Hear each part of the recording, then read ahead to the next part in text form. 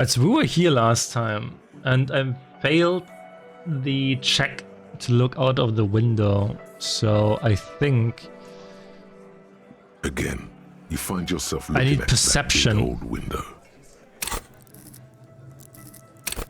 With 1 point in perception, I guess.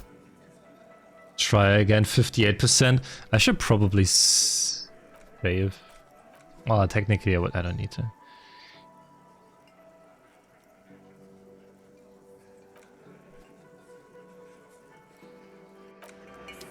Again, you find yourself looking at that big old window. There's a yellow ribbon tied to one of the branches. Light yellow, faded with time. A tiny splash of color in the blackness of the thicket. Hanging from it, a bronze key. Someone's hid a key in the bush. Point at the window. Huh? I need your guys to hand the key to me. And I need the fatty to get his feet amputated because the smell is killing me. We can't always get what we want. God damn it, Dennis. You know I can't help it. Sorry, fucko. These guys won't help you. Looks like you're gonna have to go bush diving. The Hawthorne's got a bitch of a bite. I'm gonna enjoy the sight of you in the bushes out there. With a loud thud, the old man stands up, pushes the window open, grabs the key from the hawthorn branch, and slides it across the table. My man! The key is brass. Workshop spare is etched into its bow. The old man closes the window and sits back down in silence. Come on, man. We were just having some fun. Where's the harm in... I'm tired of listening to your shit. Thank you, old man. Don't thank me. I don't give two shits about your key. Does anyone know why this key was hanging right outside the Union box window? Didn't even know it was there. Boys. No idea. Never even seen it. Someone must have hidden it there before this room became our place. This key you told me last time is for this door, so we can go up to You the... see a heavy steel door. The key fits the dimple There we lock. go. It takes a bit of effort to turn it after all these years. But then, the lock clicks. Dust rises before you like mist. A tomb? Haunted by regal spirits from distant ages. No. Smells like engine grease and cut wood. A workshop.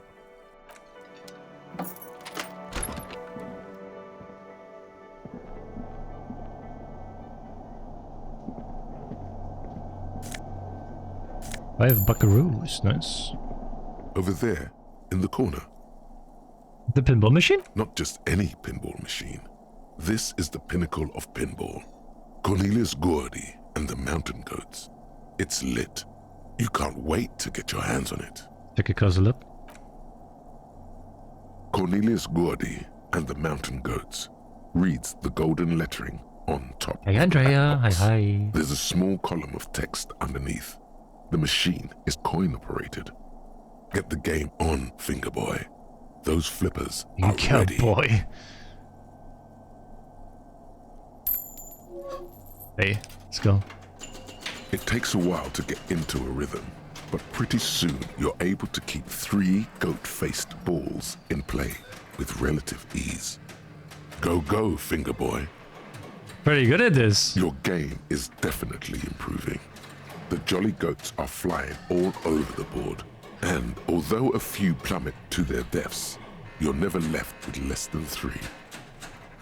Suddenly, a special passage leading to the summit slides open at the top of the board. We're doing okay. This is where the balls need to go. Shoulder hurts a bit, but I'm fine otherwise.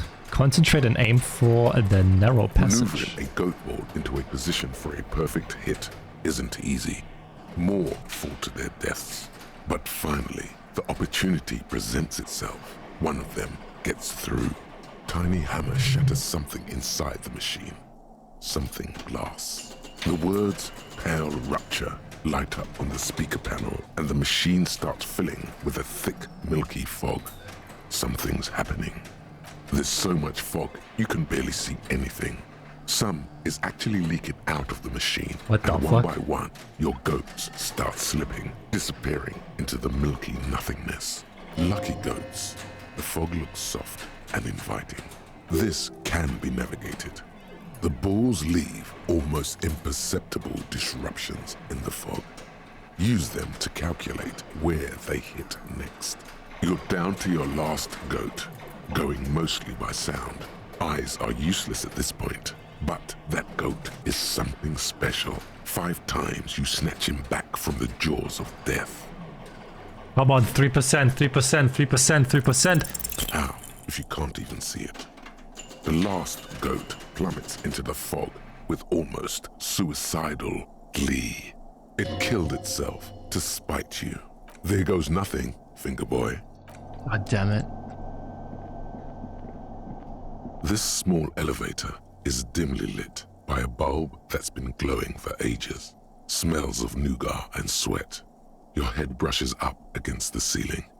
There is a control panel to your right, and just enough room for 2 people to fit. The maintenance card under the control panel reads, Last maintenance, 10th July, 88. Look at the elevator controls. There are large rectangular buttons, monter, descend, and an international call for emergency assistance. That third one appears to be broken. What were you used for, elevator? The deep scratches on the floor suggest it was used as a freight elevator for transporting heavy machinery and 1 man. Is the person still here that smokes? I wonder.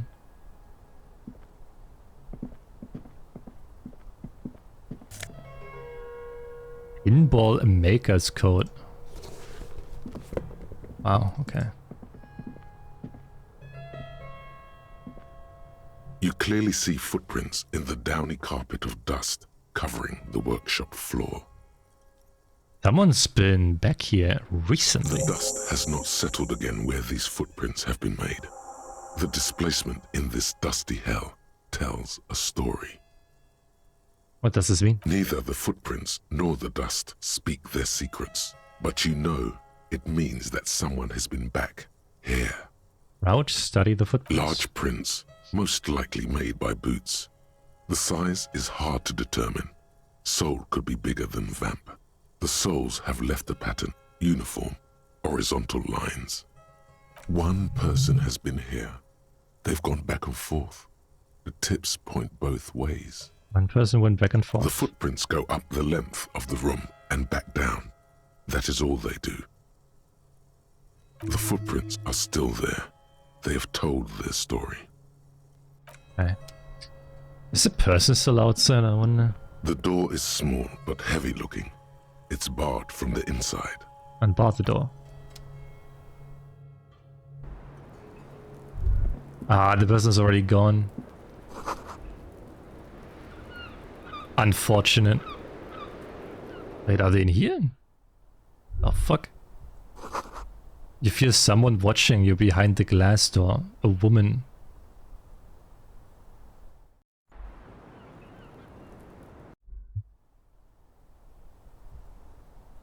This window is pristine on the inside, unlike the one next to it. Light from the desk lamp reflects off the glass in an untarnished golden halo. Run your fingers across the surface. Smooth as ice. Hey, but stop There are seizing! spots of mud and rain on Making the everyone outside, sick. even smudges. But the surface of the window is clear from the inside. No chips, no hairline fractures.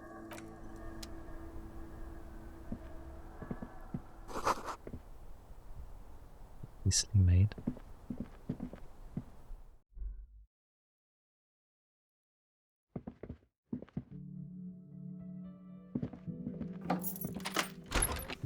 Oh well, I guess I just go to bed and wait for Kim then.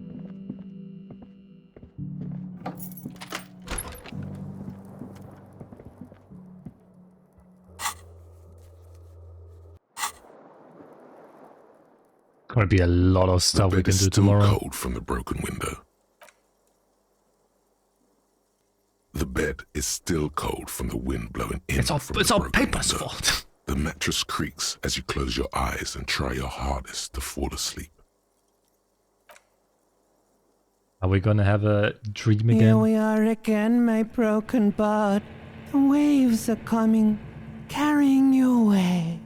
But you can't go. No, you have to stay. Always half aware of yourself.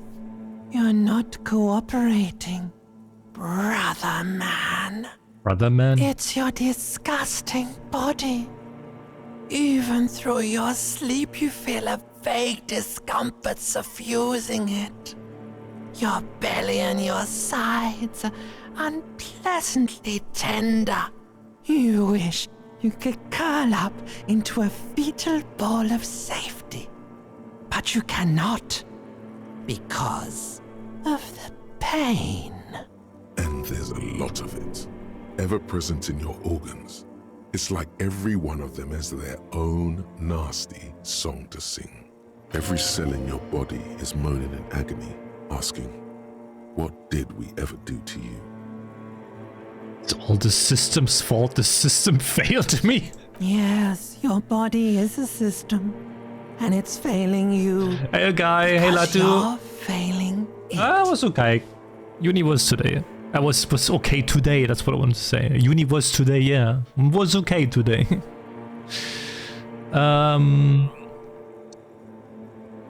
Wait, wasn't this the express to fuck all borrow? Now you've gone off the rails, baby. Now you're stuck sitting here by the tracks, admiring the wreck around you. You just can't help it, looking at yourself. The sum total of your accomplishments. You're just stuck here in the half-world.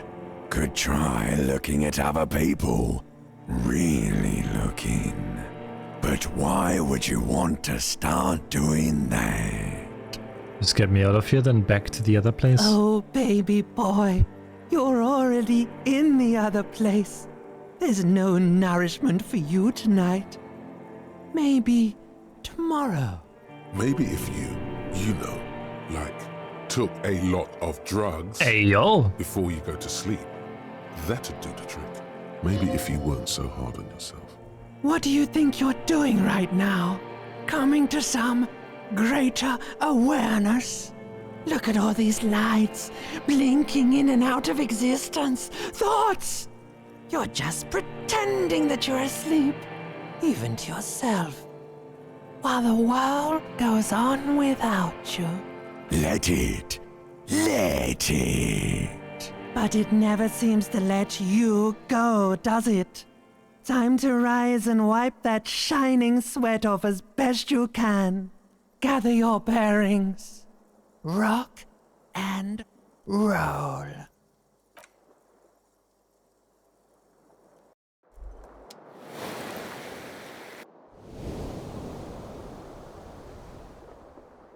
We survived another day.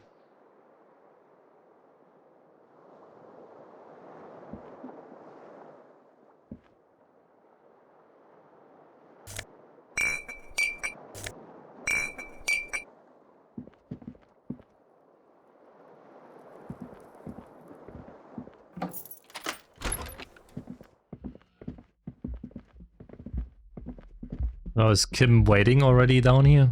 Oh, there he is.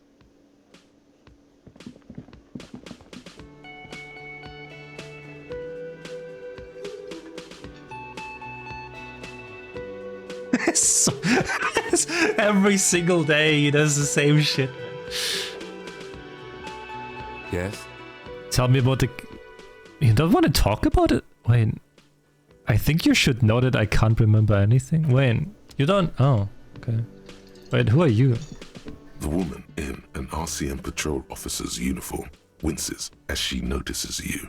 I would really prefer not to talk to you right now. A patrol officer is the lowest rank in the RCM, below lieutenant and sergeant. Are you patrol officer for the RCM? Yes, I am. I'm a cop too. I know. Here's the real deal. I'm the law. I'm on the murder investigation. Are you the cavalry? I'm definitely not the cavalry. Is everything alright? I don't know. I mean, why would I want to talk to you?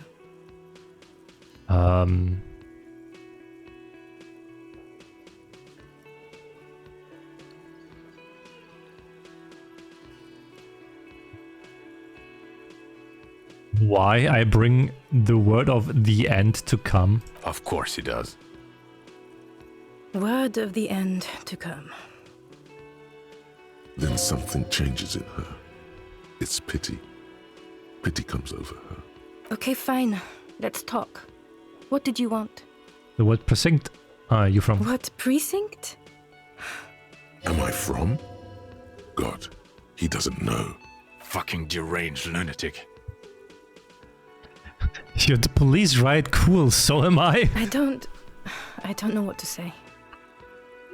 We're making everyone so Don't fucking say awkward. anything, Judith. Wait, is he the police? Me? No. I'm just a man with sunglasses. I like wearing sunglasses inside. Sunglasses and a fucking wig. What are you, the police, doing here? I'm just looking out for... You? No one. I'm just a man with sunglasses. And you are?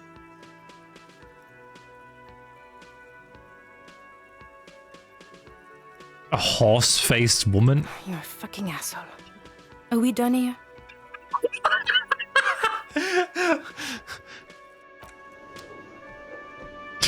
Jeez.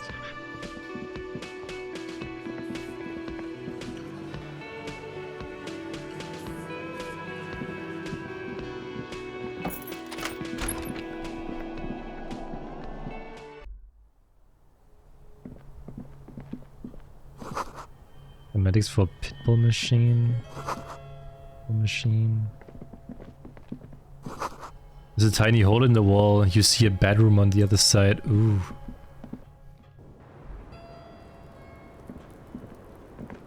Welcome to the roof. Her hair is still slick from the shower. Below her silvery jumpsuit, an athletic young body. Damn. Built long and lean. I'm sorry for the mess down there. The cleaning lady hasn't come by in days. I'm beginning to wonder if she ever will. Nice view you've got here. It's much nicer now. Thank you for that, officers. Truly. There is something in her light brown eyes, a sadness, when she thinks about the death of that man.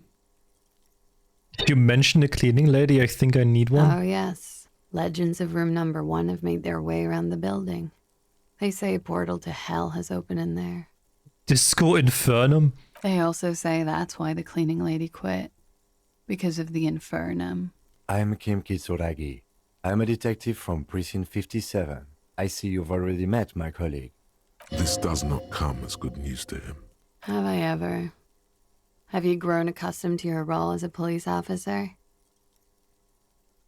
I have a very little idea what I'm doing. You're doing just fine. After all, your path has led you back to me. Miss, we are investigating the murder of the man down there. The people who put him there have asked us to talk to you. Huh. I see. Be careful. Ask something else first. When you go there, use words like, I hear you have been through something difficult. No need to dilly-dally. She's tough. Yeah, we're gonna... We need to woo her a little. Thanks, coach, but I think I'll dilly-dally this time. You'll sound like a namby-pamby.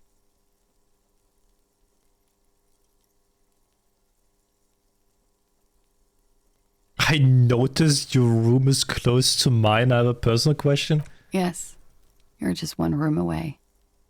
Very personal. Were you in a Sunday night? I need to know what I did before I lost my memory. You do not need to know that. What you need is to ask normal police. Shut the fuck up, Kim. I should have asked her yesterday without you. Get a grip, he thinks. At least do your personal stuff when I'm not here. Nice room you've got here. Yeah. It's pretty deluxe. The door there points to it. Did you know it leads to a downstairs elevator? I did not. Mystery solved then. I kept wondering where it led. There may be more to this mystery at some later time. She's holding back. Let's make a mental note for now. There's a peephole on the other side looking into your A bedroom. peephole? You mean like a hole in the wall? Yes, looking into your bedroom, miss. The lieutenant points to a window. The unmade bed is visible through the glass. Okay. A jitter of fear and disgust moves through her body, beginning from her shoulders and ending in her hips. The cigarette tastes foul to her now. Do you think this is somehow connected to me? It could be connected. Okay. Do you have any way of knowing how long it has been there? Unfortunately, no. But if I were to guess, long enough. The perforation is under the bookshelf on your wall. It should not be hard to cover with some tape. If it is recent, who do you think made it? Shit. I don't know. Maybe it's been there for a long time. Maybe the local kids use it or something. I don't know. I'll be fucking covering it up with a lot of tape, that's for sure. Was there anything else back there? There were tracks on the floor and they're recent. Huh. This isn't good. She feels like quarry, encircled. Her eyes dart to the door. It's an old pinball workshop, the room back there. This place used to be a pinball arcade. Okay. I'm glad someone's had fun. Mm-hmm. And she's already talking She's to... lost in thought. It's because of you, Eyes Kim. narrowed, forehead furrowed. You're making people uncomfortable, Kim. That window is new. It is. The lieutenant makes a note in his notebook. He finds the answer unsatisfying. What are you doing here in the whirling and rags? I'm wintering. How long have you been staying here? About 4 months. I came in November. Why here? Here in the Whirling, here in Martinez, or here in Revachol. In the whirling. Because it's the funkiest building in Hey, Martinez. Sparrow. Hi, hi. And because all the other buildings are bombed to hell. Okay. Watching herself reflected in the bedroom window, tall and sparkling and draped in smoke. What is your name, miss, for the record? Lazier Amondou. And where are you from? Vredefort, Republic of Oranje. What is Oranje? A bad memory, officer. Of what? Of lilacs and lightning. Parks, glass. Duraluminium. Vredefort is a conference city. It's always autumn there. A night. At least it was for me. What's so bad about that? Nothing. If you're no longer there. The conference centers are filled with people who get angry at you if you do something wrong. Did you do something wrong? Sooner or later, everyone does. Well, how old are you? I'm 28. What do you do, miss? What is your specialization? Something stupid. Wanna hear what's stupid? Somewhere in a one-room apartment on Boogie Street, a young man shows Patrol Officer Tilbrook his genital warts, asking if they're cancer. His partner, Emil Mullins, can't be there. He's in another apartment with another man who's showing him a dead dog under the radiator. It's dead, Mullins says. No, the man replies. I touched him. He's warm. He's warm, Mullins replies, because he's under the radiator. Your cup? No, no. More stupid. Oranese lit. Oranese lit? Oranese literature. It's what I studied at the university. What is it about? Fear of failure, fear of death, how it sucks to be Oranese. All national literatures are... Only the name of the nation changes. If that's true, then Revacholian lit would fit you like a glove. Oranese lit, what do you do with it? Nothing. I do nothing with it. How do you make money then? Money is very important. Show her some money. Cool. I've made more money by just being than I have with Oranese lit. Being what? Many things. A roller skating instructor, a secretary, Miss Oranje 37. It's the world's most tired smile. Miss Oranje, now there is something you should linger on. What is Miss Oranje 37? It's a beauty pageant. Held in the year of our century 37 in Aranye. What is a beauty pageant? It's a competition for stupid girls. Men look at them and choose the most beautiful. What is beauty? When you have the fewest deviations from the norm. I've been told it's a type of mediocrity that I possess. So you were the most beautiful? Yes. And for that, I got a crown and a sash and a scepter. And a scholarship to study Oranese lit. Okay. Mm-hmm. I would offer you coffee, but it's garbage. Literally tastes like poison. Takes a sip. Could we take a look at your passport, please? I'm afraid you can't, officer. Why is that? Because it's buried in a sealed plastic bag at an undisclosed location on the coast, along with cash and airline tickets. Thank you for your candor. Why? They say so in your tourist brochure. It will be. Keep travel documents away from your person when west of the river. I'm pretty sure I have the legal rights to demand your passport. Look, officers, I like this place, but I don't want to be stuck wandering the city like a ghost after being robbed of my travel documents. I don't want to become an indentured servant in a brothel on Boogie Street, and I don't want my relatives to pay the ransom. How do I know if Toto's a real name? If I were to lie to you, I would come up with a more mainstream name than Clausia Mondu. It's a weird name. Okay, then. Okie dokie. That's all, I guess. The record. So official. I need to talk to you about your room again. Yeah? Okay, no, man. All right. They tell us you've been through something difficult. Something difficult? I've been through at least half a dozen difficult things.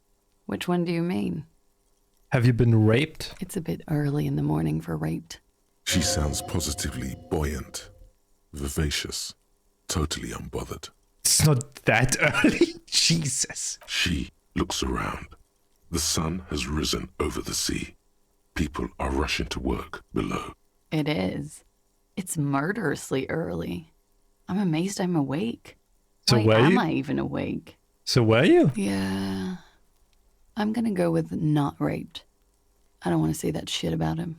By him, she must mean the victim. Tell them it's not my style.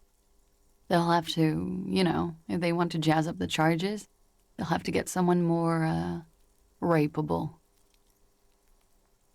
Are you saying that you were asked to tell us you were assaulted? Not explicitly, but I understood what they meant. It wouldn't hurt to spice things up a bit. Some assault and battery. Sexual assault, maybe. Are you clear sure? the latter would be spicier. Are you sure you went rape? What the fuck? I'm 89% sure. Does that mean you're 11% not sure? You know how it is. Do you? Do I? Maybe you don't. There are numerous cigarette burns on those silvery scales. Easy to see now that you're closer. In conclusion, officer, I'm gonna go with a mild to medium not raped here. Okay, then. She takes a long, hard drag of her cigarette, then stretches her neck. You hear cracking in her shoulders. Do the massage? Titus asked you to spice things up for us? Pretty much. Warming them. She must be very cold and exhausted of this life. What had happened between you and the victim? We partied.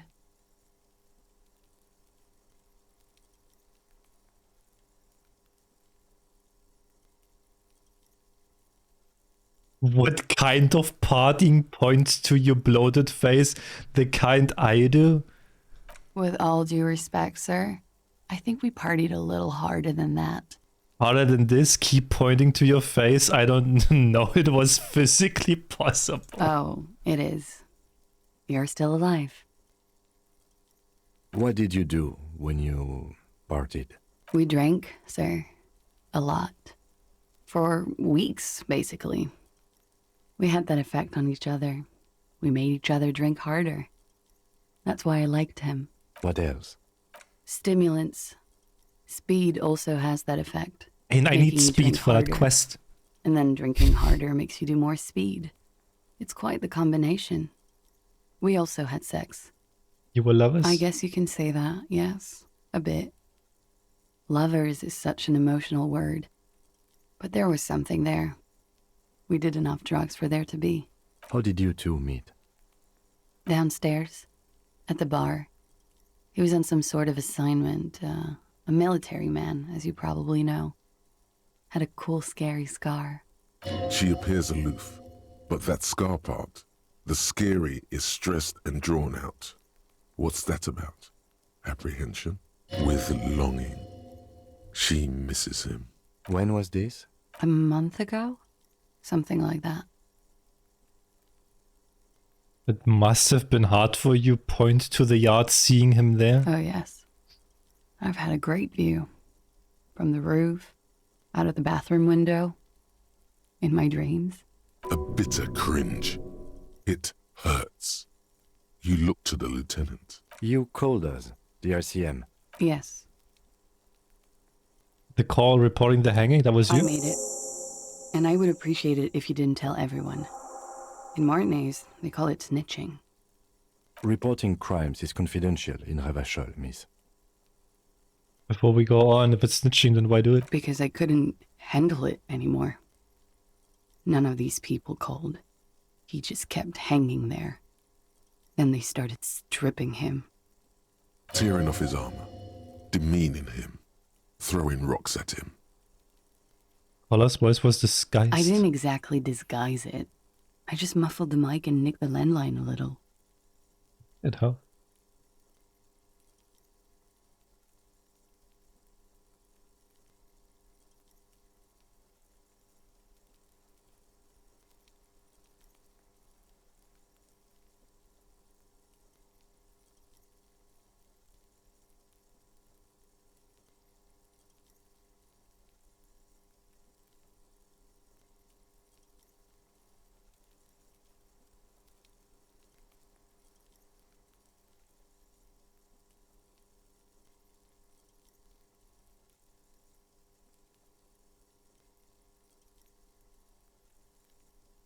Alright.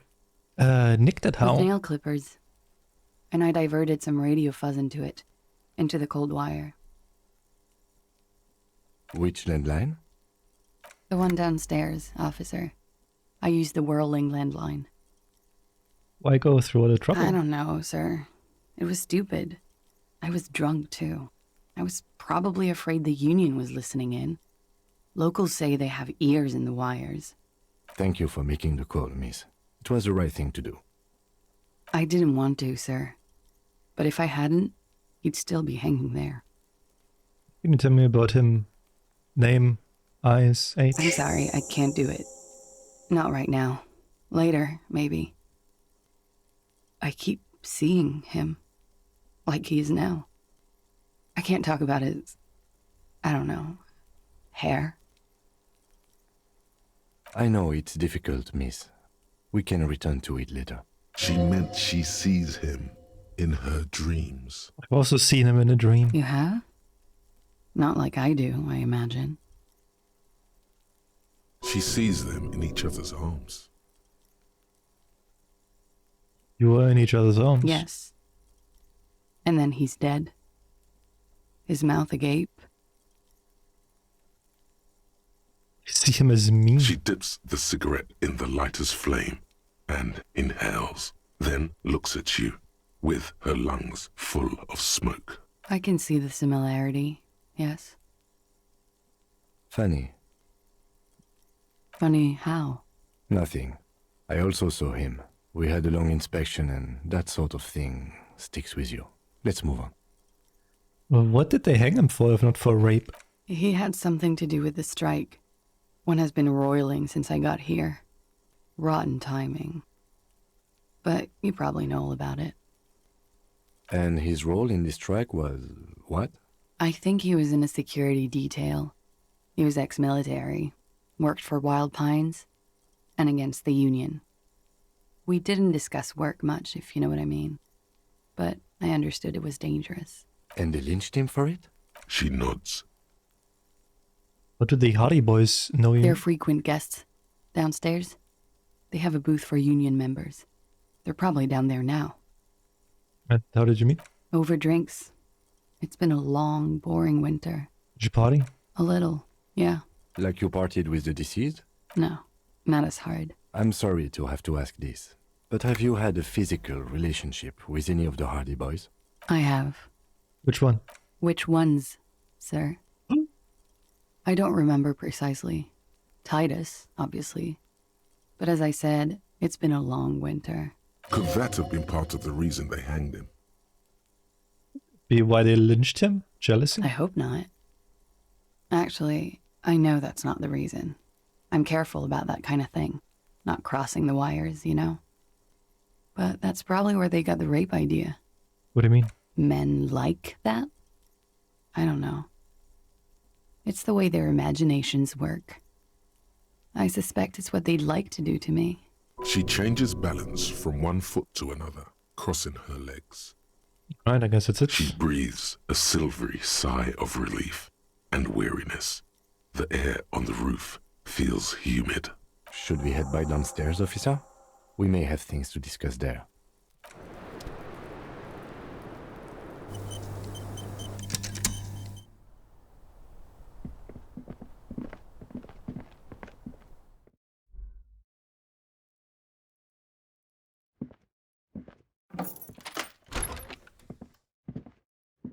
This medicine cabinet is full of wares. Sheets of pills, haphazardly stacked, one on top of the other. There's also a toothbrush somewhere in there. A toothbrush? It's been used quite a lot. But not for scrubbing blood off towels, or anything else interesting. This toothbrush belongs to someone who doesn't give a damn about her teeth. With the medication? Pharmaceuticals line the shelves. Sheet upon sheet of pill bottle next to pill bottle. What a collection in here, huh? APAP, eye drops, blood thinners. Anything of note? Pill bottles rattle like bones as you search the cabinet. Paracetamol. Objects to interact. Histoparidol. Something in a foreign language you can't read. Check them real quick. Behind them, an unusually shaped nasal spray. Its label reads Necra. What is Necra? An opioid receptor antagonist. It's used for diamorphine overdoses. Such a pill sheets. Among some foreign, probably Messinian or Gottwaldian, marked red blister packs you find. What do you find? This is going to take a little know-how. Is there something more interesting here? A bright orange bottle with peptide stamped on it, in sunny, happy letters. Jackpot, baby. That's the stuff you're looking for. Your palms begin to sweat just holding that little plastic container. And your chest swells with pride. Look, it's made right here in Revachol by San Baptiste, a proud Revacholian pharmaceutical company with great traditions. Ooh.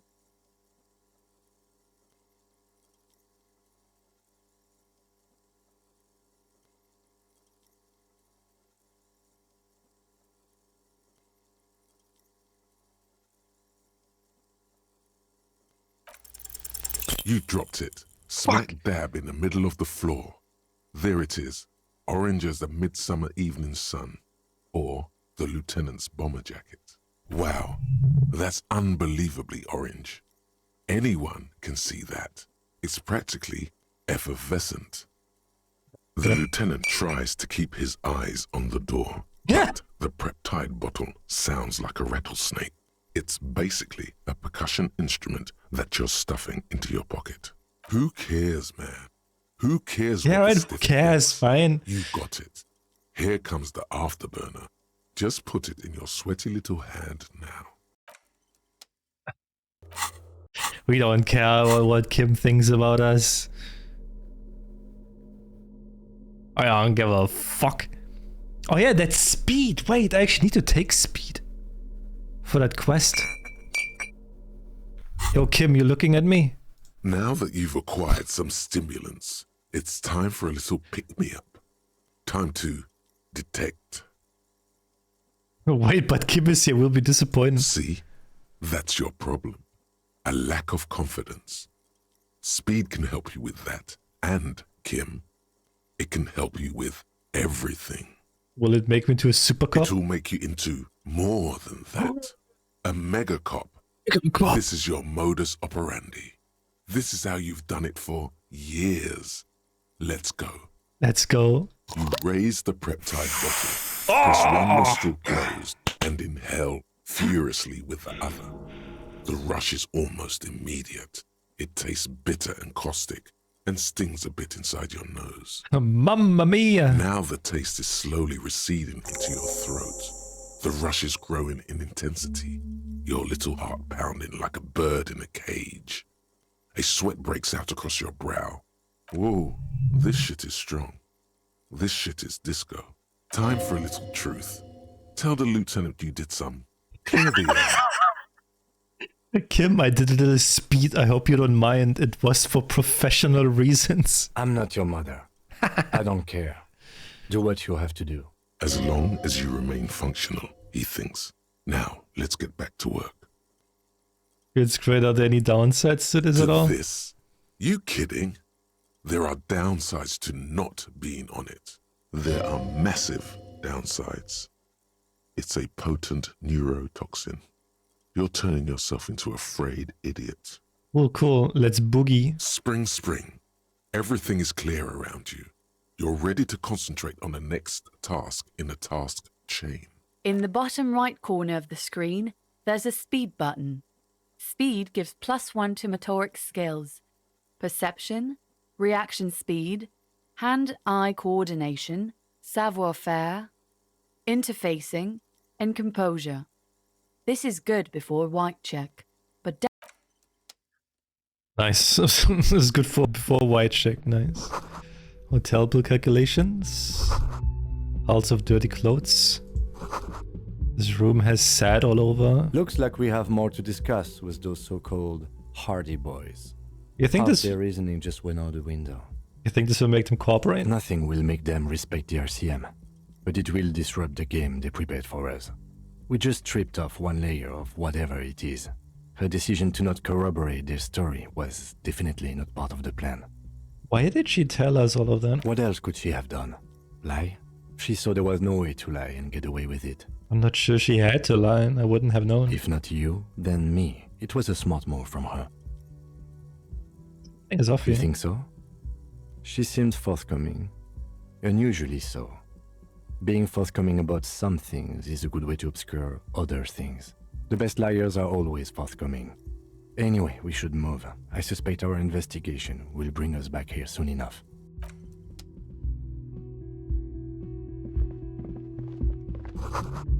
Get a yard. Corpse is staying no longer.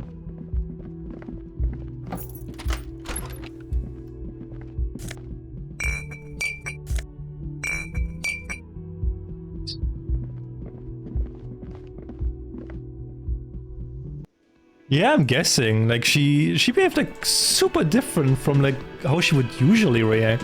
I think it's because of Kin. That's why she also said later, which I think like I need to go back when Kim is not around.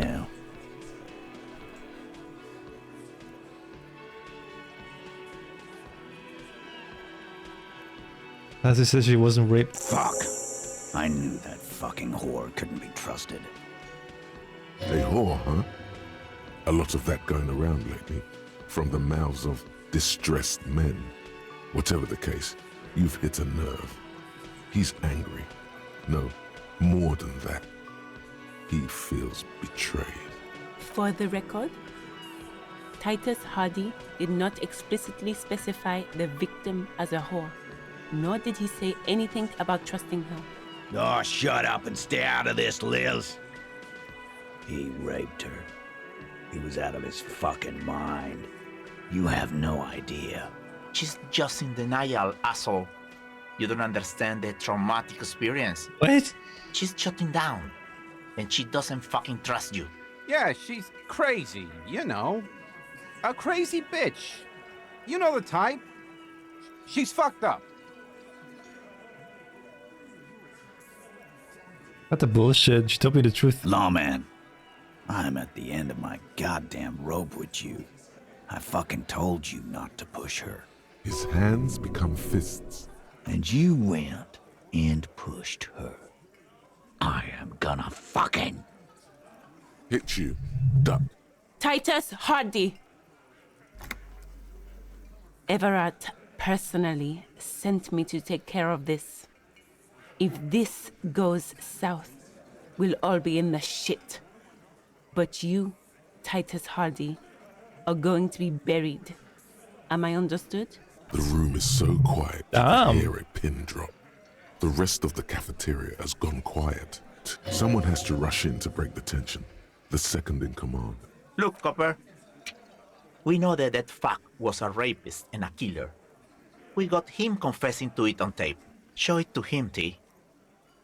What's the harm, right? Here, jerkwad. Listen to this shit. And then come back and tell me the soldier of the apocalypse was an innocent man.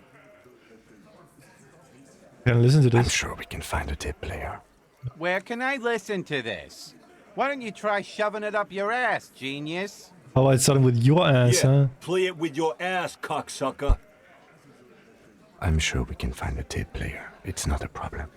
Your room had one. Or maybe it's too broken. What's on this tape? What's on it? We call it the door gun a mega mix. You'll know why. Won't you listen to it? Where did you get this tape? You think we go into this shit deaf and dumb? You RCM aren't the only ones who know how to bug people. There's no university degree for that. So you bug them? How? We have machines. We're in logistics. How do you think a harbor works? It's advanced stuff. Understood? You've listened in on their communications. How long? Since way before their chief started taking swing lessons. Things got nice and quiet after that. Which one of you is doing this advanced radio work It's then? not advanced. You just hold up in a coop all day, writing down what they say. It gets hot as hell in there. Don't put yourself down, Angus. It's important work. Yeah, man. You're like a radio genius or something. Those notes are some in-depth stuff. Indexes and shit. Why should I care about the tape? You lied to me. You don't care about evidence. The fuck are you a cop for then? Pigs, T. They don't care about getting the truth. They care about getting convictions. They are fucking keeping a score on their bulletin boards. I won't be on your bulletin board. If you don't listen to the tape, we got nothing to talk about. Don't forget your tape, lawman. Compliments of Titus Hardy. You do that. Oh, and keep it. Maybe you'll need a reminder of human ugliness someday. Alright, okay.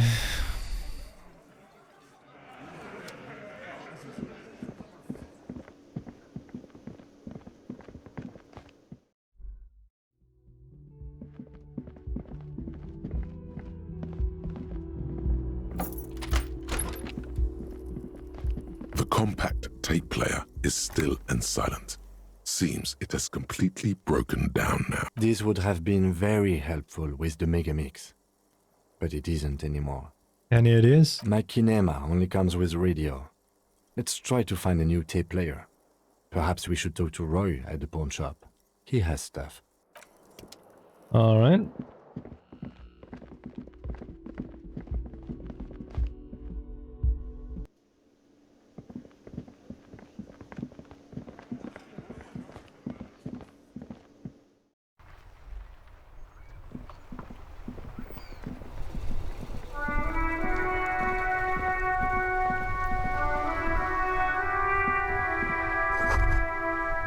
There's something down there.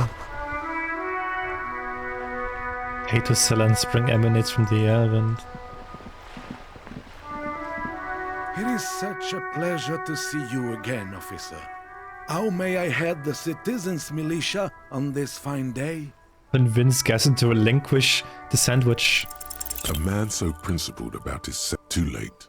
Right. That is all. Say, whoa. All right. Sadly, didn't work again. Alright, we need to go to the pawn shop.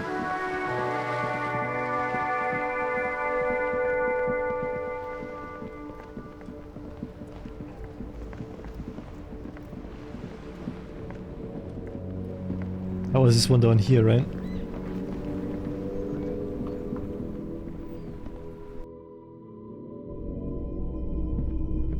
Hello, hello. Let me know if I can help you with anything. I'm looking for something that plays a tape for police business. Yeah, we still have those boom boxes on the shelves.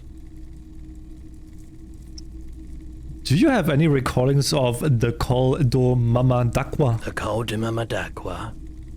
Sorry, I would never have guessed that you were that interested in ultrasonic sounds. Or birds, for that matter. Been thinking of quitting the RCM and becoming a cryptozoologist. How interesting. Well, it's been a long while since I've gone hunting for the Call do Mama Dakwa.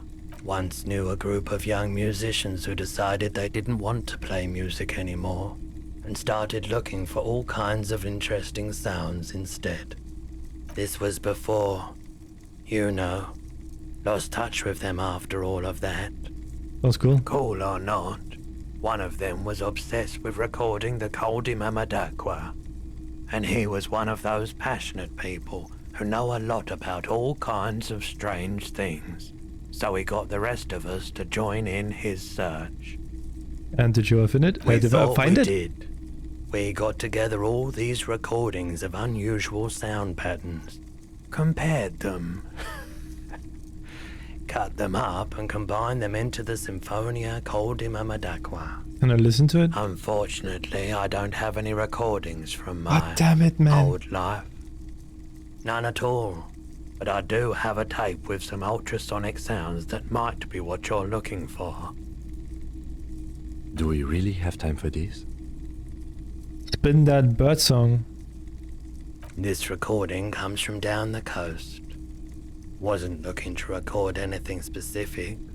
Just left a recording device there one morning. Keep in mind, I have to slow this one down enough to make sounds well over 200 kilohertz audible to the human ear. It will be strange. As the hum grows louder, modulating but always unnaturally uncomfortably low, like it's coming not from the speakers, but also from inside your chest. Breathing is becoming difficult. That's an illusion. Your breathing is just as it was and will remain that way unless you start panicking. There's a growing sense of dread. The sound is coming from inside you, but also surrounding you. It feels as though someone is standing just outside your range of vision and watching you, doing this to you. He nods to you, reassuringly, just as more diverse, higher-pitched sounds, some random, some appearing to form patterns, hit your eardrums. What's that? Gulls and skewers. But That's it. The signal in the noise. The thin whisper. A low range of sounds is easier to handle with a focal point, but still troubling. You are mesmerized by the sounds, but also feel nausea welling up as the motif continues, then begins to recede, dissolving in what must be the sound of water lapping at the bank. you know, now that I've listened to it on these new speakers, it's not the Call do Mama Dakwa. Wrong patterns, wrong photons. Probably some insect trying to sing higher than its predators can hear. Still, fascinating, aren't they? The boomboxes wait on the shelves, and your boombox, that gold and amber Harman Waushi, stares at you longingly with its tape reel eyes. Can I just play a tape on one of those boomboxes real quick? Sorry, man. I can't be giving out freebies. How about a Never discount? have. A discount? I do have to keep the lights on, man. It's 12 real. Just don't ask him for the smallest amount. You'll insult him. The others will work.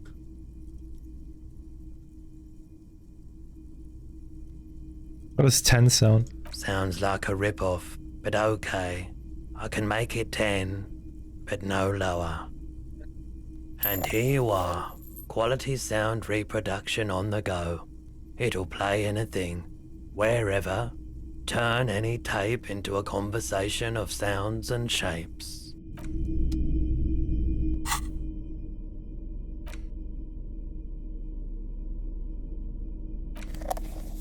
Oh my god.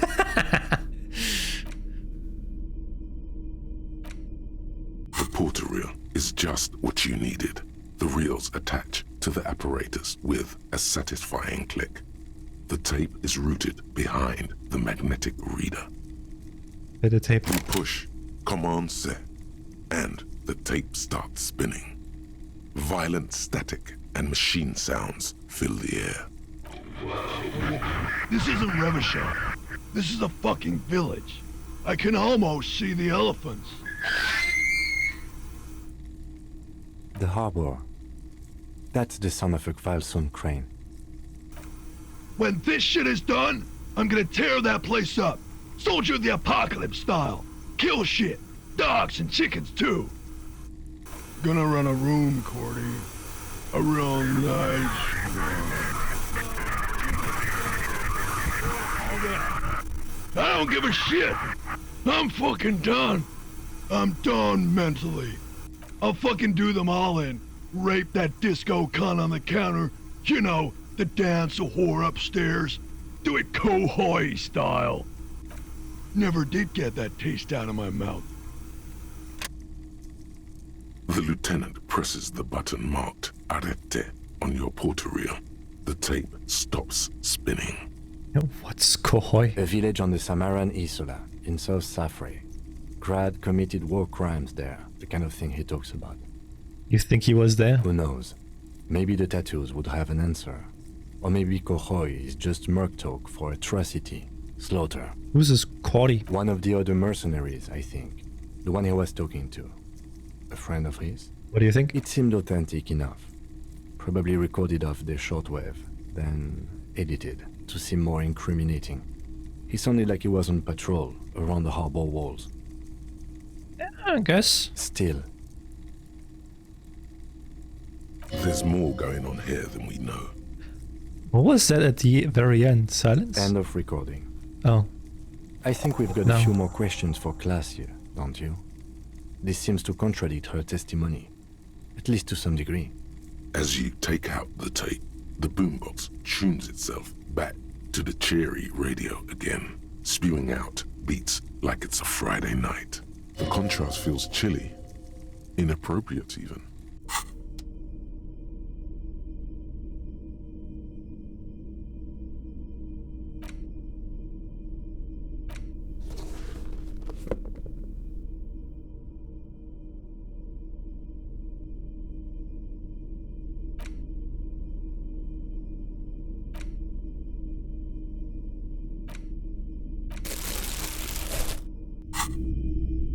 Now we're ready to go.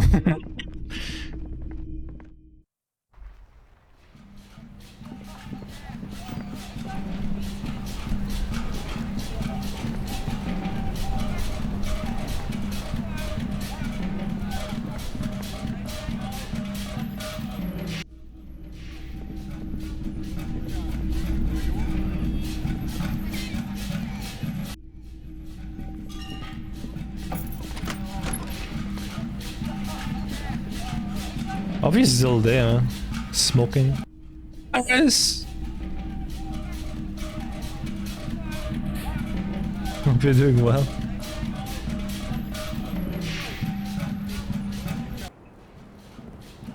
Hello, officer. What brings you up here again? Look her in the eyes. When it's volition. When I can put some more stuff into volition. Why not?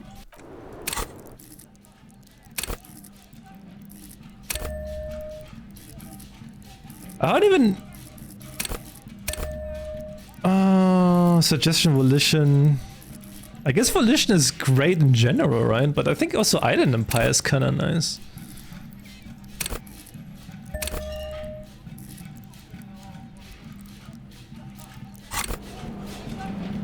Hello, officer.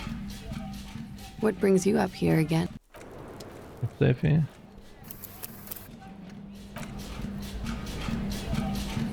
Hello, officer. Soft, light brown eyes look back at you, directly into the space behind your eye sockets. You see the smoke rise from between her painted red lips. She's beautiful. I have bad news for you. What? You know these guys? Who? Me? Yes, you. He's talking about you, you groveling sycophant. You too. Me? Get out of here. Oops, these guys are compromised. She's got them singing along to her tune. The little bleeps and bloops you trust for info, you can't trust them anymore. Oh my god. Believe it. Which ones exactly are affected? There's no way of knowing.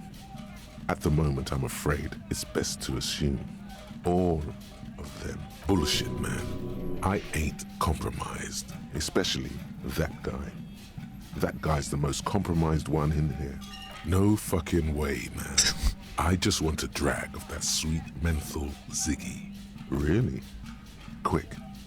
Tell me what's under her jumpsuit. Glory, truth, softness. Protect her. She wants you. I take it back. He's got it pretty bad. But this next guy's on another level entirely. She likes you. The crown head is a boring condom. He's jealous. This is human nature. How did this happen? How it always does. Through subtlety. What can I do? There's nothing you can do about it. You are how you are, and she is how she is. Things will go as they do. Can't you turn them normal again? No. What use is this then? It's better to know you're being played than to be played without knowing it, is it not? Does this mean she's been lying to me? I think it's safe to assume, yes. Mr. Thespian here hasn't been speaking up. If he were, I suspect there would be paeans to her truthfulness. Like this, no, he's not going to show up. I'm sorry, your lie detection isn't working. It's not her doing. He's just totally inept. It looks like you're also an idiot, but that's not her fault. No, not an idiot. You're just more of a sensitive type. Thinks with his heart. This woman's pain draws you in. Yo, Sam! What is her plan? You can't draw a sound conclusion. The one who usually does says, huh? No, Mr. Conclusion. You're always kind of limited in your analytical abilities. That's not her fault, but still. I was just going up pretty good. I've been talking to myself long enough. Let's get back to it. It's only been 4 or 5 seconds. You've got this. Say it out loud. Miss, are you manipulating me? The silence broken. She exhales a little cloud of smoke and says, God, no.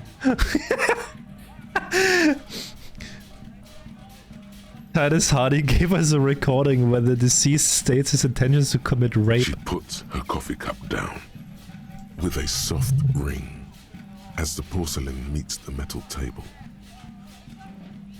This does not surprise her. Did he? I never said he was a good man, or that he had good intentions. Only that he was never bad to me. On this tape, he specifically identifies you as a target. Where did they get this recording exactly? It's intercepted radio chatter of the deceased, recorded via the encryption station. It's authentic enough. Does he say he's gonna do it Soldier of the Apocalypse style? Something to that effect, yeah. The phrase was used. Yeah. That was practically his pickup line. A memory surfaces in her tired neocortex. It's not entirely unpleasant. Did he say whores a lot? Was he pretty much on the verge of doing it Kohoi style? Well, Kohoi was mentioned, whore was also mentioned. He wasn't actually there. He didn't do a tour, or at least didn't tell me he did. Would have been overkill anyway. He lived his own little Kohoi. It wasn't his everything. Why say things like that? Machismo? Yes, was he bragging? Oh no, I'm pretty sure he did all those things. Then integrated them into his idea of normalcy. To keep on living. Until they just sort of turn into his, what's the word I'm looking for? Sona! Running joke. I was gonna say running joke. And it sounds like you didn't even get the good bits. Lely's punchlines got way, way funkier than that. He was like the Seminoles conflict, the Kohoi massacre, and the 36 famine in Yezud all rolled into one person, then cast in Orani ceramic armor, which he wore in bed and in the shower. When he said he was done, and done mentally, it didn't sound like a joke. It sounded like a deeply troubled man. He said he was mentally done. That sounded like a broken man to me. Well, maybe I pieced him back together with my magical personality. And do you like this kind of stuff? We're all scraping up any happiness we can find. Can you officer. fix me? Going around with our little scouting sticks. You, your first love, Mr. Kohoi here. Did he tell you he had actually done any of those things? In Martinez, I mean? No. We were too busy laying waste to our own nervous systems to direct any of the fury outward. He seemed happy, I guess. At ease. As much as a man like him could be. There was a small measure of pride in her that she could quell the rage in such a being. Thank you for clearing that up, miss. Whenever you're ready. I'm interested to hear what Titus Hardy has to say now. She takes a very small sip of her coffee and smiles. Can you tell us more about the victim? Like, for example, his name? Actually, officer, I didn't know his name. I just called him Lely. A nickname? I guess. He came from Lelystad. It's short for that. And it was his army name, apparently. He said his real name wasn't his. I tried to pry it out of him, but it was no use. Lelystad. That's a good start. We have a few questions you can help us with. A few things a field autopsy alone can't answer. The young woman cranes her neck, trying to catch a glimpse of the page the lieutenant passed to you. On it is a list of autopsy observations, recorded neatly in blue ink, the last missing pieces of a puzzle of flesh. Oh! Could it be love that did him in? It very well could be, yes. What do you mean? What do I mean? I have no idea. I don't even know what you mean. Love did him in? What does that mean? He told me love did him in. That's not funny, officer. Where is Lelystad, the place I mean? In Oranje, officer. It's, I think municipality is the term. A nowhere town there.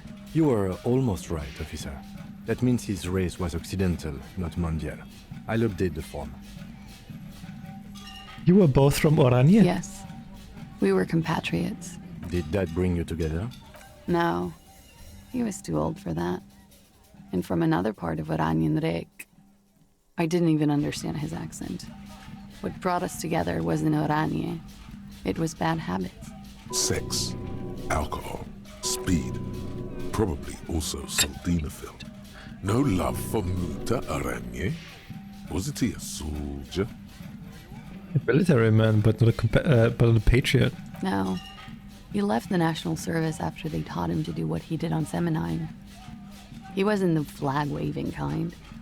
He was the making money, killing people kind. He was by no means a stupid man. A people person. A small platoon leader. Certainly not a patriot. A flash of rage comes over you. The words have already left your mouth. The disgraceful mercenary. The Oranjese state should have checked his breast for sublime patriotic rage before they trained him. Had he passed that test, we wouldn't have gotten along. Come to think of it, maybe it was our hateful Oranje that brought us together. I love Revachol, though. I hope she loves me, too. How old was he, miss? He was 42. 42? Are you sure? I would have had him above 50. He had many scars that made him appear older. But no.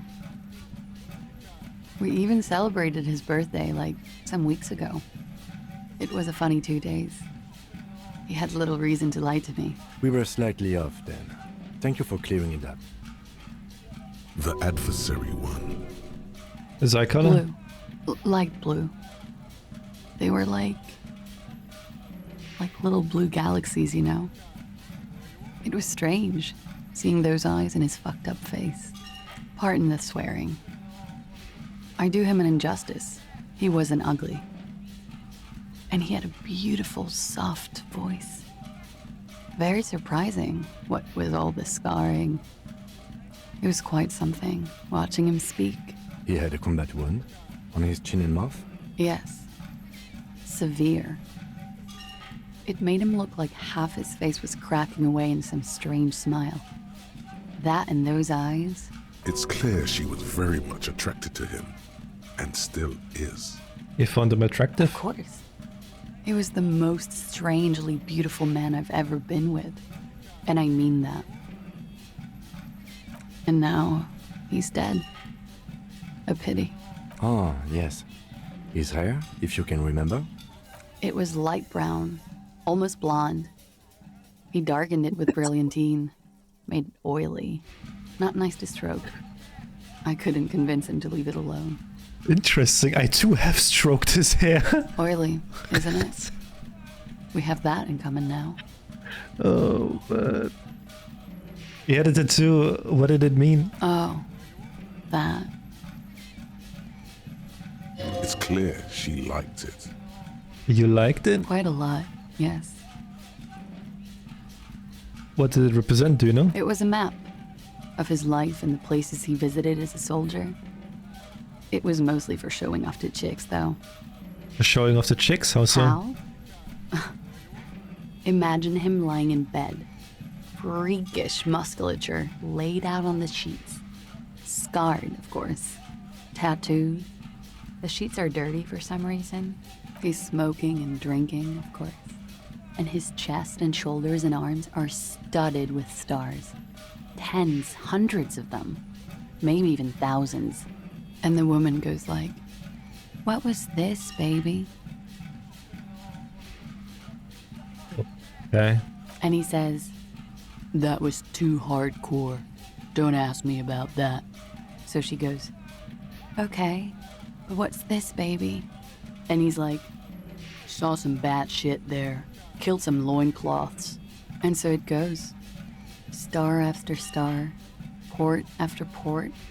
Third world country after third world country. And he's done horrible things in every single one of them. You were the woman in this? Oh yeah. Can you tell us precisely what these mean? Hand her the photo. No thank you. I've seen enough of him dead. I can tell you what they meant without looking at them. Go on. He was a blue-eyed boy with thick arms, from a small town. He was also poor, and the government of With the music in the background, man. Killed, so they turned him into a grotesque. They just killer. don't stop. For money. He went to Killer Academy in Vredefort. Then he killed some people on the Seminine Islands, and on other islands too. All of the islands.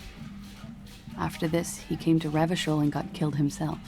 Good story, thanks. It is when you're high. It can be very exciting then. You have the tools to deal with it. It's not a very nice story to remember when you're sober. A change of topic? You want the change of topic? We requested a semen screening from processing. Good for you. What do you think it will tell us? I don't know how a semen sample works, officers. How many days after intercourse does it have to be? I don't even know if he had sex with someone else. We didn't go steady. This is one of her maneuvers. The others are fast asleep, as always. It's hard to say what the truth is. Hey, Ghostin. Hi, hi. Tell me something odd. Did he enjoy his death? Why do you ask? Just have her answer the question. Is Don't that the give question, miss? I just have a feeling. Wait, just feeling I have indulge me? Well, it's wrong. He had too many drinks to down and too many bad things to do. Couldn't tap out just yet. Think we finished with this line of questioning? All right. Coolly, gracefully, she pours herself more coffee.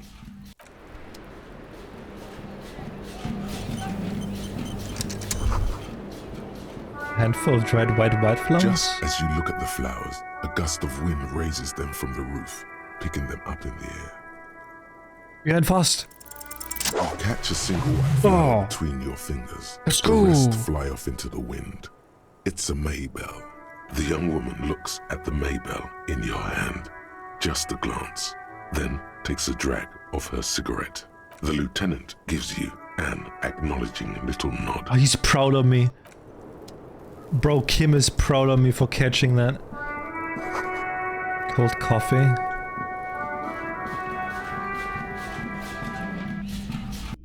You can almost see the shape of a man and a woman writhing inside, bathed in drug sweat and dirty linens. Bottles lie around everywhere. I think I can see into Clagier's bedroom from here. You can barely see through. Better not to jump to sensationalist conclusions here. The footprints on the floor, however, definitely suspicious. Boring footprints. I want to jump to sensationalist conclusions. What were those people doing in there? You lean closer to the peephole instinctively. I bet they're doing something quite unnatural there. Sensationally unnatural. If your mesolimbic reward pathway were to venture a guess, one of the bottles is probably being put somewhere it doesn't belong. Oh shit, what the fuck, man?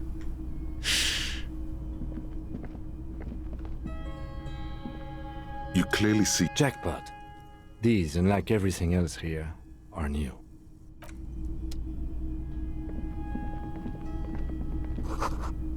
Oh, okay. Small window tapped shut, like plastic.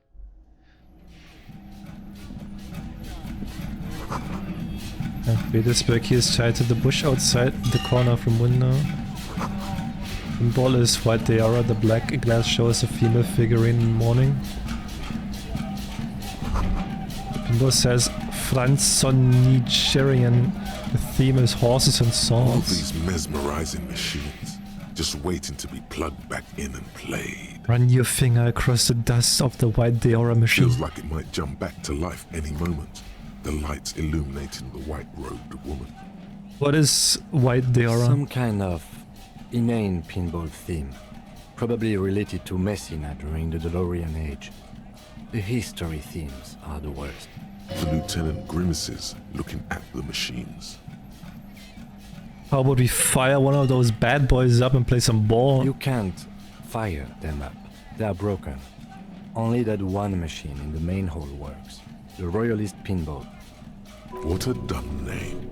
Royalist Pinball. If they weren't broken, he would kick one of these machines about now. Feels like you don't enjoy pinball, Kim. No, I love it. I love pinball. Who doesn't love pinball? Let's move on. But another one, the Franco-Nigerian ball, I want to play that. No. Come on, think, Kim Kitsuragi. Kim Kitsuragi. Kim, Pinball, Kitsuragi. Kim Pinball Kitsuragi, aka Kimball. Exactly. That's what he's known as. His reputation precedes him. Oh fuck. You are Kim Pinball Kitsuragi. So now he remembers. Oh shit, wait, what? Fine, I'm Kim Pinball Kitsuragi, aka the Kimball. You remembered. Congratulations. Wait, but I still can't remember anything else. Wonderful. He only remembers hearing about the pinball policeman. You don't seem to really like pinball. No human being should. It is a game that requires no skill and a childlike affinity to flashing lights and to fantastique, science fiction, and historic romance franchise. It is lame. Then why are you called pinball? I am not called pinball. It was used to taunt me a long time ago, before I became a homicide detective and got my lieutenancy. How did you... Fine. I was a juvenile police officer for over 15 years. It's how I started out in the RCM.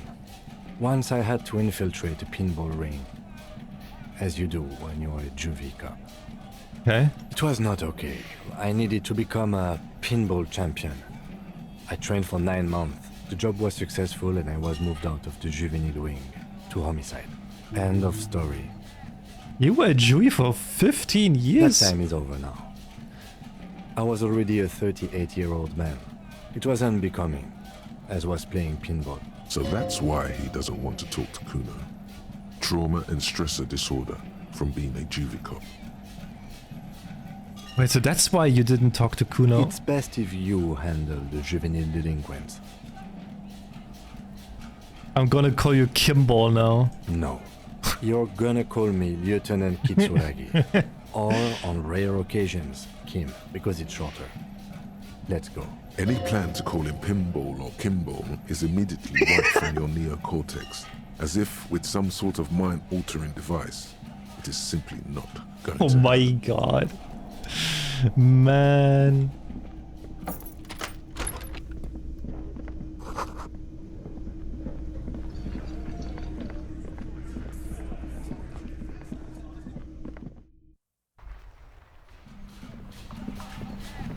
We're gonna sell more bottles and then we're gonna go to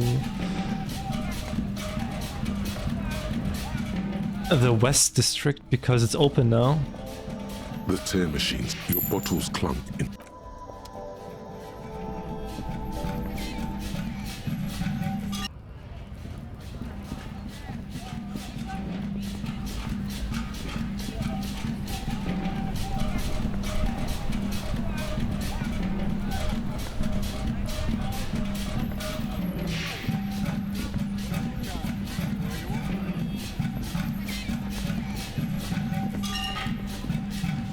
Control panel with loose wires dangling out from the hole where an indicator light used to be, and a mechanical lever sitting in the middle.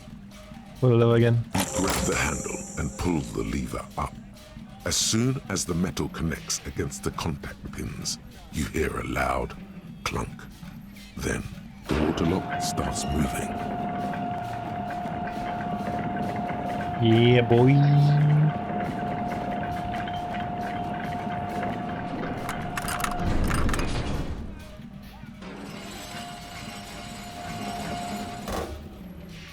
Okay, if we ever need to get to the coast, then this is the way. But please, contain your wanderlust for now. I don't want us to get sidetracked, not with everything that's going on. Focus on one thing, achieve it, then the next, he thinks. That's the task chain. I'm gonna concentrate on exploring. Fuck you, Kimball. The radio relay hums with electricity.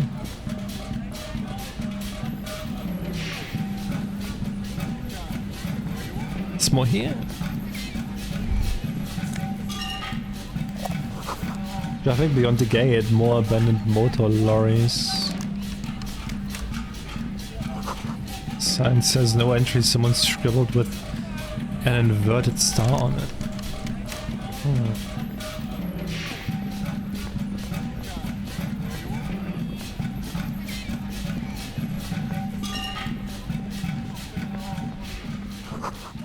Breaker box, support the radio pylon above you, maybe there's something inside. Money!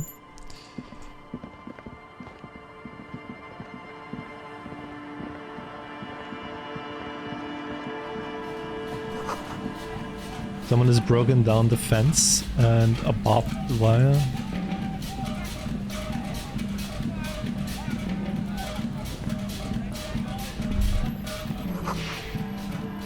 With this corralled by 4-story buildings around this yard.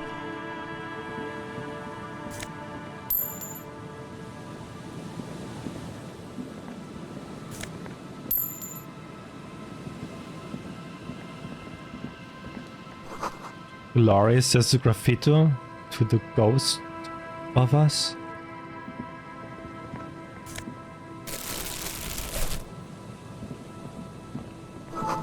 Someone has left their music collection beneath the tarpaulin. Is that a tape that I need to sing karaoke? The porter reel is just what you needed. The reel's attached to the apparatus with a satisfying click. The tape is routed behind the magnetic reader. You press the large button marked Commencer, and the tape starts spinning. There's a small delay before the song starts playing. Rest your ear against the speaker. It sounds like someone's moving in the room, getting comfortable. Then the organ starts playing a simple, melancholic tune, echoing in the hallway. A lone singing voice joins in, telling you about the tiniest church in Cessons, surrounded by even tinier yard.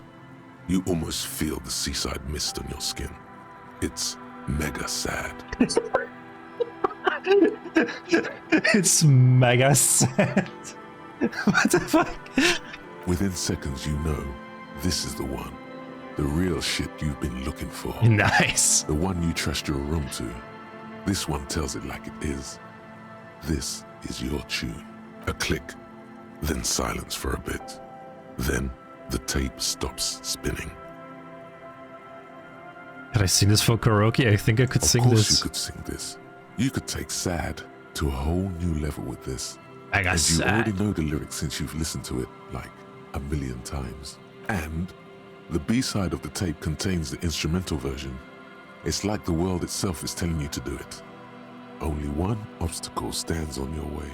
What? Gart. You have to convince Gart to let you sing karaoke in the whirling. Ah. After you've won him over, you can express yourself. Let the pain out. Make everyone understand. The lieutenant looks at you as you remove the tape from the boombox. He doesn't say anything. Nice. 6 crumbling petals rest on your palm.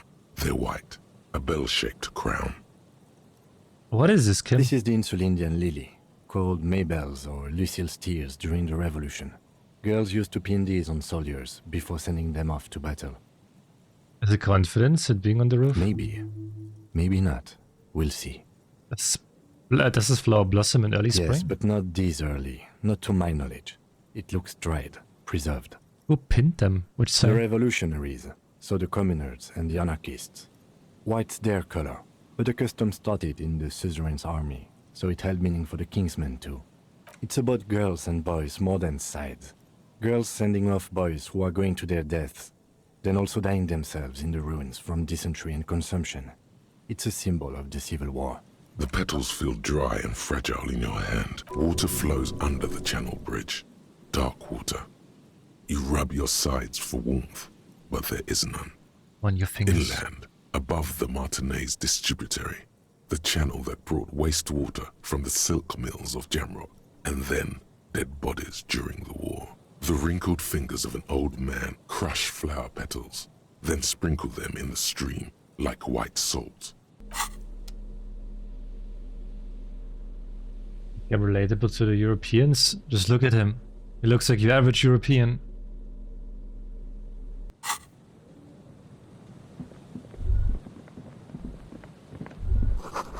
That's in the birch tree, barely audible. Coos come from above. Swing is missing, no one's been here for a long time.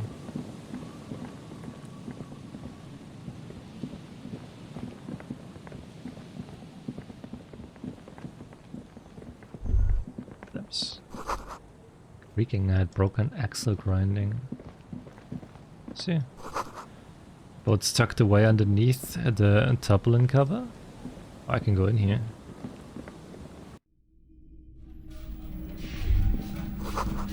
A cold breeze is enough to make the wall planks creak.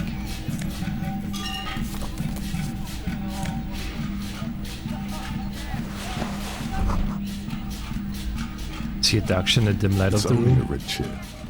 Just a red chair in an empty shack, with what looked like a dusty bow tie on the shelf. Nothing to see here. Hey Kim, where are we? In someone's abandoned shack. On the coast. In Martinez. In Ravachol. What's with the red bow tie? It's just a piece of clothing you've picked up. You do that, officer. You collect clothes sometimes. He sounds a little worried. It's an odd habit. You better not fucking think about ditching me for some shitty cum-stained bow tie! You and I are gearing up for the final showdown that's gonna be off all walls. You wait and see. Your necktie sounds very scared. Never take it off. Yes, agreed. You should never take your necktie off. Ever. I know what's with the red shit. Nothing. It's just a piece of furniture. Red paint is peeling off it. Looks like blood, no? Let's move on. I can't get rid of my necktie, man. My necktie it's been there since the beginning.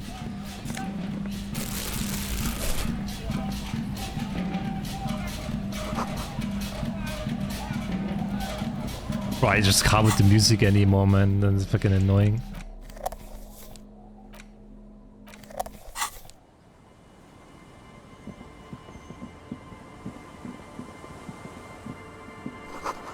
Footprints in the snow, they lead away from the accident.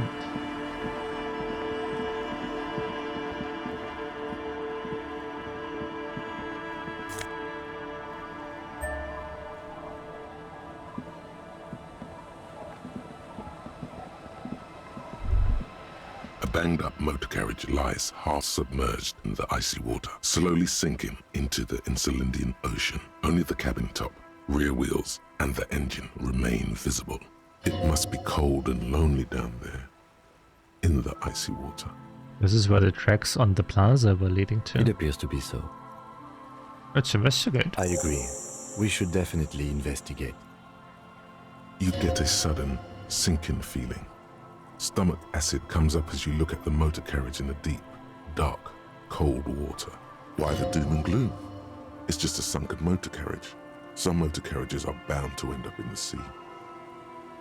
Well, well, well. Looks like Jacob Irv's journey came to an abrupt end here. Your mocking tone finds no response, but the motion of the waves. Yet another case of the engine displacement triumphing over the driver's IQ. Yes, yes, crazy recklessness. Yes, yes. Crazy recklessness. I'd say it has been here since last Saturday or Sunday. Run your hand over the cold metal. The motor carriage is properly stuck in the ice. Getting it out would require a team of specialists. What is the make of this MC? Can I see a logo? The logo is too deep in the murky water. You can't make it out, but you do see a monkfish float by. How long has it been here? The ice hasn't closed around the vehicle yet. My guess is it's been here since last Saturday or Sunday. What should we do? Let's wait for the low tide and see what's inside. How long will we have? How long will it take for the low tide to come in? I don't know. An hour or two tops? Sit on the swing and wait for the tide to recede. As you sit down oh, in the look at old rusty them. playground, the world around you becomes very silent. The hinges creak under your weight, dangerously so. Nothing but the sound of seagulls high above in the sky, echoing like distant laughter. Ice cracks around the blue motor carriage in the sea. Whistle a tune? Let's go. 17%, come on. Spit flies from your mouth to your moustache, your chest, the ground before you. No sound. Raining heavily here, Chief. Mind keeping it down a bit? The lieutenant must think it's rather funny. He smiles and quickly turns away. I would like to see you try in this bloody wind. With his lips puckered, the lieutenant lets out a beautiful melodic trill that puts even the insulindic thrush to shame. You hear the sound echo on the large body of water. Clouds race across the spring sky, and suddenly you just feel better about everything. The clouds pass in the sky, and the shadow of the swing moves like the hour hand on a timepiece. 30 minutes have passed.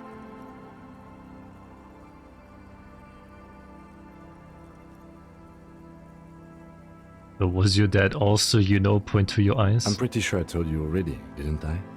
My dad and mom are both half Serlite. I don't know who my mom or my dad Clouds on the horizon grow darker, and the shadow of the swing set keeps climbing. You hear the distant rumble of the city. 30 minutes pass. You have to side with either the strikers or the shipping company.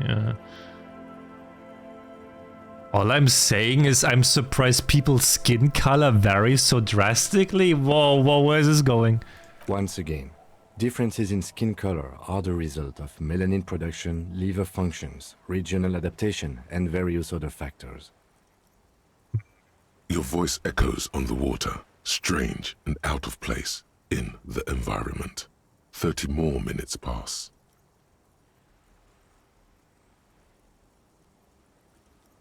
And your Eisen says, is that a number on the side? Yes, 41.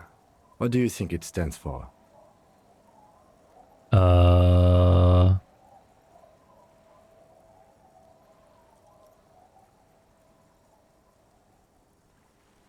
Must be Tommy 41, the morning house of FM 41. Right. Or 41 is the number of a police precinct. Your precinct. A massive pit opens up in your stomach, and the most terrible feeling comes over you. You feel like you're about to faint and fall off the swing. Your hands get clammy, and the air tastes sour to breathe. Bro, is that our car? Wait, did we kill that dude and we can't remember and we were drinking and stuff? Wait, is that actually happening? God, Harry. Oh God, Harry, what did you do? Uh-oh. No, just nope. Say no to this, Harry. No. Yes, your car is in the sea. Face it, so we can start dealing with this. No, I mean seriously, it's just a coincidence. The lieutenant just shakes his head. Oh my God, it's mine. I drove my car into the sea. I'm afraid so, yes. It looks like you drove your police motor carriage into the sea after you jumped across the canal. I can still fix it. That is very unlikely. All the electrics are toast. That goes for the electromagnetic steering and brake systems as well. You'd be lucky to find one undamaged component in there. In a few months, there will be nothing but rust left of this vehicle. It'll be cheaper to buy a new one. Well, not cheaper. This motor carriage costs 40,000 real. But in the long run, it still makes more sense to buy a new machine than try to refurbish this. I couldn't even pay a hostel bill. Let's face it, this is a substantial loss to your district's budget. I mean, my station only has 4 other vehicles in addition to my kinema. How do we get it out? Detective, we don't. A rescue operation really isn't viable at this point. So it's just gonna be there like that? I'm afraid it will have to be there like that for many years. Look at it. Parts of it might be salvageable, but overall, this machine is a write-off. Maybe it was in pursuit of someone. Of whom? I don't think so. If anything, you were probably drunk. Probably. Try definitely. They're not gonna take me back after this, are they? People are more valuable than machines.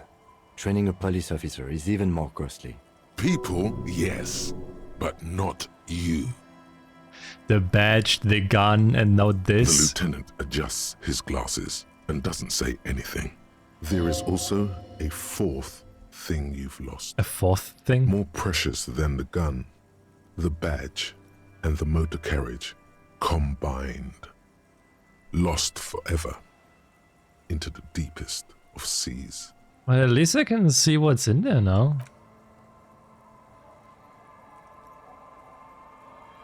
Yes. Let's go take a look.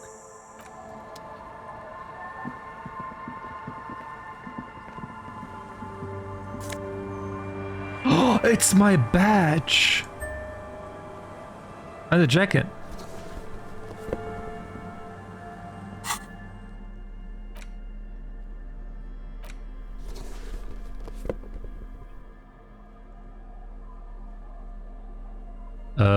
Where's my badge? That is a police badge on which you see the photo of a man. You. Some seaweed is stuck to the back. I found my badge. At least something good came out of all this.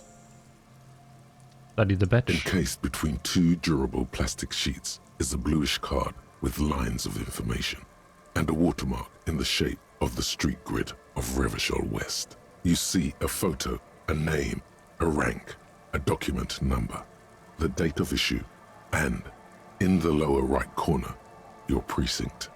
Look at a photo. The man keeps winking at you with his green-grey eyes. The photo is old, no doubt about that. Good choice. A newer photo would look different. 8, How old? maybe 10 years. 10 years The guy ago. in the picture is rather good looking. He's got a nice haircut and is distinctly lacking in massive sideburns. And he's winking, why? What do you think? His face is already contorted by the expression, although it looks less grotesque on him than it does on you now. The expression? It looks better on him because he isn't in as much pain while producing it as you are now. Although there's already a hint of that pain, certainly. Don't be fooled. The bad times have already begun. The badge in your hand shines as you rotate it, catching light. You see lines of information on it, and a shining watermark. Name Harrier Dubois. Harrier? That's long for Harry. So you are Harry. Evrard was half right. Probably not a lot of people know your full name.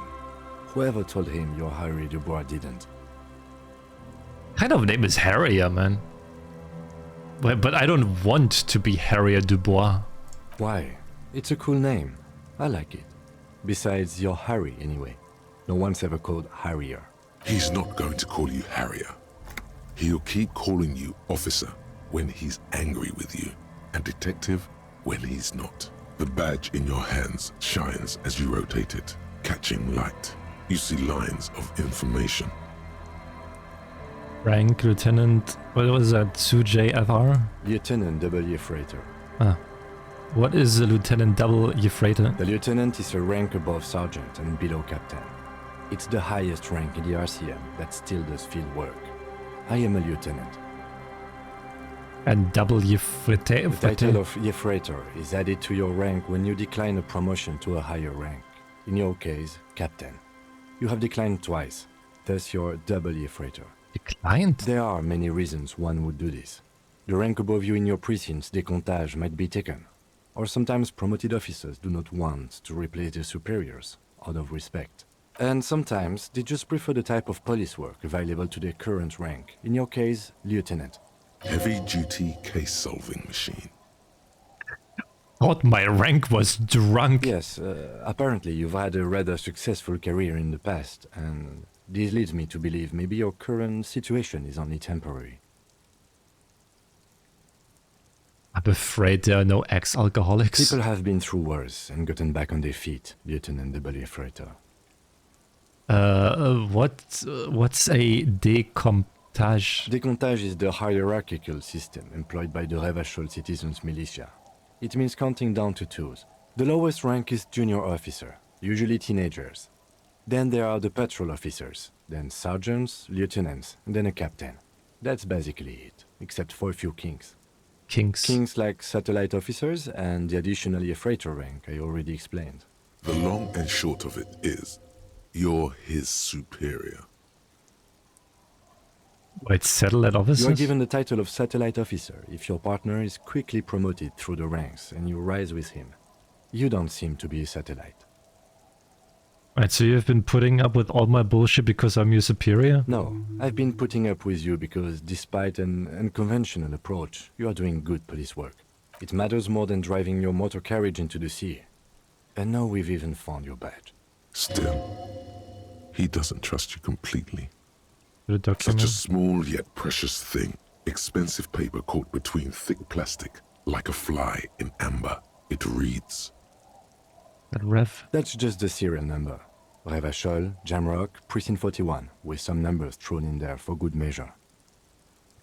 Date of issue, 7th of November 50? 4 months ago. I'm guessing that's when you were promoted to the rank of Lieutenant W. Freighter. Did you piss him off? A new badge usually comes with a new rank. You seem to have been... I don't see why. Then. Like, we're like the dream team here. The pain in your chest tells you you were working yourself to death to earn that rank. The case created a lot of edge you have to take off. The death march really gets us going. A lot can happen in 4 months, especially in winter. The winters are never easy on you. Of that you are sure. I remember that time. That was a good time. We had a good work-drink balance going. What happened, man? Pump it up! Precinct 41. Yes, it's the designation of your precinct. 41. Like mine says 57. The 57th is mostly industrial harbor. A lot of asphalt. The 41st is... What? It's a tough station to work in. You have all of Jamrock to cover. That district should have 3 precincts, but money is what it is. It's no wonder you are like you are, he thinks. But then again, it's a legendary district, and a hell of a station too. It must be an honor and a curse to work with people like Price, McCoy, Berdiaeva. The badge in your hand shines as you rotate it, catching light. You see lines of information on it, and a shining watermark. Oh, some good information. The bottle drained of all its booze. It's frozen to the ice. Funny. The ice just off the coast crackles, shifting.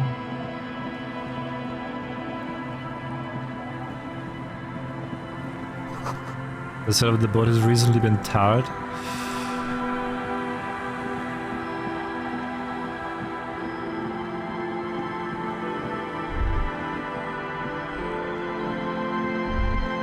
Sounds of life in the north. A washboard scrubs filth from fabric. Some dudes chilling.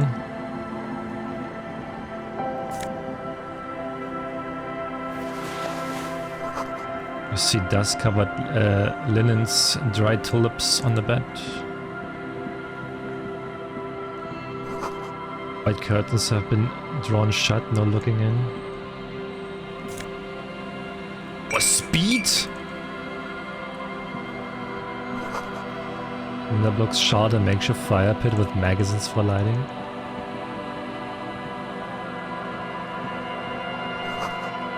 Bushes are too thick and thorny to pass through.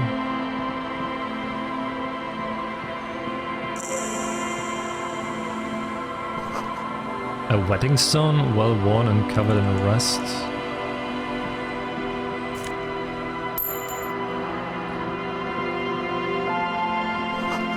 Structure material, whoever planned to build this house left in a hurry. Done.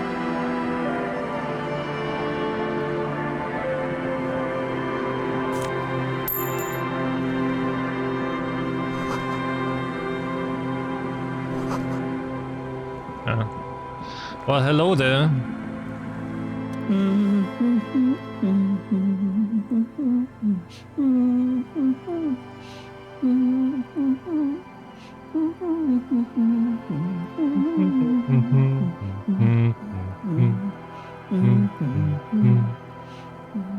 Welcome to the fishing village. Please lean in closer. I have cataracts. If you can't see, then how did you know I was here?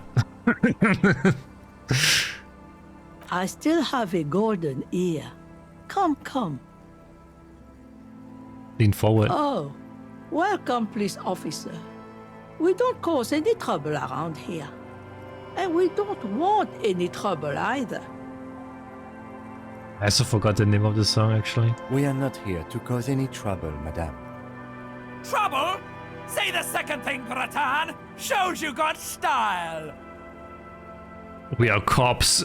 We are hellraisers. Click, click, bang, bang. No, you're not. I've seen you around here before. 12 years ago. You didn't raise any hell. You were quite helpful, actually. Wait, I've been here before? But still, in Martinez, you're considered an ill omen. I've been here before? No, not you personally. I meant the RCM. Some of the men got into a fight. One of them killed another. Locked himself in that woodshed over there. He was brooding, needed some help opening the door.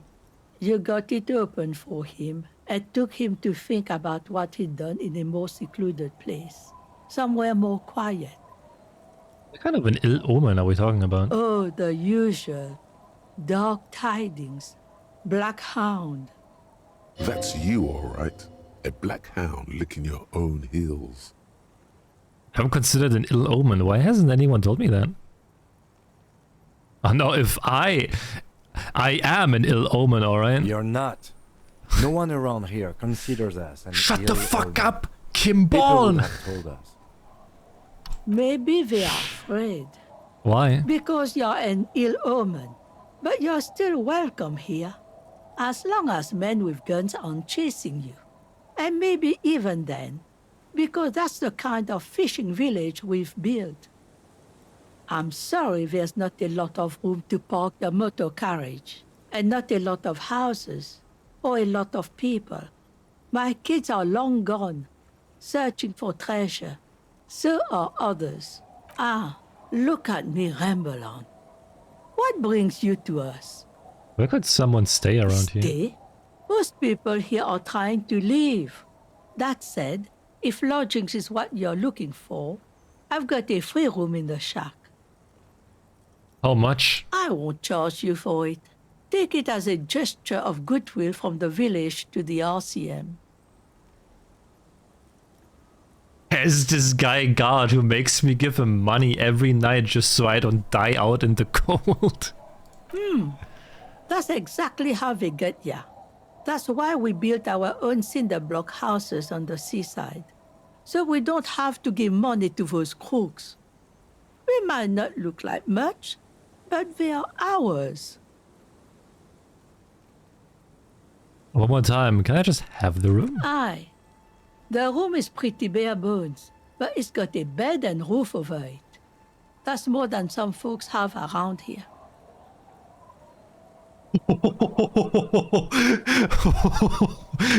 Oh my fucking god. This would help me stay in touch with the proletariat. Jesus. You best not be plotting another revolution under my roof. We barely got through the last one. But the room, do you want it? Yeah, sure. Don't make an old woman regret opening her house to the police. Well, if you are not in the hostel in the morning, I'll know where to find you. Here, in a shack. He's a little relieved you're no longer in that room. Should he? This environment encourages one thing, and one thing only. Drinking. Hell yeah. Finally, you have those lamos of matinees off your back, Bratan. This looks like a great place to bring chicks. What is in this fishing village? Just us. It's barely a village anymore. We almost don't exist. What do you mean? This is pretty much a non-place. A gap. A blank spot on the map.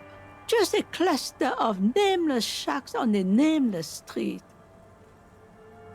There's got to be something here, tell me. Over there, you can find more of the same. Shacks and trees growing wild. That's the pox. Between here and Jamrock, a dusty sea of old trees, all covered in industrial soot. Small houses under them, an overgrown park. The pox, was that? An old military hospital and its surroundings. Or it used to be, during the time of the suzerain. You see, I don't know, I'm not even near the sea. After the war, it was turned into a goodwill hospital for shell-shock veterans and folks looking for some quiet in the old sanatorium gardens. But bro, I'm like 6-7 hours with the car away from the sea. Now the area is crisscrossed with nameless streets and makeshift cinderblock houses, shacks as far as the eye can see. What happened to the hospital? The goodwill ran out. The staff left and the place was shut down. It's long gone by now. Who else lives in this village? Well, there's Lillian and her kids. A few new folks live in the house to the east, but they are away right now. And then there's the drunks. Not a pretty sight, but there's little we can do about it. Home is home, even for them. Oh, what drunk? Sooner What or later, drunks? you'll see for yourself. Don't have to look long to find these guys. Is there any way to make money? Here, for you, no officer. The only money we have here is some coins the drunks tried hiding from their women and then forgot about. Alright. She nods, rinsing another piece of cloth. Tell me about yourself. Who exactly are you? Me? No one. Just an old washerwoman. Mother Washerwoman. called me Isabel, if that's what you're asking. And my married name is Sadie. Now it's your turn, Mr. Lieutenant Double Yefreiter Harrier Dubois. Quite a handle you got there. So many titles. One of them double. I was asked to get your signature. Eh? What's this about? Come now, I can't read all this scribble. Tell me what it says. But wants to turn part of the village into a little youth center. Huh.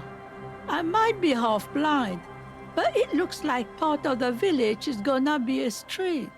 The best part. The part we need to get out of our houses. Have you asked Lillian about this? I won't even consider signing till I know she's on board. Alright, we're gonna find her. She's right over there. The dark-haired woman, leaning over the railing. Alright. Yes.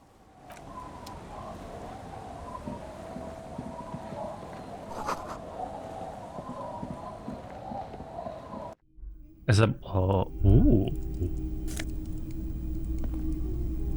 $13 is that worth? It feels safe and warm in here, not like outside. Bro, that looks insanely comfy. Right, there's a child in Hello, here. mister. What the fuck are you doing in here? She clutches a small stuffed animal. Occasionally, she twirls it around. What's this? Show her the stuffed bird you took from the It's a ceiling? grouse. You might be able to get on Garth's good side if you replace the broken scooter you almost certainly broke. Can I have it? I know someone who really likes stuffed birds. Sure. I mean, you already took it. I don't like it anyway. What's this? Angry. What's this thing you're holding? It's Lammy. He's my friend. Sort of. Like... Lambie is a stuffed lamb that, admittedly, has seen better days. One of the eye buttons is missing, and the fur is tattered in several parts. Lampy looks like he's falling apart. Yes. Lammy has lived a long life. Lammy was a... Revolutionary? Yes!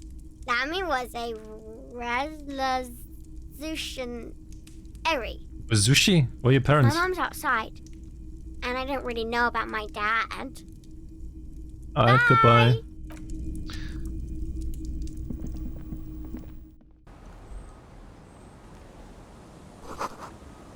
A flower through where nothing really grows, maybe in spring.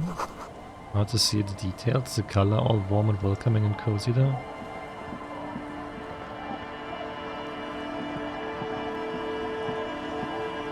The scruffy-haired little boy kicks a stone. He can't be more than 5 years old. The other one looks indistinguishable from him. He watches his brother kick the stone with his tongue lolling out of his mouth. Is little Lily your sister? Yes. Yes? Yes. That's it? You're being laconic about it? It doesn't look like he knows what that means. Hey, where's your mom? The kids don't reply, absorbed in their little game. You guys look identical. The stone-kicking one becomes frantic all of a sudden, as if that's something to be scared of. The obvious fact that you just stated. He looks just like me. Yeah, I said that. The boy doesn't answer. His brother throws another rock. Both of their hair is covered in some kind of dirt. You're bad with kids. It's impossible to be good with kids. They're too stupid. You're right there. Let's see if we can find some police work, shall we? Alright.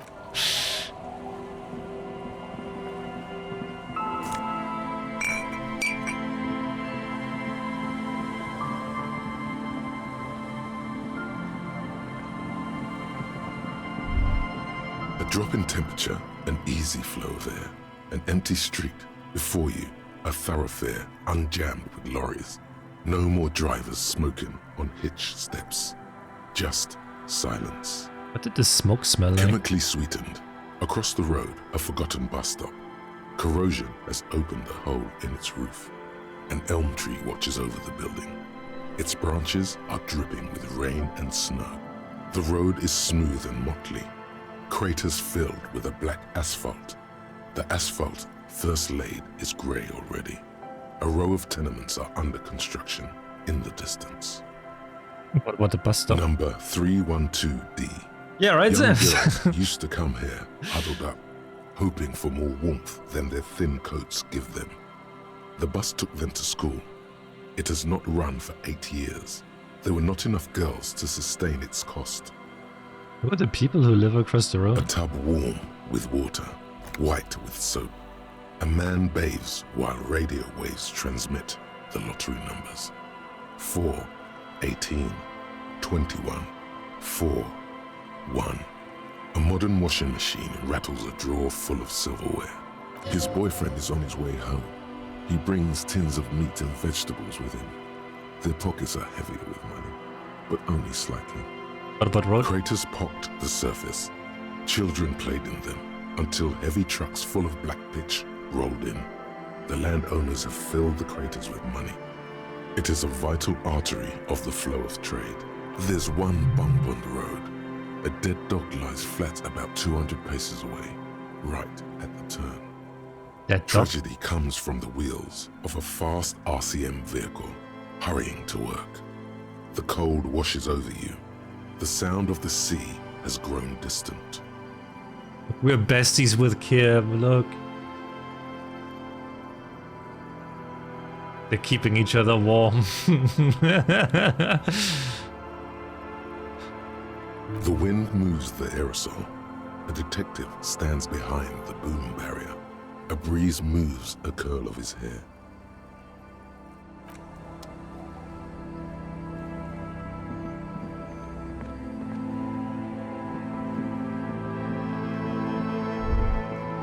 You stop mid-step and put your hand on a garish necktie. That bottle, Bratan! Just look at that bottle! Where? Bottle, what? In this drunk's hand, on the pipe there. Glowing blue, a mysterious, otherworldly blue, filled to the brim with holy mysteries. It's hard to know what exactly your vivid interior is speaking of here, but I'm guessing it's got a lot of alcohol in it. Hey, cool, what do we do next? Oh, I think this is about so much more than cool. Please go talk to him. See what it's about. I'm drawn to it.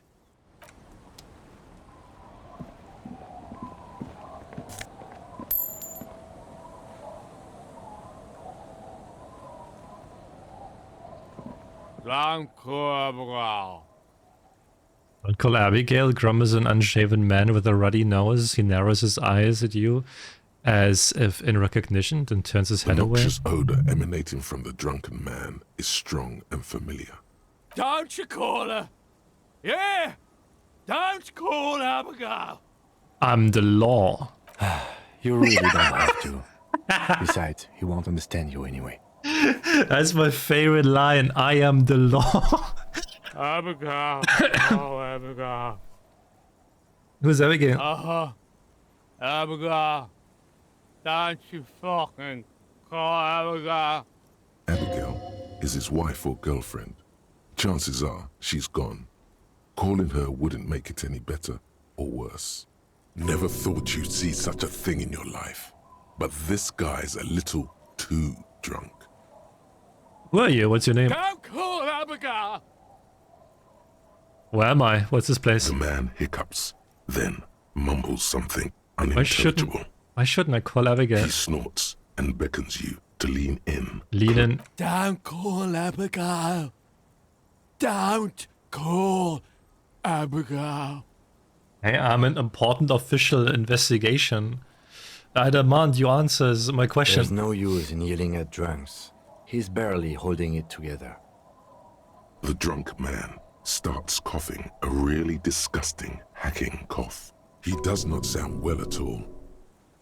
Tell me about your friends. Point to the others. Don't you fucking call her. Hear me? Don't call. Hey, okay. There was little chance he'd be a reliable witness anyway. That's 5 XP, man. Hey, tequila! A 30-something man clad in a 2-piece Lycra TM tracksuit puts on his pilsner and extends his hand in greeting. Good to see you. How's business? How's the whole reality situation treating you? Shake his hand. So what's happening? Wait, tequila? Yeah, Tequila Sunset. How are the, high-concept, reality-based adventures proceeding? Good. These people know your true name. Looks like it has preceded you, Mr. Sunset. More on that later. I like this guy. You should too. He respects you by calling you your true name. I have re-entered reality to conquer it, to bend it to my will. I am the law. That's the spirit. I used to shape reality into my image a long time ago. Those days are over now. Sadly, things aren't going that well in Idiot Doom's Spiral Land. Haven't found those keys yet, haven't won that great piece of ass back. No word from my business buddies. This guy's your buddy. You feel it immediately. You belong to an organization, a fraternity of drunks. Did you and your pals sign this document here? What's it about? I'll let my hand address the situation. Maybe you've heard. I used to be a very successful businessman. I've signed more than a few lease forms or whatever the fuck they were. Anyone's got a pen, the pro's gonna do it. No, unfortunately. I got a freebie when I purchased a whole carton of cigarettes. Smoke cigarettes, get a free pen. Deals don't come any sweeter. The writing under the tiny crown logo reads, Royal Extra. Thanks, Rosie. I need at least 2 signatures on the document. Hey, Abs! Hey, Abs! Abs! The man mumbles incoherently. Hey! Goddamn Abigail is here. Wake up! Wake up! Maybe someone else can help point to the third guy? Sure, I can fucking help. You need a signature. I got you a signature. You've done a great service to the village, to the RCM, and to Ravachon. Hey, guys. We're heroes. Yeah! About fucking time, man. I've done my duty. The incapacitated drunk lay there snoring like an ancient, rusting tractor. Thank you for your services, gentlemen. Should we go and mail these? I think I saw a mailbox on the plaza. What questions Okay, first? what's on your mind? What is it, Tequila Sunset, you keep saying? It's you. You're Tequila Sunset. How do you know this? We've met before. Don't you remember? Maybe? Maybe. You look like you want to know how Tequila Sunset came to be. You look like you want to hear the tale. Tale? Tequila Sunset. Something ominous there. Oh, go ahead. Mm-hmm. Let me take a sip to moisten up my cords. Tequila Sunset rolled into Martinez last Friday. And by Tequila Sunset, I mean you. The man, the myth. Was I alone? Hey, let's not jump ahead of ourselves. Oh, sorry. This is your story. Sorry, Stop okay. interrupting. Yeah, chill. Okay. You got here on Friday to solve a case, hoping to be the early bird who gets the worm. And by the worm, I mean the buzz. Because as far as I know, all you did was get piss drunk. Sounds like me, yeah? Word on the street is you went around the local hostel telling people that you're a police officer, and that it would be really fucked up if you shot yourself in the head right in front of them. That's pretty high concept, if you ask me. Oh yeah, that's totally your style. The lieutenant's brow is furrowed. He's listening as casually as he can. Please continue. It was a late Saturday night when we, the Union of Moribund Alcoholics, were getting our drink on. Nothing remarkable about this. We get our drink on 24/7. Makes everything warm and glowy. I trust you know the feeling. Oh, yes, you do, Bratushka! The only thing better than that is putting the pedal to the metal after you kiss the tie. And off we go! One moment we hear the sound of a motor carriage revving up somewhere on the plaza, followed by a series of dings and bangs. Do you remember the sound of wood cracking? The billboard? Naturally, loud noises pique the interest of anybody owning a pair of ears. That's just the reality we're in. Naturally. Anyway, there was a brief silence. A gasp of silence, if you will. Followed by a real commotion. We heard the carriage careening towards the coast at top speed. Sounded like someone jumped the canal. We grabbed our brewskis and rushed to the jetty. Never underestimate the speed of an alcoholic. What we saw was a sight to behold. A beat-up police carriage containing you. Right there on the beach. You revved the engine and screamed at the top of your lungs, "The time hath come!" So, naturally, being the curious cat I am, I asked what time hath come. To which you replied, "The time hath come for tequila sunset, the end of all things."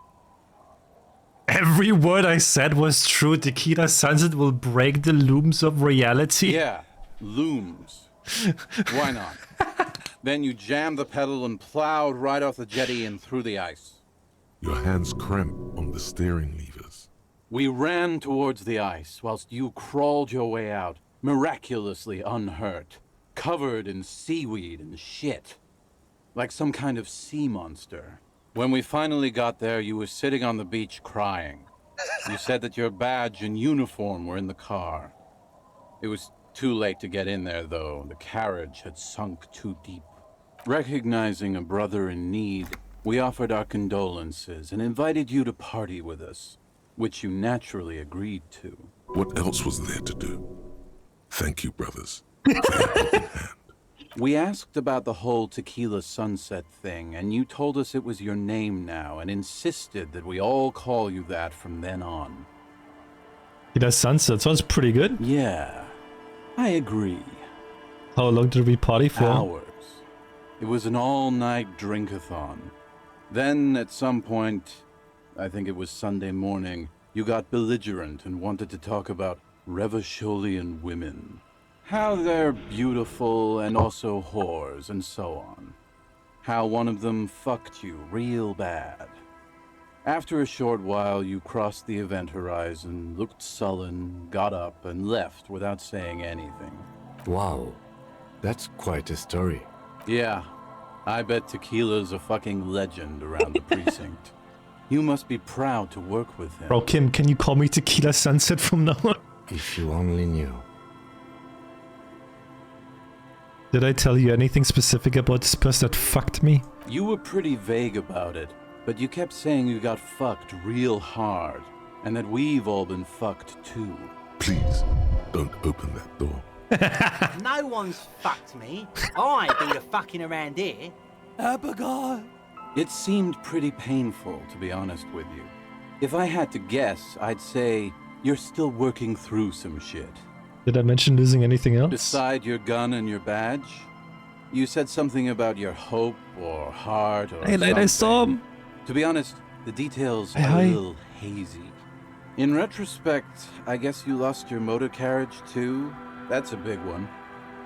Did I say anything about my colleagues? You told us that they were a bunch of fucking losers whose main interest was cramping your style.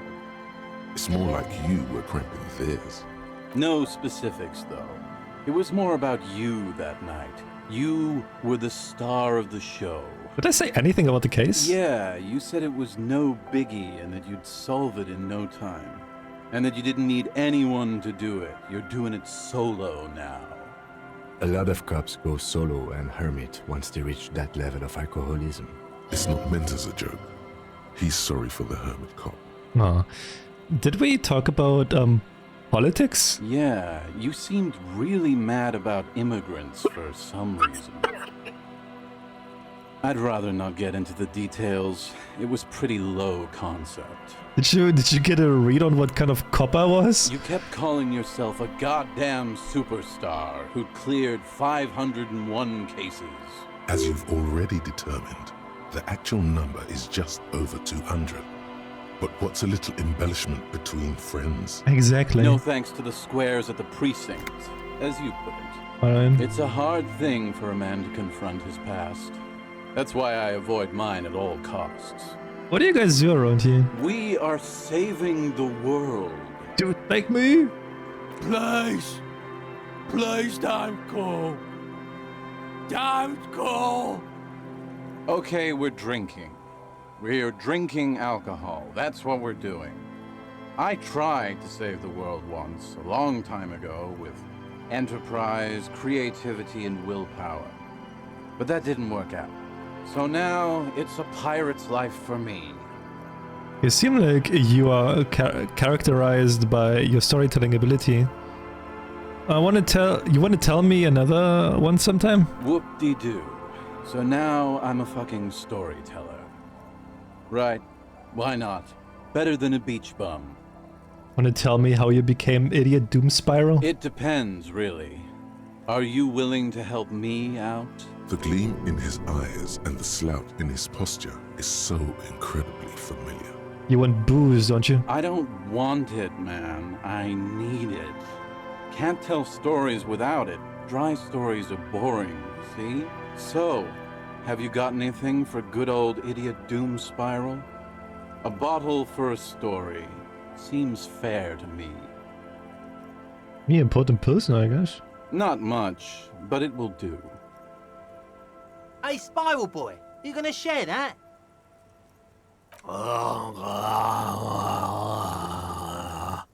Shut up, guys. I'm telling a story here. Something happened to you. Something happened to me, too. My actual name is George, but around here, you already know. I was once a reasonably high net worth individual, a founder/junior partner at a high concept creative services agency. When my story begins, I had just landed a major contract with an insurance firm. I used the profits from my agency to finance what I called a cultural incubator. Abstract value generation, value per person, high concept stuff.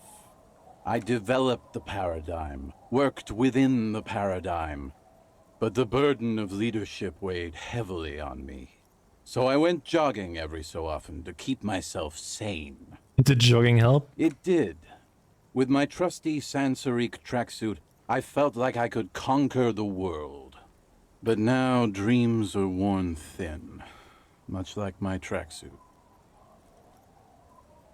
What happened? One day I left on my evening run. As you may know, it's impossible to clear your head when you're distracted by the sound of keys jangling in your pockets. His eyes are clouded, his dilated blood vessels encircling his irises like stinging brambles. So I removed the key ring and put the keys for the front gate and the apartment into different pockets to stop the jangling, you see? At least, that was the plan. I was halfway done with my usual lap when it started to rain. The reality situation became very wet, very quickly. How wet are we talking about? Wet, okay? It was raining really hard. I made my way back home and discovered that I didn't have the key to the front gate. I'd mixed it up with the key to the letterbox, which was useless. Naturally, the situation required me to climb over the gate, which I did. There was no climbing down because I slipped and landed on my ass. I would have landed on my feet. I've got feline reflexes. No, you don't. Whatever. The point is, reality was looking rather grim just then. Me lying on my ass in a mud pit in the middle of a heavy shower. But when life knocked me down, I always got up. So I made my way across the yard. Standing in front of my apartment door, fumbling with my pockets, I realized that I'd also forgotten my apartment key. What's next? I rang my neighbor's buzzers. It was late, and most of them didn't even answer. Those who did assumed I was trying to sell them something and hung up before I could even explain the situation. People are naturally wary of ad men, you see. One moment someone chats you up, 5 minutes later you've bought a box of edible lingerie and a strap-on. What? I don't begrudge them, especially since I was known to be... Sorry, what? One of the best. Heavy is the head that wears the crown. Just then, I experienced a moment of clarity. I still had the key to my office. I could wait out the storm there. But when I reached my office, I remembered that I'd asked one of my producers to change the locks that day. And since I hired only the best, he'd already done it, and I couldn't get in. Anyway, long story short, life spiraled out of control.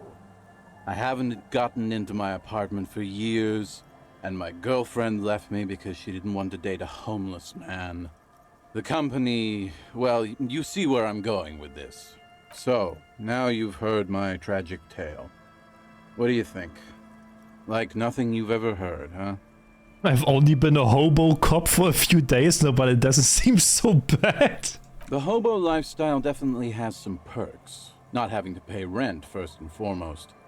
Not being responsible for 20 other people is nice, too. But that charm wears off pretty quickly. Before you know it, you're wearing a shit-stained tracksuit and spending your days picking tear. Why do you keep losing all your stuff? Good fucking question, Tequila. If I knew the answer, you think I'd be hanging out on a beach in this formerly premium but now extremely dirty two-piece lycra tracksuit? I used to own my reality situation. My business buddies and I had our own creative services agency. I had a nice apartment, an even nicer piece of ass. But somehow it all got away from me. Now I can't hang on to anything. Just last week I stole this nice new jacket, but then I lost it too. The only things I haven't lost are these two drunks. You of all people should empathize with this. Perhaps this lost jacket is something you could help with? What's this about lost jacket? Tequila, it's a verifiable tragedy. It was practically brand new. Sure, it didn't really go with my lycra threads, but it did itch a lot less. Say, you're a detective, right? Maybe you can help old Doom Spiral out. Solve the case of the missing jacket. What do you say, Tequila? Yeah, sure. Where did you lose it? If I knew where I lost it, don't you think I'd have it? Yeah. I mean, maybe I was up by the boardwalk, or walking along the beach, or checking out the abandoned fish market. Somewhere north of here, that's for sure. You could ask around, see if anyone's seen it.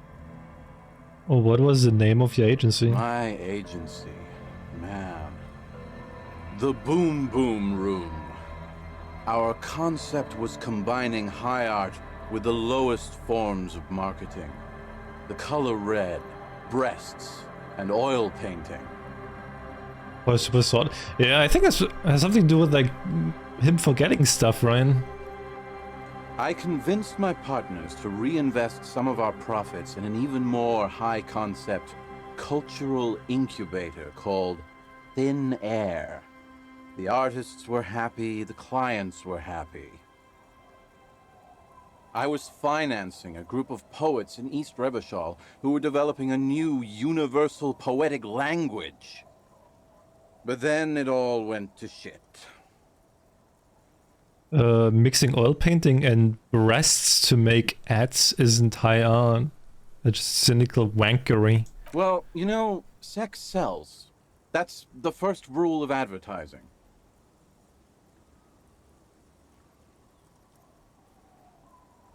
Maybe, but it's still tight. Maybe you're right. Who knows? Maybe we were behind the curve? We were fucking rich, though, that much I know. What's about the tracksuit? What? You've never seen 100% lycra before? Go on, feel that primo material. You really shouldn't touch it. Touch it? Pretty nice, huh? This might be one of the last of its kind.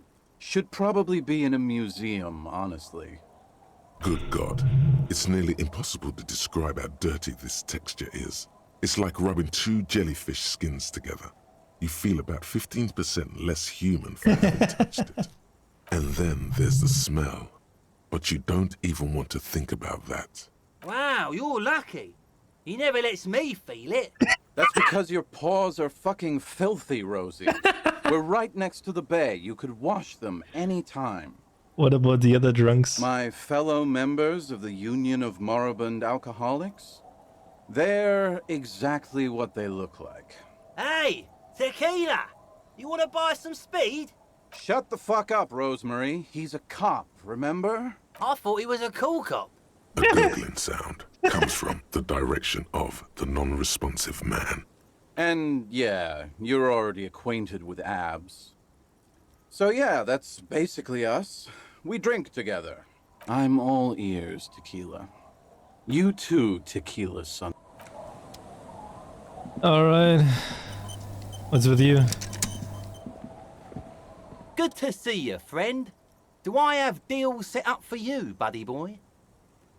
Good to see you, friend. So what do you want? I got smokes. They're cheap. Very cheap. I got Pilsner. Great deal. You won't get a better deal on that piss. Spirits I can let go for 300 real. I also have speed. And by speed, I mean amphetamine. See? There it is, Bratushka! The spirit! Let's buy the spirit! 300 real is a lot, but this has to be done! It's our end game! This is what if I don't really... This is the mystery and the truth. I need to buy that spirit. Exactly! This is no ordinary drink! It's what our relationship has been building towards all these years! This is the climax, the mystery, the virginal sigh! That drink is special! You have to buy it from him! Get it off him! Kill him if you have to! Our ultimate fate depends on it! And the fate of many worlds! The lieutenant looks at you, looking at the bottle of spirits, then at Rosemary, suspiciously. Amphetamine? Aye, by amphetamine I mean speed. I thought by speed you meant amphetamine. Aye, that's what I said. Good, my man. Now what can I offer you? Quite the business venture you've set up here. Oh, the system's been good to old Rosemary here, and I'm milking her like a bitch goat in the backyard. You mean? You see, friend, man makes his own luck, and I made mine real good. Got my hands on 3 bottles of liquor exquise, sold 2 to the fellows around here, and immediately invested the profit. Bought cigarettes, bought beer, even bought a bit of speed. And look at me now, I got everyone on my hook. Looks like you're on your own hook too. Of course. Of course. It is, you know. It is what it is. People, buddy boy. It's the people. What does the bottle of spirits cost? 300 real? See, friend, it's real valuable. Worth every real, if you catch my drift. Got it from a bit of a business venture. No one can buy spirits for 300 real. That's crazy. You know what's crazy, actually? He's finding it difficult to focus his watery gaze. What is it? What? What do you mean, what? What did you think was crazy earlier? This guy. Conversation might bring a discount, no? Where did you get the bottle from? Oh, this is medicinal spirits. The good stuff. Got it from the doctor's office. He ain't shitting you! Medicinal spirits are a blast, Bratan! The flaming truth of this joke of a world! I got one of those scientific ampoules a few months ago. Torpedo, they call it. It's supposed to keep a man from taking a drink. Okay. Didn't stop me for shit, that's for sure. 5 lemons with half a pack of butter and you're good to go. That was dangerous. It was. In a week, the goddamn kidneys started giving me all kinds of help. Finally, the missus took me to a private doctor's office. Not a charity, the real thing. Those arseholes. Those arseholes charged me 4 real to remove the damn thing, but I came out on top after all. Have they no shame taking money for a service they provide? But the idiots left me alone in there. Now, I used to teach high school biology. I know what doctors use to preserve dead things. Swipe 3 cans of this blue medicinal stuff from the back room. Threw the snakes out and voila! What's left is this beautiful blue stuff. 98.7% almost pure alcohol. Jesus Christ! Who I already sold to these fine gentlemen here. But this last one is yours for 3 real, if you want it.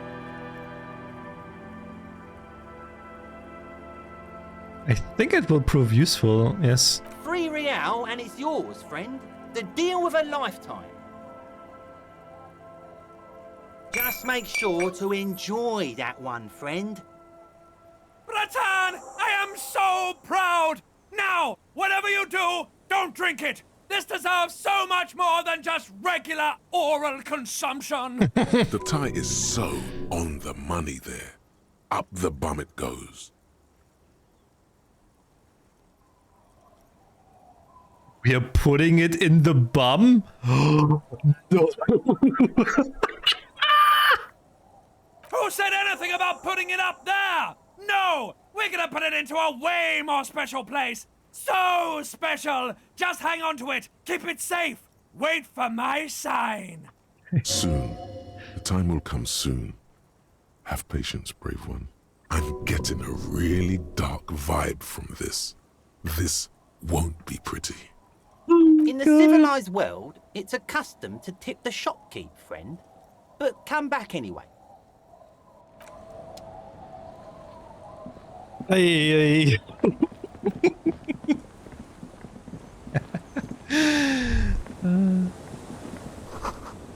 Let's set you hear cozy sound, some kind of heater. Wait, smokes. I don't need smokes. Oh, I did the quest.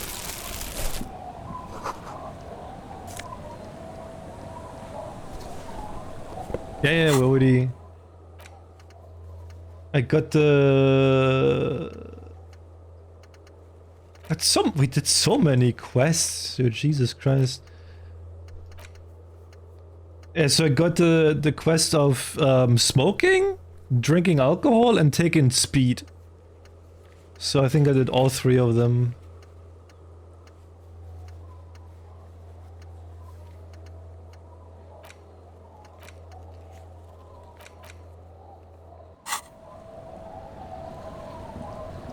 Hi, officer. Anything I can help you with? As always, I am the lawbringer. You've graduated to lawbringer now? Yes. Men with authority have their quirks. Comes with never being second-guessed about anything. So what brings you here, lawbringer? Wait, whoa, what was that? Bringing the law jaw? Hey, so a little observation, it's all cool, man, don't freak out, but every time you say I am the law, you say it a lot. It's basically hello for you. Your law does this weird thing. It sort of shifts sideways, hanging off your face at a jaunty angle, while the word law sounds oddly guttural and low. It's strange, you wouldn't notice it, but after saying you are the law 80,000 times, the question does come up. Why do you have the law jaw? What the fuck? Yes, I wanna research this. Internalize that shit, man.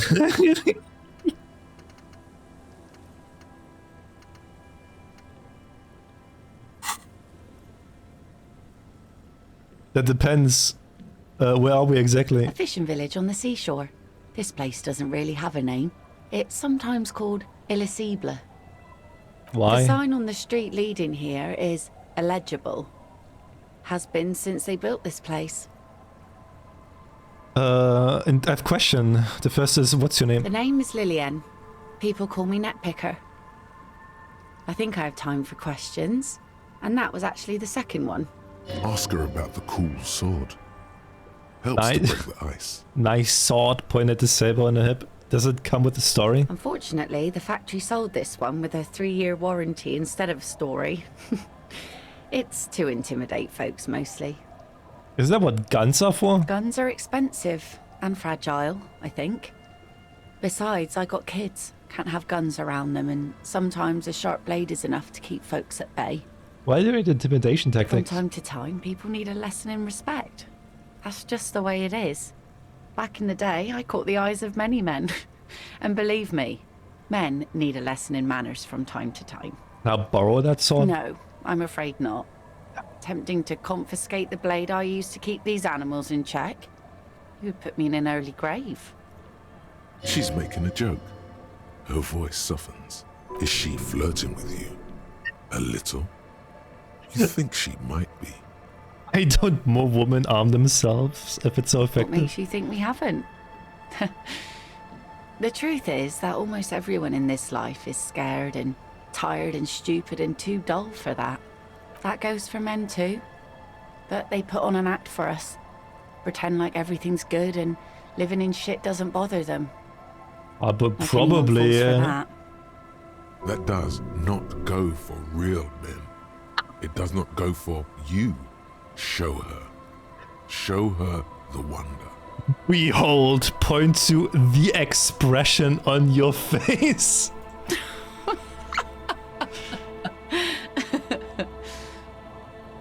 Not bad. Do you like it? Sure.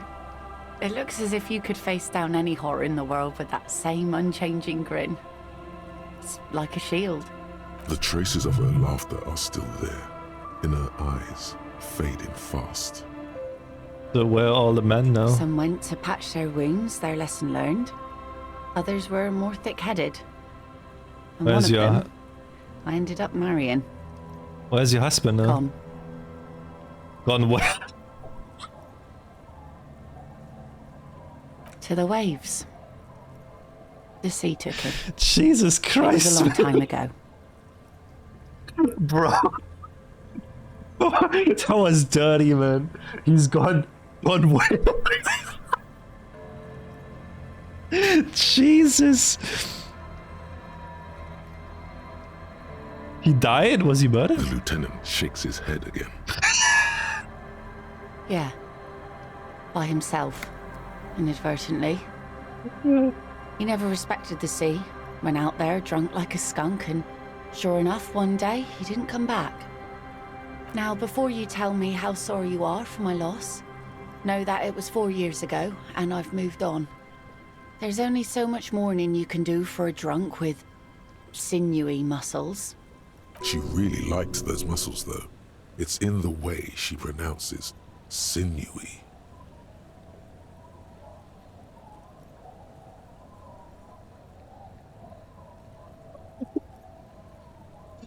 Jesus Christ! You should have thrown yourself in the waves after him, bro. Oh? The kids too, right? Working class people don't have that luxury. That's for rich folks. We just go on. I buried my man, mourned for a month, and that was it. Life didn't really change that much for me and the kids. Not for the worst, at least. This is neither a touchy nor a very interesting topic for her. She looks like she's ready to go on a date with another, better, drunk. Ask her. Both of you could need some action. Do it! Hit on the widow! It's the right thing to do! Oh wait, don't know a good spot yet. I can. Kim is present? Kim, you're ruining it. Bro, I have an 8. Bro, we're getting her. We're nailing her. Is it your boat? Sure is. The sun, I call her. Coated with a fresh layer of tar just yesterday. It'll take some time for it to dry, assuming the sunny days continue. I'm looking for someone. Maybe you can help. Let's see. Who are you looking for? I'm looking for a missing cryptozoologist. I don't think I know what these are. Care People to look for- elaborate?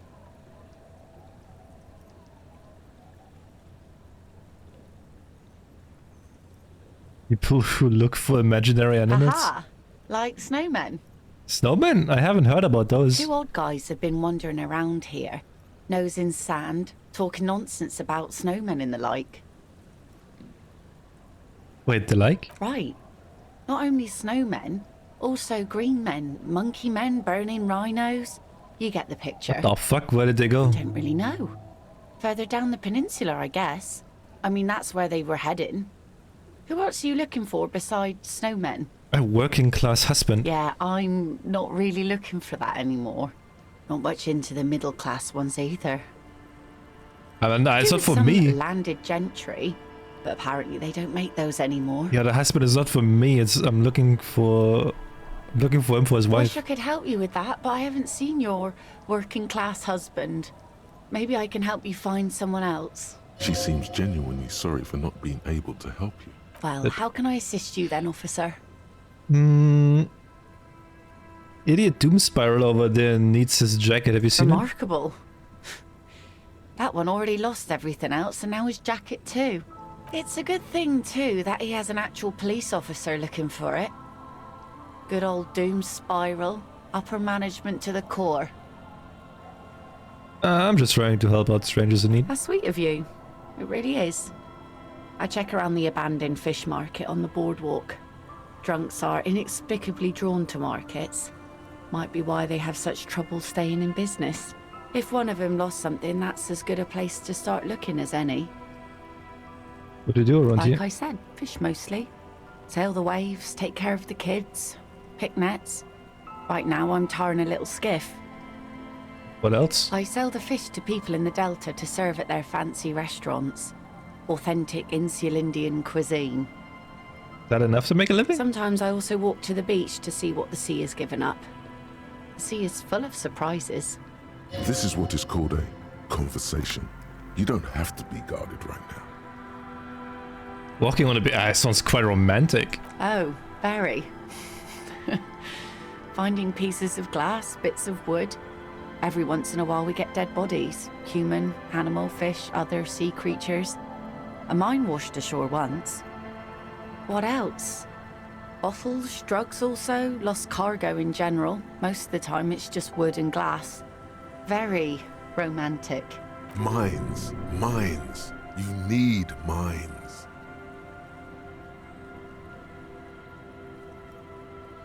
A mine? The RCM could use a mine. Where is it? Well, the RCM has to wait for another one because some army folks came by, took it in the middle of the bay and blew it up. I'm not gonna lie. The blast was surprisingly timid for such a huge spiky thing. I will explore the coast, but I want to keep Kim at present. Because I want to see what he says when I rizz up her.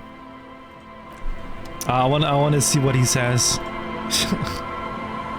I think my suggestion is so high. That shouldn't be a problem.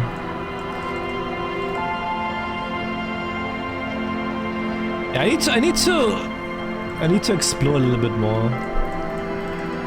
If I explore a little bit more, that shit's gonna be up at 90+%. I tell ya.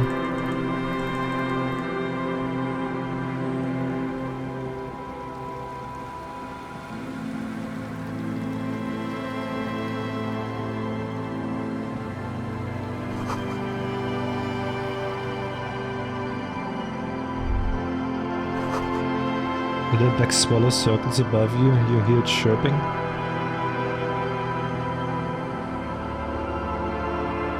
This area is quite big, huh?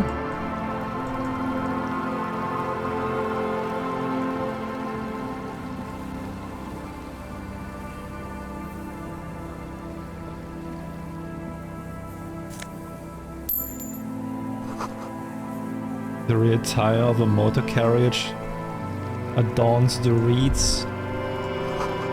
You should come back here when it snows. A strange feeling, it passes quickly. But it snows. Church. Kick drum pulls. The music is coming from somewhere on the ice. Full of holes. Could the post hide treasure? Look inside. Nice. Oh my god. Holy shit. Yes, please. Oh my god.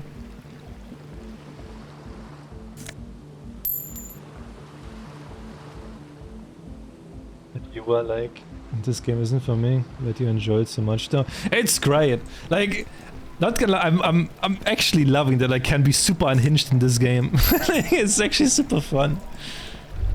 I love that the game doesn't punish you for that. Before your drawbridge can only be lowered from the other side.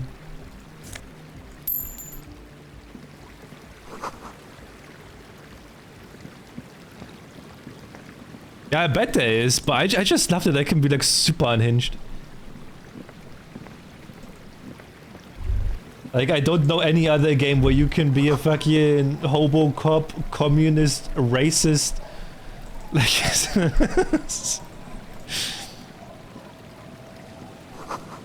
looking back at you from the rust-colored water, you. It can also be gay. Bro, I'm keeping that. We're gonna be a communist, racist hobo cop that's gay as well.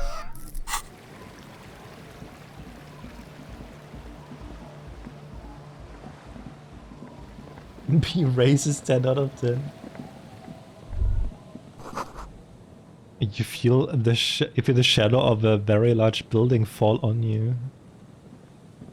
The homo cop.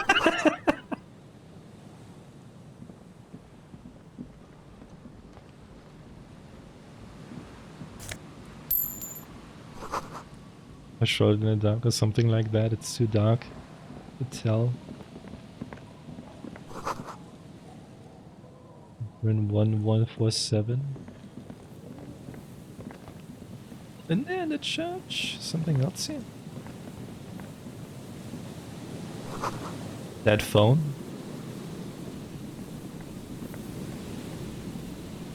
A metal payphone under a yellow plastic dome. You could use it to call someone, unless you're out of change. Pick up the headset. The handset. You hear the tone. The machine is inoperable. Dial a random number. Okay. Calling. Still calling. This feels wrong. Should you be doing this? End of tone. Someone picks up. Shit. Pierre? Is that you, Pierre? Yeah, it's me, Pierre. So nice of you to find the time to call me. It gets so lonely. Even the animals have died. It gets lonely even when you're with people. Are you sure you're Pierre? Your voice, it's different. There. Chrysanthemum. Her voice is drowned in white noise. Sounds like waves washing a beach, growing in volume until the call suddenly disconnects. You get a sinking feeling. It makes you look if Lieutenant Kitsuragi overheard you. To your relief, he did not.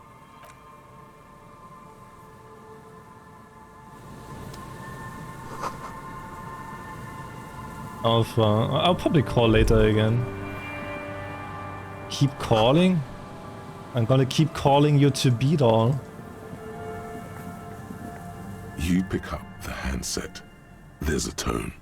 The machine is operable. Calling. Still someone. Hello, Gerard speaking. God, what a douche name. Change it. Change your name. What are you, like 5? Thanks for calling, asshole. Phone hanging up. Disconnect tone. Calling. Calling. Calling. Still calling. Still calling. Stop calling me, man. I'll get you your money, alright? I just need till tonight. Let me work.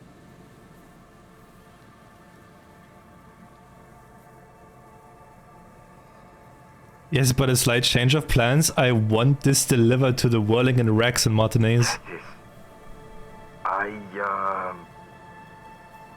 Hey! You're not Tethys. Screw you, and don't ever call here again. You're fucking with some serious people. Disconnect tone. What? Calling. I'm tired. Cool. Sounds like he hasn't talked to anyone in quite a while. I'm tired too. If I could go just 1 month without writing, no, 2 months, I could regenerate my brain. Fucking liberalism. The man disappears with a sigh. You do not hear the customary disconnect tone, just silence in the handset. The machine is still waiting for you to dial a number. Lucky you, the call went too fast for the payphone to register. You can still make a new one without paying. You close your eyes and put your index finger on the rotary dial, then pull down on the number, then move one up, and repeat the motion twice. Strange. This is not how you started before. Keep telling. 414447. The rotary dial feels cold from the sea air. Keep telling. 1117361. Your fingers keep moving like a spider. Every time the ring rotates back with a little ring of metal, like a bell tolling. There's more? Yes. 451-67451. You are going deeper now, into some unknown place, far away from this island of matter and its telecommunication networks. Finish it. 451. You have dialed God knows how many numbers. The headset has been waiting silently to relay a signal. Surely nothing can come of this, you think. But it does. A connection. An ultra-long distance call. Your air fills with a crackle, the wash of a strange ocean full of white noise. A little bird starts ringing in there, not like the local calling tone before. No, a small ring in a cage of distortion, far away. A distant network of phones, calling in the night. The saddest sound in the world. Both pitiful and terrifying. You feel your pulse rising with each ring. Calling still. The handset starts slipping from your sweaty palm. Your breathing is heavy. Calling still. Then the ocean breaks. Out of the depths, a woman's voice emerges. Small. The dearest thing you've ever heard. Hello?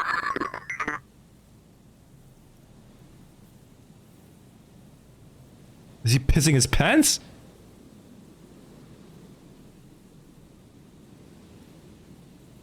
I am the last faithful kingsman. I will free the city of Revachol. I will turn back the sea. I will reverse time. What the fuck?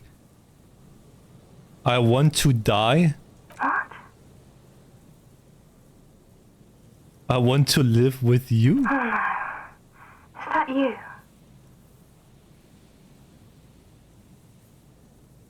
Your voice is so beautiful. Oh no. It's you, isn't it? Hello. Who is this? Who is this? Dora. Dora the Explorer? The connection is bad. Sorry, the what? The what run? Hey, Judy. Dora. The name feels like a gift. Dora the Explorer. A gift that was meant for you, to make it possible to live. And fight. In the distorted distance, you hear someone turning next to her. Bed springs rattle. Don't react. Whatever you do, don't react to that last thing. Okay. It doesn't matter if you react or not. You still think you hear a man's voice in the background. It's covered in pain and white noise. So I'm the last faithful kingsman. I will free the city of Revachol. I will turn back the sea. I will reverse time. You're not a kingsman, Harry. You're drunk. Wait.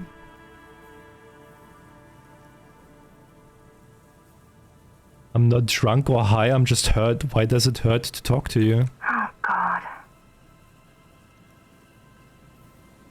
Nothing? Do you know what time it is? It's so late here? What? It's 4 o'clock, Harry. I need to wake up in 2 hours. Do you want to party? No. I want to go to sleep. I am the law. I am a detective. I'm doing a case. There's a hanged man. She does not answer anymore. I'm gonna solve it. Harry. Disconnect tone. The machine ran out of money. Damn.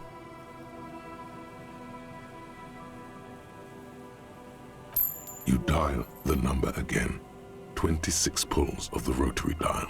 The machine eats the coin, and a terrifying ocean of distance rustles in your ear.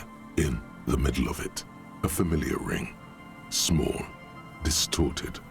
Calling, calling, calling, calling, calling, calling, calling. It looks like she doesn't want to pick it up, Harry. Stop scaring her.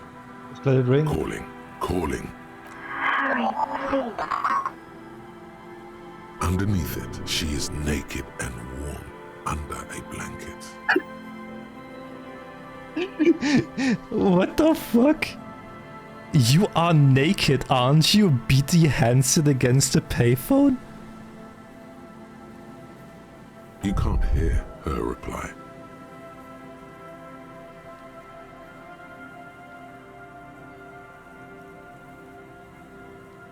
I need to know, who are you? Please. I'm going to hang up now, okay? Phone hanging up. Disconnect. Oh, call again. You dial calling, calling, calling, calling, calling, calling, and calling for who knows how long. But no one answers. You need to insert more money to call again.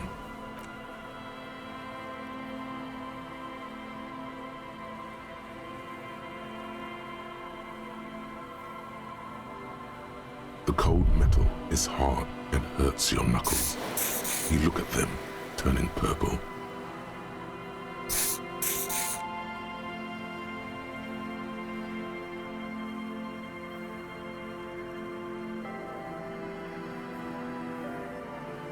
It didn't give you any fun for that money.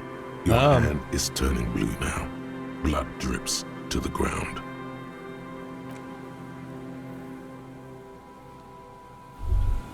Bent metal, broken glass.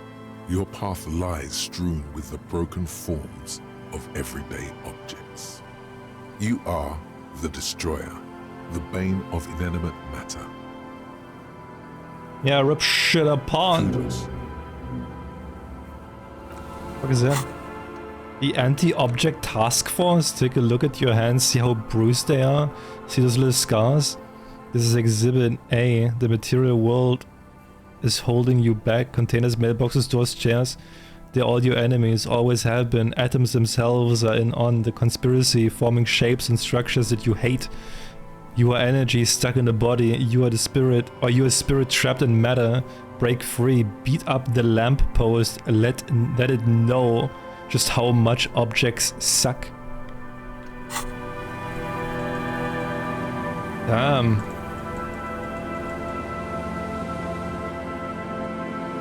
Okay. Heavy wooden doors, more than twice your height, stand shut in front of you. The rectangular sea-worn ornamentation appears in stark contrast to the padlock, carelessly drilled into the wood. Take a closer look at the padlock. This cheap-looking padlock is sturdily built. It shackles together a hasp and a staple screwed into the wooden door. The lock is adorned with a yellow sticker. Like the carpentry? The carving on the door is block-like and angular, like the church itself. Two large beams shoot downwards, sinking into the wood before they reach the threshold. When you hand over a beam? The surface is smooth from the wind, but moist to the touch. The sticker? You see a yellow circle with two X's and a big curve below them that looks like a mouth. You're pretty sure you haven't seen it before, but what the symbol depicts is clear enough. A smiling dead guy. The curve makes it smile, and the X's make it dead. Have you seen a symbol before? He takes off his glasses and uses a blue handkerchief to thoroughly wipe them clean before inspecting the sticker. No. What does it look like to you? Looks like a dead man smiling. Suggests junior delinquency. What is junior delinquency? For Revachol ZOC, the moral intern defines junior delinquents as minors between the ages of 10 and 16 who have committed an act in violation of the law. These acts aren't called crimes as they would be for adults. Crimes committed by minors are called delinquent acts. This was part of your officer's exams. What is suggestive of junior delinquency here? I haven't seen that sticker before, and I'm not a youth. Like the staple. The padlock passes through a staple that's been hastily attached to the wood.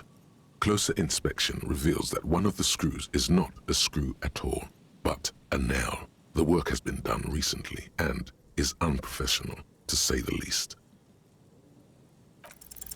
There's nothing like the sound of a sticker unpeeling. Now it's stuck to your thumb.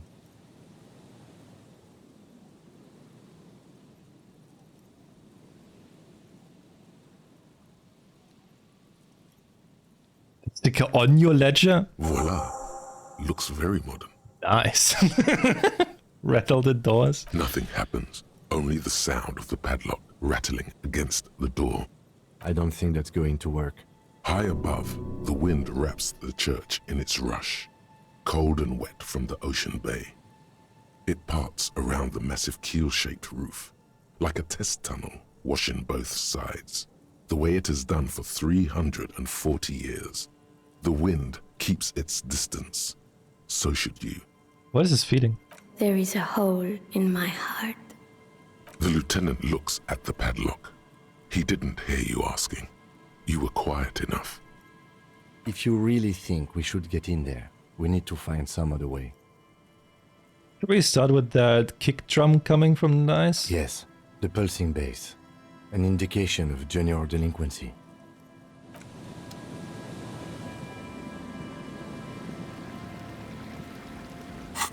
Can I actually see that? Gotcha.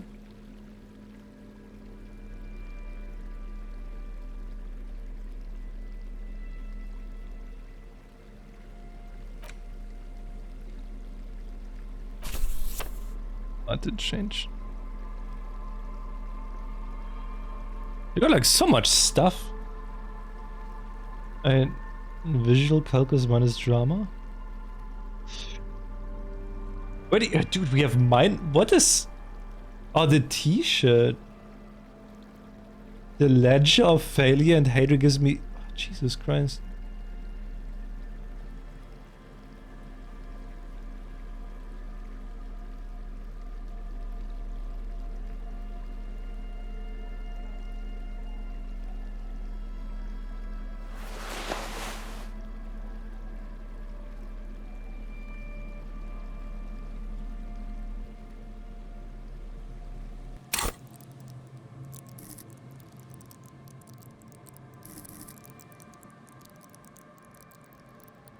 He's super low. Dude, I have no authority at all, dude. It's rhetoric -1. Ay.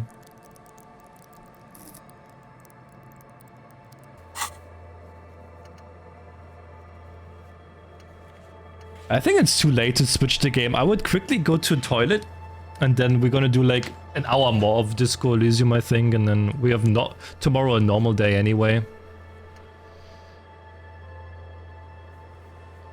Yeah, I wasn't even supposed to stream today, so I'll quickly go to the toilet and then we're gonna do some more Disco.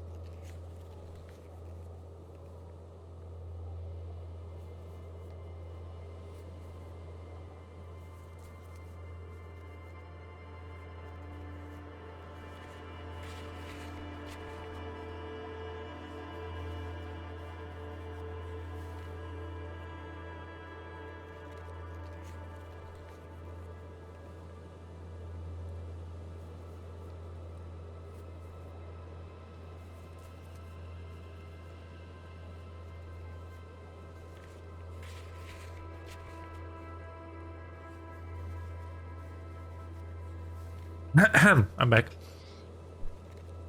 Let's go more disco.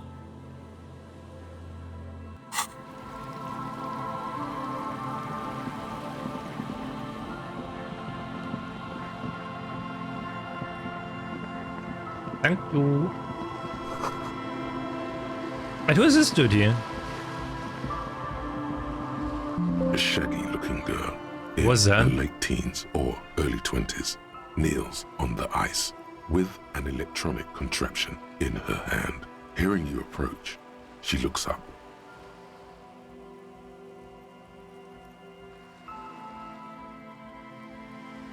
Oh, man.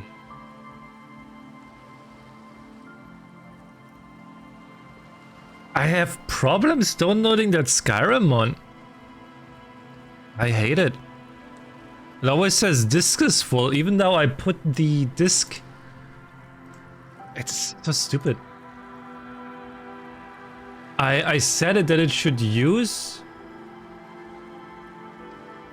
my SSD, but it always uses like the one where like Windows is on, where I only have like 40 gigabytes free. I hate it. So like now my SSD is like completely like, well, Windows on is completely full. Man, I just want to play Skyrim tomorrow, man. Why is it so bad? I don't get it.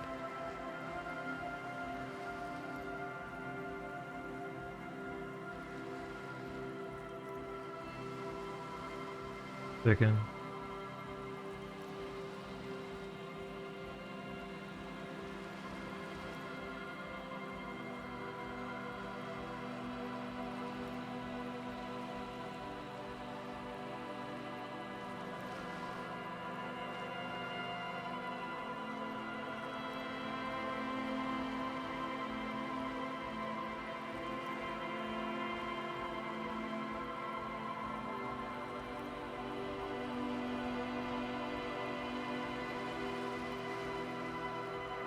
Oh wait, I think I found it. Wait.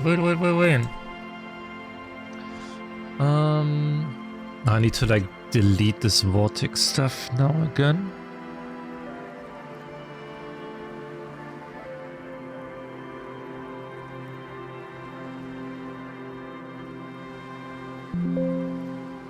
Is it saved though?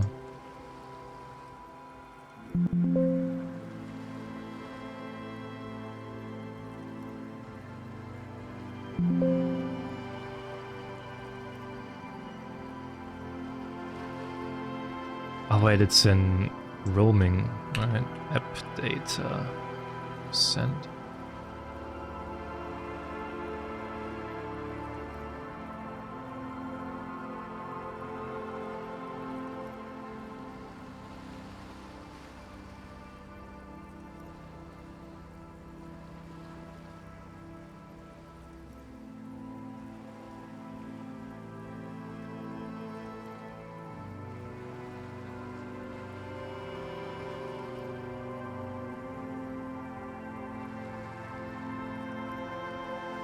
Need to like wake up early tomorrow.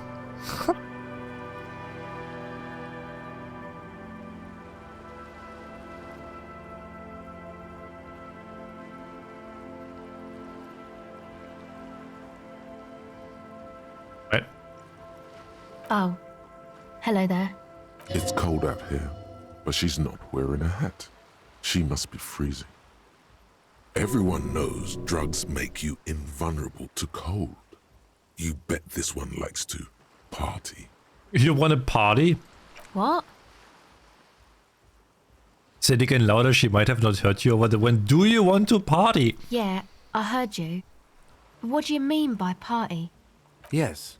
What do you mean?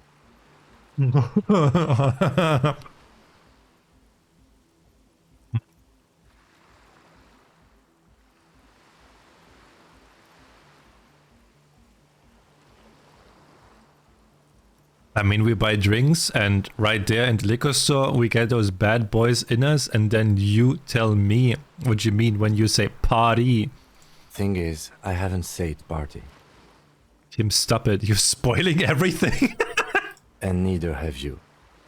Had you let me in on the script of this play before you performed it, I could have gone along. As it stands, the entire line of questioning has been compromised. We have nothing left to do but hope this was a play on your part, and to move on. Now, we have some questions for you. Like what? What's her name? Estelle. Her hair is dyed blonde, with dark roots showing. There's a coarseness to her features, some masculinity below that timidness. What's your surname? Why? I'm from the police, it's for the paperwork. Okay, it's Berger. What's that device you have there? This is a portable recording device. It's for field recording. Low quality, but still. Actually, just Wires? one wire. I picked on it till the braiding came loose. The wire leads to a contact microphone. It's a contact microphone. A contact mic records sounds from inside things, like this ice. How does it work? The mic? I don't exactly know. Somehow it doesn't pick up vibrations from the air. The book said it only picks up structure-borne sound, if you like technobabble. Where do you get it from? Same place I got the recorder from, the Elysium. Dan? Oh man. You haven't been to the Elysium? It's the coolest place in this whole drug-addled shithole. It's a music club and a synthesizer workshop on Boogie Street in Jamrock. Musicians live there, like real musicians. I once saw Arno van Eyck. Thinking about it really cheers her up. It's a long way from here, though.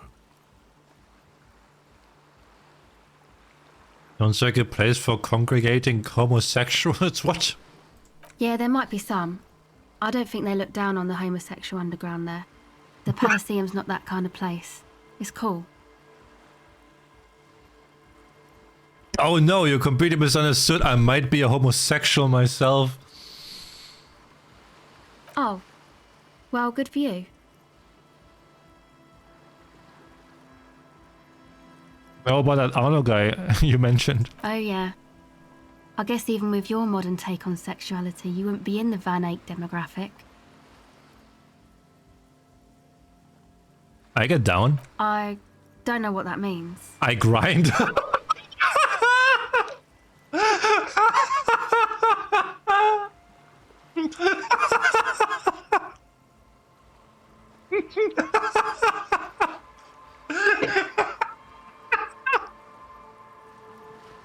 Is that some kind of term for the homosexual underground?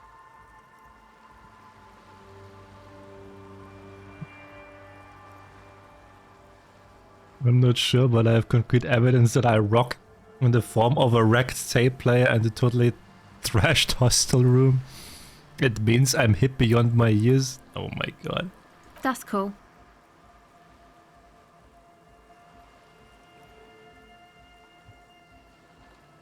Your right time has deserted me. Sucks, man. Ooh.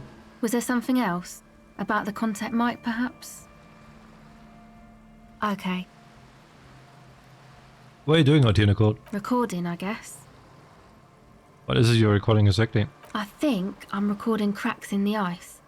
But there's no way to tell. Not without headphones. I think I just recorded your footsteps too. Not sure how that will sound. What happened to the headphones? My boyfriend sold them. Oh! I don't know, man. Things. Just stuff you need for life. Everything checks out, sire. And what are the recordings for? The musicians in the Elysium used them for making music. They looped the stuff, cutting the tapes together. They make music out of cracks in the ice and keys jangling. Crazy sounds like that. It's hard to explain. Anyway, I thought I'd make some too. It's supposed to be, like, a music place anyway. I don't really know what I'm doing. They use synthesizers too. I don't have a synthesizer. She looks at the recording device, the thing she thought would fill her hours with joy and escape. It's turning out to be an empty fantasy. She feels childish, very useless all of a sudden. She is on some kind of stimulant, amphetamine or methadone, and its effects are wearing off fast. She will begin to experience more and more valleys now, and fewer peaks. Take this, your call. No, man, fuck that, I'm cool. I'm sorry I said that. I'm sorry about the fuck. It's okay.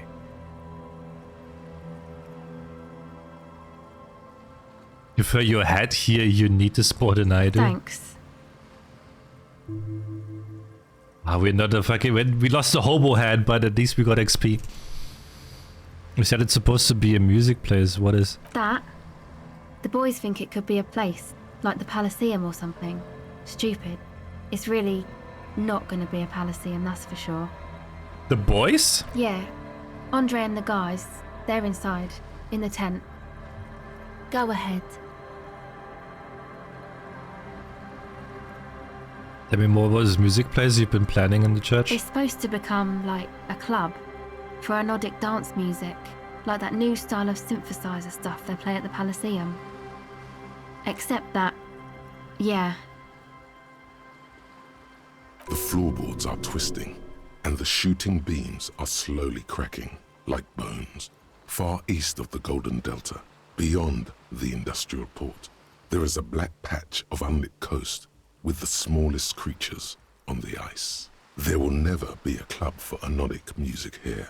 Not in a million years. What is anodic dance music? You know, anodic, cathodic, music that's made with electronic instruments. Electronic instruments like what? Synthesizers and tape consoles. Microcomputers too. Anything that uses electricity, but isn't guitars. Also found sounds, stuff like that. You see clear, beautiful, violent flashes of light. Light cutting through a smoke-filled darkness. That is what the future will look like. If it ever comes. So you want to turn the church into a club? I know. It's not my idea. Andre and the boys found the place. The boys? It was supposed to be deserted, but now they can't even take it. Hey, don't get me wrong, but you're cops, right? No, we are the law. Okay, well, maybe you could talk to Andre and the guys, because there are some strange things going on in that church. If you're police, you should look into it, right? Talk to They're them. inside that thing there. Would be cool if you did. Was there something else? Did you put the padlock on the church No. door? No? Not really, no. Show her the sticker on your ledger, so this is yours? It's Noid's. What is this Noid? A friend of yours? Yeah, I guess you could say that. Why did this Noid person put a padlock on the church door? To keep more weirdos from getting in. Fucking Martinez. I'm sorry. It's got the worst weirdos. If you get around to it, ask Andre about him, he'll tell you. Go ahead. Alright, the tape recorder lies on the eyes like a discarded toy. Pick it up. The device is still warm from her touch and heavy as a brick from the batteries inside. The company logo, Omicron, adorns its yellow plastic cover. Inside, the tape is rolling. The girl looks at the device in your hands. Sorry, you have to sit here on the ice with the drugs wearing off at your age or at any age in this weather waiting for it to get dark? She looks you in the eye, her pupils wide, surrounded by a ridiculous amount of makeup. The people who built this world intended it to be better for you, but they failed. It is easier to live in their failure with this by your side. The wind howls. She remains silent. It's real. Tell her. It's not a childish fantasy. It can be a real weapon against what's coming for you now. What is? The dark. I know. I'll stick to it. Something changes between you two. She looks at you differently now. As an equal. A fellow human being. So thanks, I guess, for the psych session. Maybe I can return it. What's been eating you, officer? Is it eating me? There's nothing eating me. Come on, I can tell. But, okay. Be I a guess- boyadero about it if you want to. I guess there's something that's been making my life hell. What is it?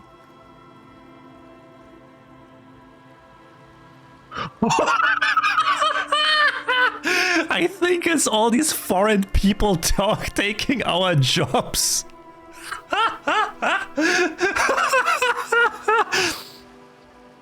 Oh, really? Yeah, I can tell this was once a proud nation. Now all this internationalist bullshit has brought Ravachol to its knees. Yeah, man. That's why you were crying over a hat, yelling about regaining your authority. National pride. That's those foreign ideas messing with your head.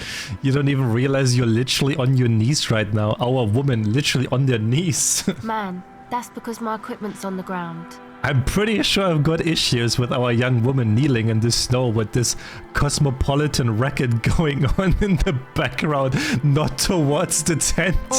Or, I'm just gonna put this out there.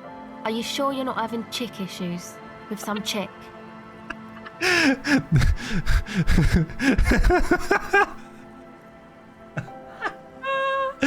Now that you mentioned, I found these letters I'd thrown in the trash. They might have something to do with it. Okay. Why'd you think that? They were written in the woman's hand, and oh boy, did reading them make me not feel good. Jesus Christ. Holy shit.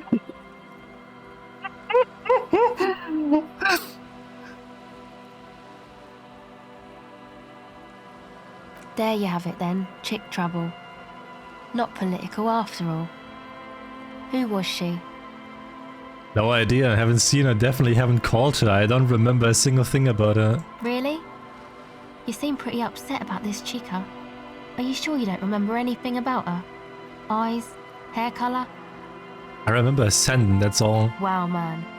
That's some pretty strange shit. Are you sure the letters were for you? Come to think of it, the whore could have written them to her lover. Come on, man. Don't be like that. I mean, maybe she did, but you don't know that. Feels good, though, doesn't it? The sting. I'd say turn on the shittle anyway. Beats me.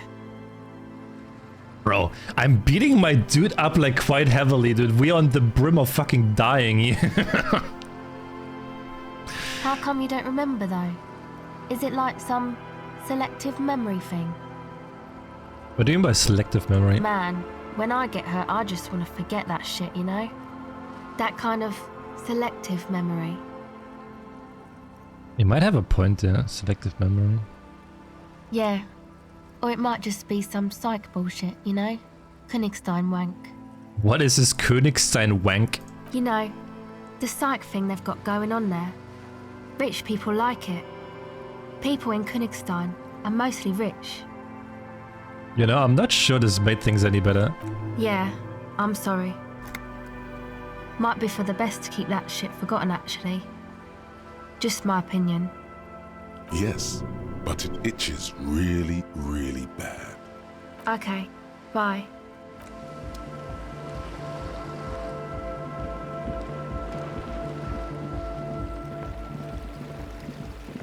A pane of Eternite has been planted into the snow. 2 poles are holding it up. Barely holding it up. It could fall over any minute.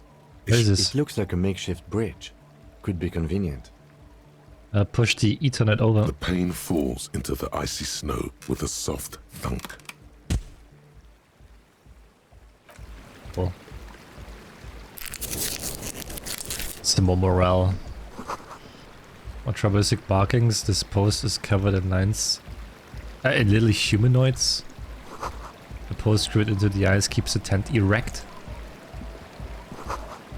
Trash from some unending party.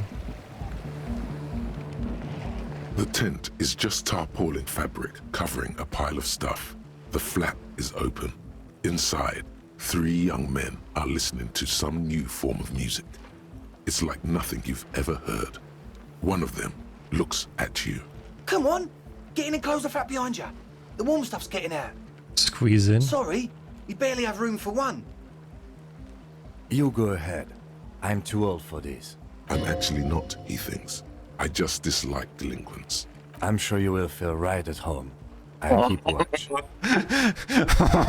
Dude, Kim, please. Smells like sweat and laundry detergent plus a trace of ether. Pile of nasal sprays, brand name, Nosophat. You see a youngish man bleaching the tips of his hair with a toothbrush. He puts the toothbrush down and extends his hand in greeting. Hello, I'm Andre. It's a pleasure to meet you. His grip is strong, sweaty, and warm. He's trying to project and inspire confidence. This is my posse, Noid. The young man with earrings looks at you suspiciously. And Egghead. Egg! The tape player high above his head continues to blast what's probably anodic music. Together with a Settle Burger, who's out there right now, doing some seriously progressive sonic experimentation, we like to think of ourselves as music venue organisers. How many music venues have you We organized? have many in the pipeline, officer. Why are you here? You see, we've been all over Jamrock North, prospecting for real estate to establish a new venue in. Also for talent. Yeah, thank you, Egghead. And while there is no shortage of raw, unfettered talent spinning tapes in Jamrock, we've had rotten luck with the real estate part. Place is a shithole. I apologise for my friend Noid's potty mouth. I realise this is not how you speak to a police officer. He has authority issues. There's no need. The place is pretty... was there something you wanted? Your friend Estelle said there was a problem with the Ah, church. so you've met her. Good, good. He's not as glad as he would like you to think. There is concern in his voice. Yeah, it's a matter of occupied ecclesiastical property. I bet you've noticed the derelict hive of narcomania on the coast. An attempt to pander to your perceived conservative sensibilities. No person his age would ever use a word like narcomania with a straight face. Enough Don't fall for it. histrionics? What are you talking I'm about? talking about the church, and I'm not exaggerating. Even a place of spiritual refuge can become a magnet for all sorts of dopeheads and burnouts if left unattended. Dopeheads! Burnouts! Well, I'm sad to say, that's exactly what happened. Sad because we were just about to put Martinez on the map with one of the maddest dance clubs in Jamrock.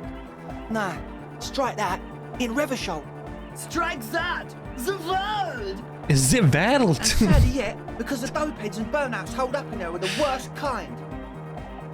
He leans back a little, watching you with a steady, serious gaze, letting you imagine just how bad those dopeheads and burnouts really are.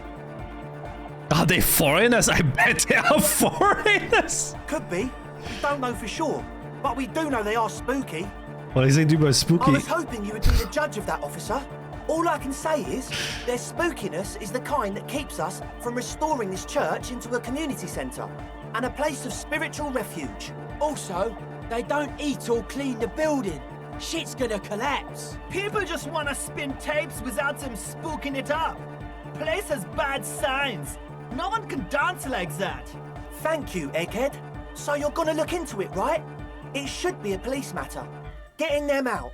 Whatever spooky stuff they're doing, I'm sure it's not what the Ecclesiastes meant their property for. Alright. All right, man. Andre's obviously very happy you took him seriously. The whole tent is. The boys exchanged giddy looks. Salto be annoyed to put the padlock on the door. I Why? did ask Noid to install a measure against more drifters wandering in. It's a temporary fix, just something to contain the situation. I had to do it in a hurry. Not my best work. I need the Should key hold though. For a while. Of course. Noid, give the officer the key. All right.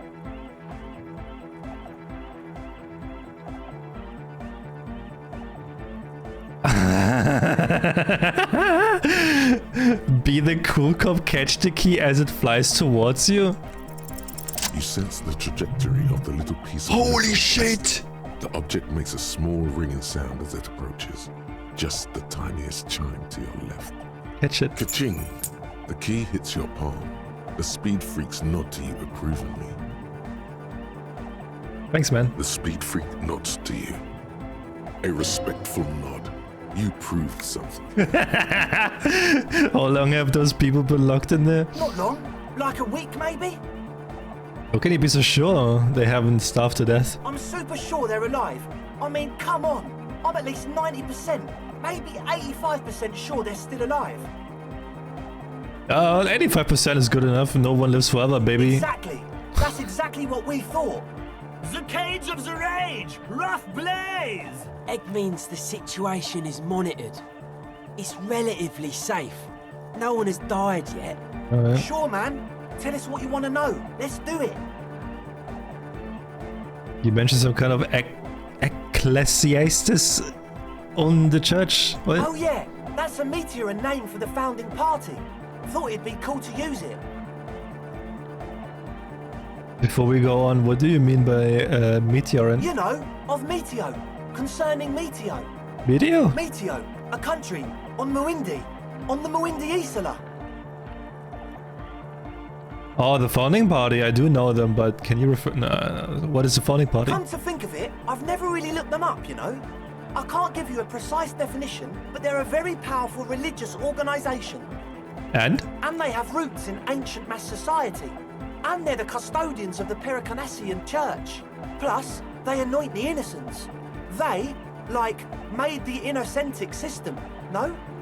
They sound like exactly the kind of who would want loud anodic music in the church. You're right, they do. The Pericanassian church is about love. Anodic music is about love. I got love for my Pericanassian posse. Love is the relay out of death. We dance. Okay. Love is hardcore. Unity. Unity! Unity! Make some noise for my Insulindian posse! You feel it. The anodes and the cathodes coursing through you. Your big toe starts tapping along to the base, as if testing the waters. No words, enjoy the beat. Feels good. Yeah! I guess love can be pretty hardcore. Yeah, it can! He's coming around. You're getting it. I don't quite understand what you're talking about. What a pussy. Your pussy's like your people, man. Like you got your cup pussy. You look out for each other and you party together. That's a pussy. And where is your posse, detective? It's like you're saying Nothing random things. Love pussy. I know, we can't get silent. Yeah, you're right. How could the founding party be anything but enthusiastic? Dance music is about love, and so is the Pericanassian church. Yeah! Yakokata! The place to be! He seems ecstatic that you share his vision of Pericarnassianism. Do it for the masses. Do it for the crew. I didn't want to say it, but it was pretty lame of you to imply otherwise. Anyway, you got more questions? The one with the large head is still looking at you, nodding his head, waiting for your body to start moving. Yeah! Let it out! Let the disco happen! Bring the disco into this world! Get this church shit on, and then dance there, motherfucker! I wanted to ask about how this tent... You bought this tent full of equipment. Yes. What? What's with all this Nosafed? What now? Why did the bottles of nasal spray in the corner? The Nosafed Ultra, you have a lot of it lying around. Oh, the old Ultra. I have a major sinus infection. Stuffy nose. We all do. Shit's all blasted up. Winter. Can't even breathe. I guess that makes sense. Tell me more about it. Yes. I'll tell you another thing. I hate to tell you, but it reeks of sweat in here. It does, doesn't it? Told you we have a smell problem. It's mixed with a peculiar chemical scent like laundry detergent. He sniffs the air, then shrugs. A shrug is good enough for us. Why say it when you can shrug it? He nods, enthusiastic. As always, we'll...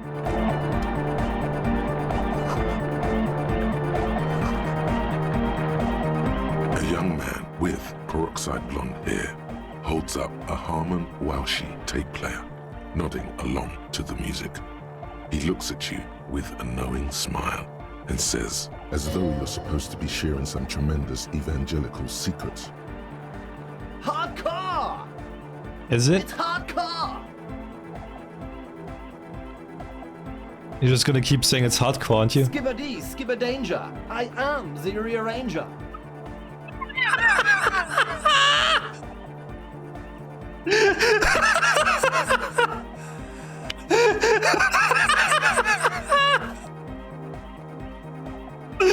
Oh my god, I love him. Could there have been a right way out of this garden of forking paths, you think? What was this quest? There has to be some way to talk to this person, you just haven't found it yet. It's definitely not about sinus. What if you just try again, find your way out of this maze of things to say? The young man with... This is hardcore. Say nothing? Hardcore! Say nothing? Hardcore to the mega. Say nothing? Internally coherent. Say nothing? All core! All right! Yeah! Attention please! Attention please! Nice to meet you! Twitch Ninja, thank you so much for follow. Still say He nothing. furrows his brow, as his very large head traces the sublime invisible movement of the music in the very real air of the stuffy tent. Hardcore! Ah! So hardcore. Is it though? It is. But is it? I mean, really? Feels like you should reply with the very pinnacle of idiocy here, so that things get totally transcendent. But you haven't gotten there yet, so you don't know what to say. I don't know what to say exactly. Under the radar, over the top. Back to the heavyweight jam. Hardcore! Hardcore! Hardcore! Internally, all core! He furrows. Hardcore! Is it though? But it feels like you should reply. I was thinking that too. I am the mic enforcer. I am the chicks checker. Yeah! We're close. True. Hardcore. Hardcore. Internally coherent. All core. All. He furrows. Hardcore.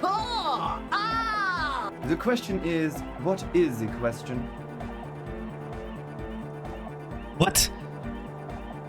Just answer the question. But there was no question. We're close. True. It's hardcore. Skip it. Skibberdange. True. Hardcore. Internally all He furrowed. The question is, what is the question? That would have been good if I had asked you a question, but I didn't, and now it's just idiotic. But there was a question?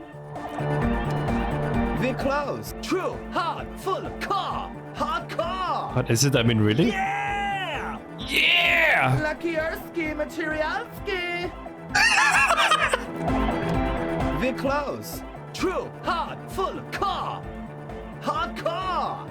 Yeah! You can hear and say random things all day long, but the track still doesn't sound all that hard to me. Spinning out lyrics since the day I was born.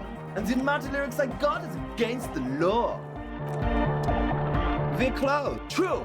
Hardcore. Hardcore to the mega. Alright. Here comes the night. Okay. We're close. True. Hardcore. Hardcore to the internally coherent. I was wondering if you knew who killed the mercenary hanging behind the whirling and Rex Good still. morning, yeah. 1, 2, 3. Yakokata. The place to be. I'm beginning to think this really doesn't have anything to do with the case. It's the message, so listen and you will see. No illusion. The spirit is what you feel. We're close. Die ganze Truppe fliegt mit Mach 3 in den... What the fuck? True. Hard. Full. Nothing. Internally. Good morning, yeah. You said that before. Why is this Yakota? Yakokata is a hardcore place. We're close. True. Hardcore. Internally. All core. Please tell me what exactly are you doing? Gotta get the people going. I see. Yeah. Request. I want everybody as close to the stage as possible. We're close. True. Hardcore. Internally. All core. All right. Gotta get the people going. Why? I'm the party boy. It's my job. I think I'm also a party boy. 2 on a track. Watch your back. Watch out for the heart attack. This is so stupid, man. Hardcore. Internally. All core.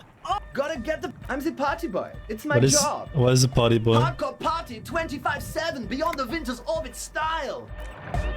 Wow, we're getting through to him. True. Hardcore. Yeah. We're close. True. Hardcore. Internally. All core. He furrows his... The question is, but there... I'm not getting through to him, Jesus Christ. So you had a talk with Andre, and now you want to discuss things with Noid. Good. It's good you talked to Andre first. Gave me time to get a reading on your sign. Can't really talk to people before you get a reading. Saw a sticker on the padlock. Can you tell me anything about it? Sticker? You mean the yellow one? Can you describe it to me? This one. Oh, wow. Right on your cop ledger. You like it? Yeah, it's cool. It is cool, but it's also more than that. Much more. What's it supposed to be? The dead guy smiling. And what does it mean? Like, why is the dead guy smiling? He defeated history. We are living in the age of history. And Was in that the eyes game? of I don't history, think we so. are I don't know. already dead. How can we ever smile then? Because history is a lie, and so are its deaths. The present moment and life are the hardcore. The hardcore expels death. Close to another level up, actually. Yes. Or maybe he's not dead. Maybe he's just really ecstatic about the beats. Or drugged out of his mind, come to think of it. I'm thinking maybe the smiling dead guy is a symbol for communism. It's also dead but doesn't care. Yeah, that interpretation holds. I think we've exhausted the I subject. guess one could write an entire treatise on the thing. Right, But what for? sign. Yeah, gotta compare. See if we can align. Interesting. I suck at socialising, man. Even now, our sign synchronisation is way off. But I'll see what I can do. What about now? Are the signs all right now? Nah. Still strongly out of sync. Stage gamma disalignment. What? You heard me.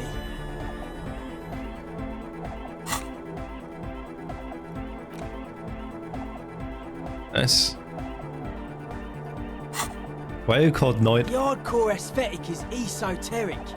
It's not meant to be discussed with the law at this moment. It's not easy to reach a harmonic resonance of signs. This is really the sign matching? Yes. Further sign matching would do good for us. One way to achieve this would be by getting us into the church. Bringing of the law jaw. Okay, so we now know why you have law jaw, why you say the law in a weird manner, and why your jaw does that thing. You had polio as a child.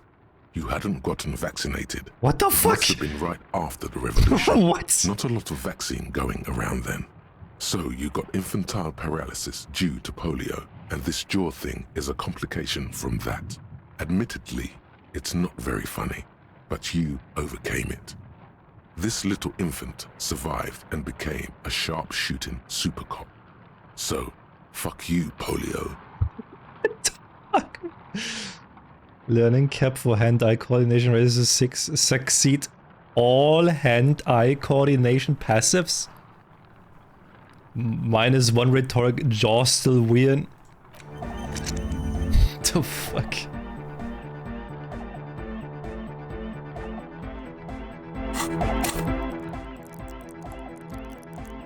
Okay. Oh.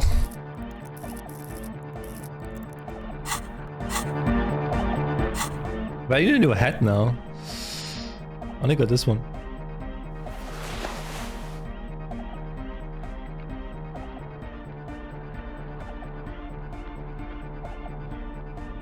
I think so, yeah? What the fuck is Kingdom of Conscience? Is that...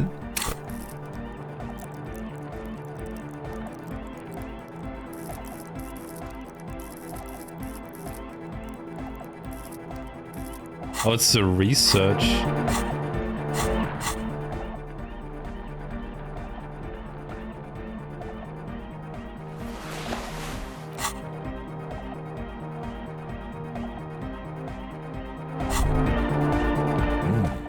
These are some wonderfully regular pants. Oh. Not too tight, not too loose, moderate in every sense. You'll blend right in at some pleasant dinner party. I like regular, normal things. I know you do. These inter-Isolari pants are like wearing a perfect compromise in your nether regions. No one will call the moral intern on you like this, that's for sure. You're a little more moralist now, buddy. A little more normal, even if you didn't want to be. The shoes?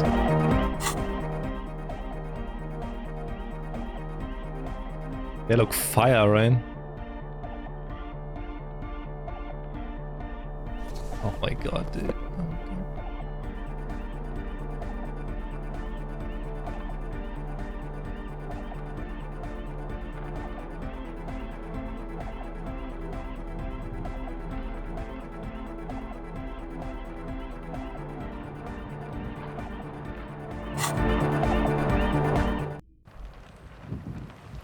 I'm back, Kim.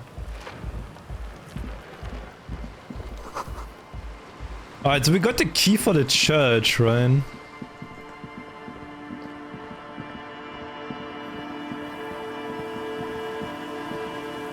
There's nothing here.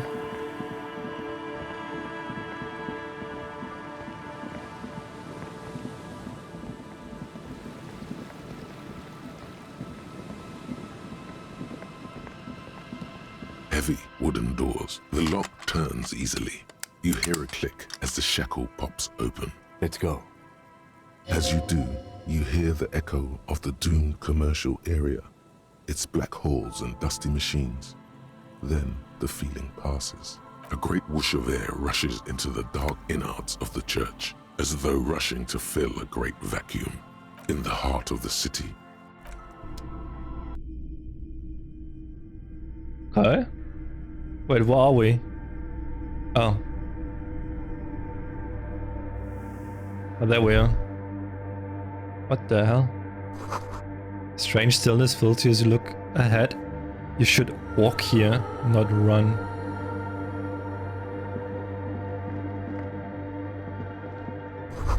This grotesque wooden figure looks half finished. Feels like it's trying to become one with the church.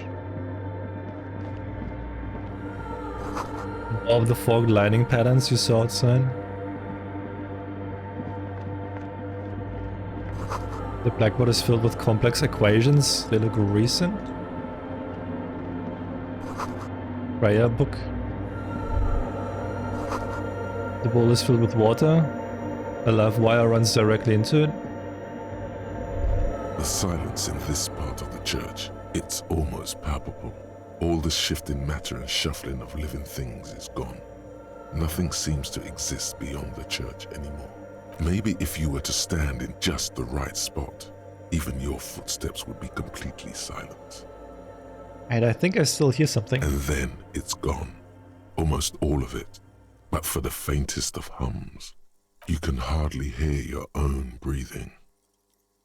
Stomp your feet and clap your hands. You produce a few muffled thumps, after which the silence feels even more total, somehow. Yell as loud as you can. Your voice is barely audible. Not a howl, but the softest of whimpers. It's unnerving. Turn to Kim, what's happening? The lieutenant points to his ears and shakes his head. Then he leans closer. Can you hear anything? How you shit? I wonder why the church was built with such strange acoustics. His detached tone conceals how uncomfortable he is. What if it's something paranatural? Please, detective, not this again. Yeah, this again. He's trying to act dismissive, but at this particular moment, he's more open than usual to the idea of paranatural phenomena. Look up into the bell tower. The orderly rows of ceiling panels become barely visible, then disappear completely in the darkness of the tower overhead. I'll try to see beyond the shadows.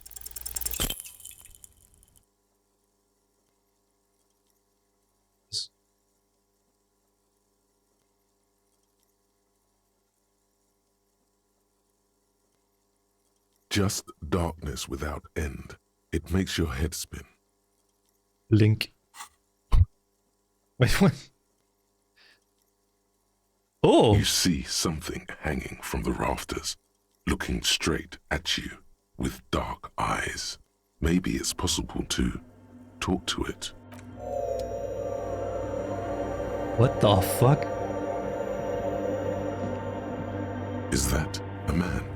Looks more like part of the carpentry of the building came alive and is now studying you intently.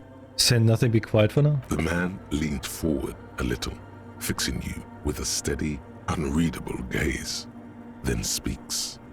Habitual alcohol use has made you into a scared little pussy, Holmes. But don't worry, everything's gonna be alright.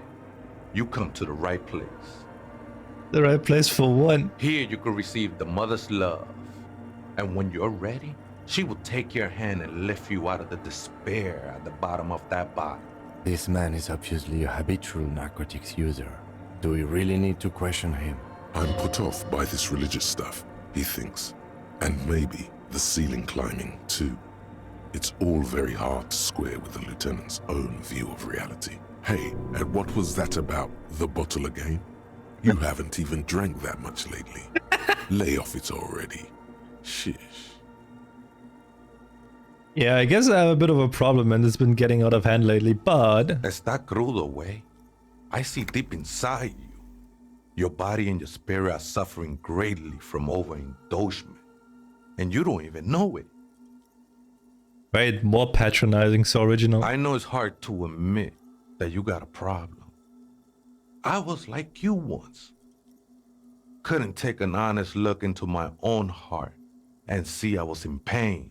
You know, actually, since we're here, you may want to pay attention to what the ceiling climber is saying. Look at these crazies. What is this shit? Adjust your tie. Who do you think you are? Some crazy guy under the roof? What's this shit? It doesn't matter who I am, Way. I'm just bringing you the message of the mother's love. She don't want you to hang yourself on your own stubbornness. This is the Church of the Mother of Silence. You are welcome here. Hey? This Mother of Silence sounds like a serious player. You might want to be careful until you find out what you're dealing with. Where did you come from? Up there, Holmes. Are you a human? You weren't moving like a human. I am. At least in part, Holmes. Into the mother's love burns away the cruel distinctions of the body. Are you a boyadero? A boyadero? No, Holmes. I don't go in for that kind of thing. It's all about surrendering to the mother now. You talk funny. Haven't you ever met a Mex before? Cabron. Surprising number of us around rather shy. So you're another immigrant come to take up space and steal jobs? Space? Jobs? Do you see anyone taking swings at me for my place on the rafters? Well, at least you're human, that's a relief. Glad you're feeling more comfortable. First-timers are always nervous. There must be something illegal about living in a church ceiling. I don't know what yet, but there must be. Oh man, I would love to see that statue. I'm sure I'd be trespassing if the church was in use. But it's not, hombre. I done my share of illegal shit. Used to be in a gang, the whole deal. But even memories of that time are fading. Most of them are already gone.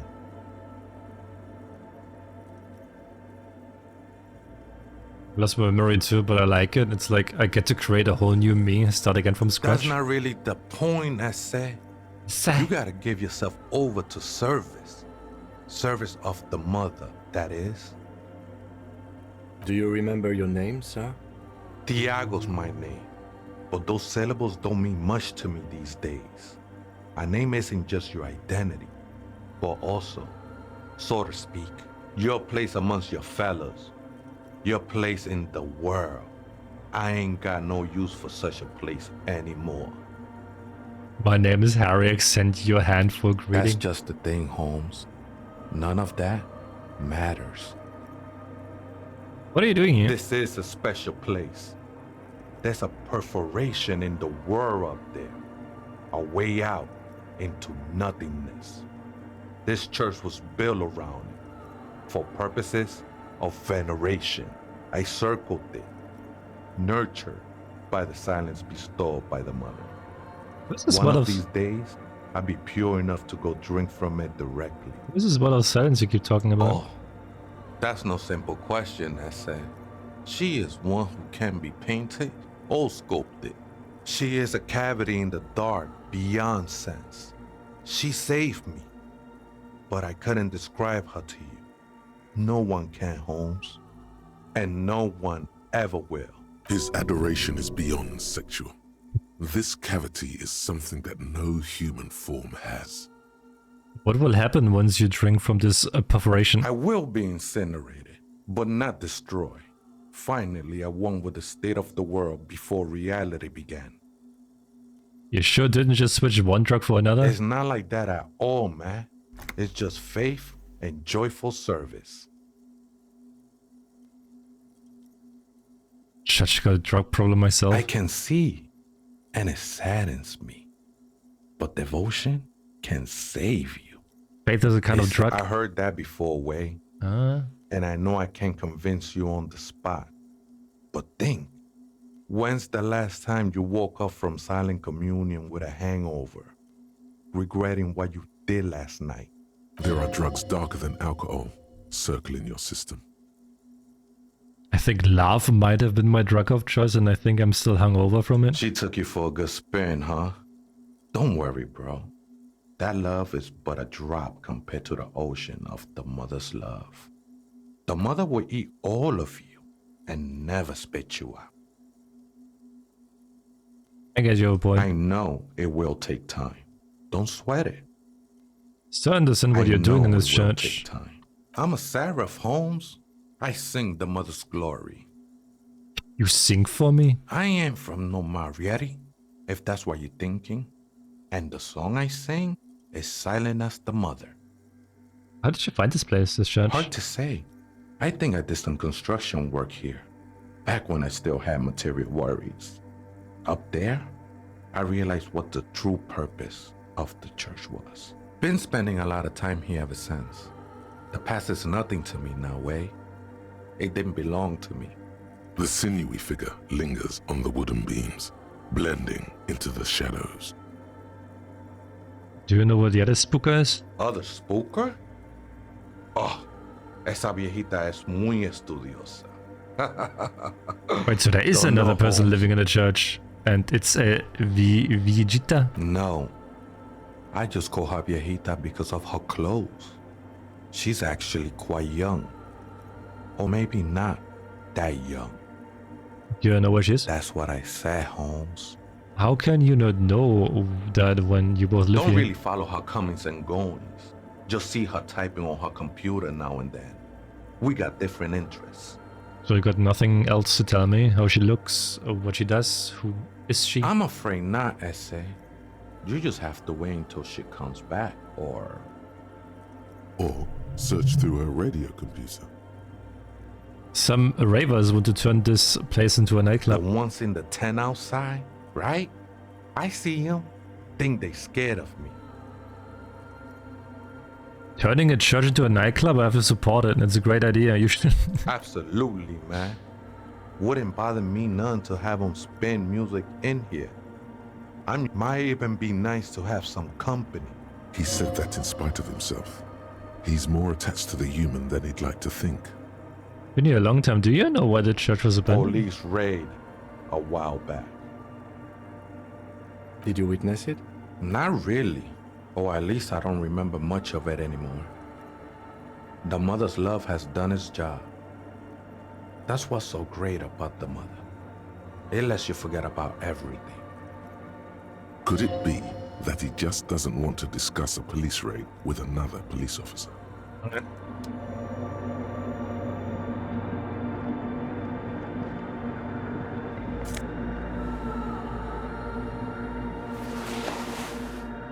Banger scarf? A figure drawn in frost on the window depicting a deer. Horses drawn flowers on the grass. Man.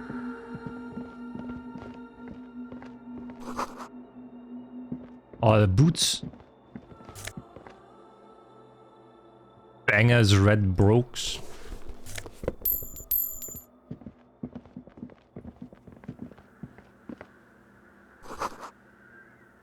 The electrical current from outside isn't right. A machine stands in the corner, watched over by the figures on the stained glass window. It's turned on and quivering with soft electricity. Another radio computer. And this time it's already turned on. These machines sometimes harbor traps, he thinks. Alarm systems and the like. Let's be careful. We should leave. I doubt this place bears any connection to the case. Wait, let me just investigate it. You see fluorescent play and print buttons on the keyboard. A hatch connected to the central compartment is wide open. The lieutenant says nothing. You see the machine's glowing frame reflected back from his diamond-shaped glasses. You're free to proceed. Press play. The speaker comes to life. Static seeps through the machine's planar magnetic driver. An old lady greets you. Her voice sounds 100 years old. Good afternoon, Fortress. I know it's her again. This is the East Insulindian Repeater Station 1. Please repeat. Is this the personal log? It's the same old woman you spoke with through the radio computer in the doomed commercial area. Yvonne, it's me again. How are you? Good, thank you. Please repeat. Is this the personal log? Sorry, I forgot to look inside the core to check what filament is inside. Please end the call and do that. Fortress accident, like the one in the doomed commercial area? I have 2 machines registered to this company name in Martinez. One on Saint-Brun, the other on Rue de Saint-Ghislaine. Saint-Brun, that's the church. And Rue de Saint-Ghislaine? That's the doomed commercial area. Anything else? Good. The machine's keyboard is still behind the hatch. Sits a cube-like crisscross of filaments, smoldering in the dark like fireflies. Silver tape on the side says, in black marker, log, February to March. Another filament memory. Press play to talk with the repeater. The speaker. Good afternoon, Fortress accident on Saint-Brun. This is the East. Good. Please repeat the password. Let's look around. There's no use trying to guess the answer. Maybe he knows something. Received. Fortress accident. Good. The machine's keyboard. Nothing happens. Yeah, we need a password.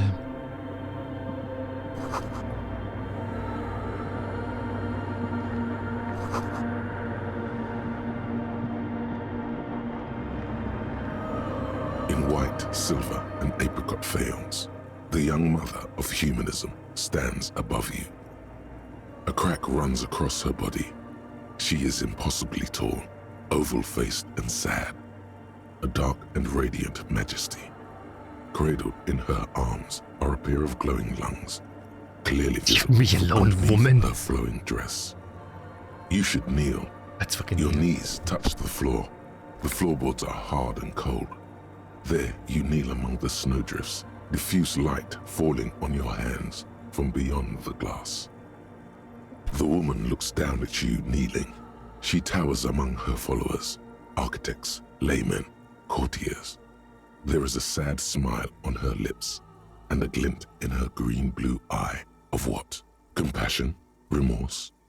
As that terrible word passes through your mind, the lieutenant draws an X-shaped cross from shoulder to shoulder. The same as you get up? Your fingertips touch your chest 4 times. Then you rise from your knees into the apricot-colored light of the window.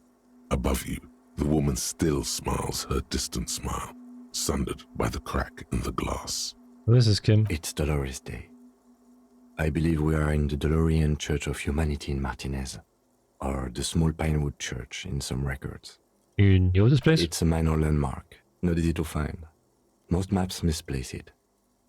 It was built not long after Ravachol's founding, 300 or so years ago, by first-generation settlers. Okie dokie. Okie dodo.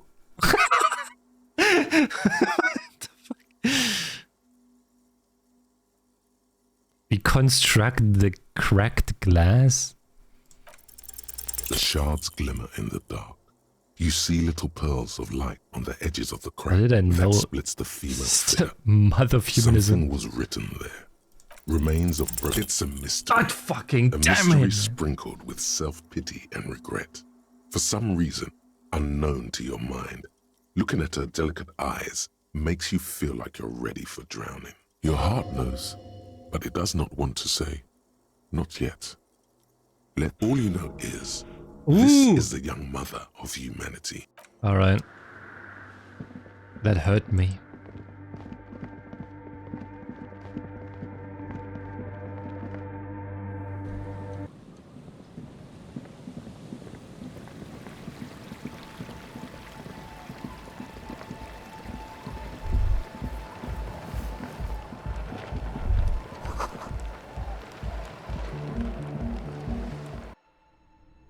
Huh? I see you're here again. Hi again. So, how things going? Wait, I know Noid has a sense, but what's the deal with Egghead? He's a quiet man, mostly communicates through music, and by being a master of ceremonies. How do you communicate with him? Well, he's just kind of here. I don't really know how to communicate with him. Have you ever really talked to him? Yeah, sometimes. When I stumble and find my way into his center, you have to hear a lot of hardcore to the mega first though. The man smiles mysteriously, choosing to let the beat speak for itself. I've checked the chat. I What talked happened? to the shadow-clad being climbing the beams, a man living on the ceiling. Oh man, the crab man you mean? Who is he? What did you think? Seemed okay, to be honest, very spiritual. Really? Huh. Interesting. What's he doing in the church? Just preaching and praying from the looks of it.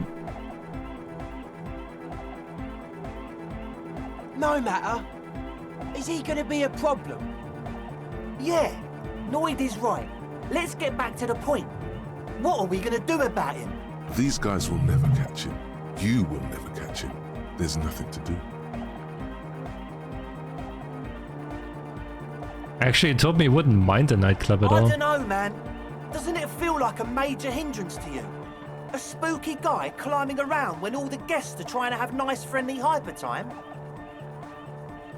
Don't worry, I don't think he really gives a damn about you or anyone I else. guess it's not a massive problem, now that I think of it. Everyone is welcome to dance till the morning light. Yeah! Yeah! Maybe. I guess we'll figure something out. Okay, but what about the other spooker? I didn't see other spooker, just some machines. But she's in there somewhere. Has to be. Have you tried investigating the machines? Anyway, do let us know if you see her. As always. So maybe we can talk to you now. Big cloud, true, hardcore! Hardcore to the mega! Wait, did he say hardcore to the mega, right? Here Alright. comes the night! No, wait. Big cloud, true, hardcore, internally coherent. All core, all right! He furrows his... Hardcore! The question is, but there... Hi again. He's a quiet man. Well, yeah, sometimes. When I stumble and find my way into... The man smiles mysteriously. Is it hardcore to the mega? We're close. True. Hardcore. Hardcore to the mega. Internally coherent. Good morning, yeah. Yako. We're close. True. Hardcore to the... Here comes the... This fucking dude.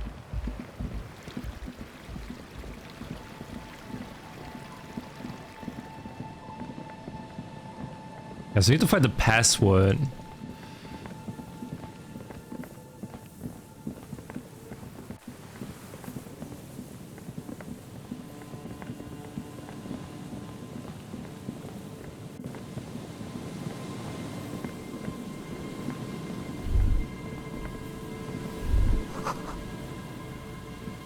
Drip, drip, drip.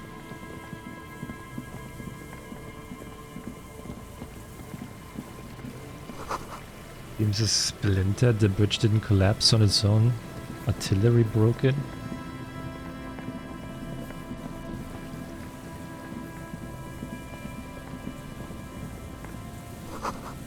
Walls cover, these long dusty windows. What's going on? What's going on with you guys here, huh?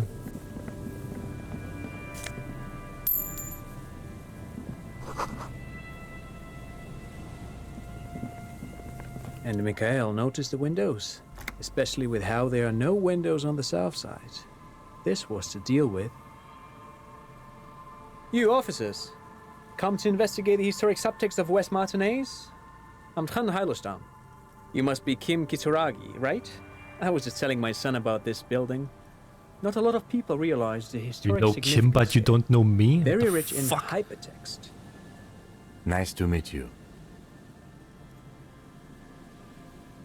Wait. What was the one about the windows before? Wait, you and Kim know each other? No, and hold on, hypertext? Yes, hypertext. Young Carp and the collection of cultural hyperlinks. He's just making up fancy words. This doesn't mean anything. Wait, what was that about the windows before? Oh yes, so Mikhail. They had to deal with monitor glare, especially in the summer. They still had vector monitors back then. That was 49 years ago. So they didn't have windows on the south wall.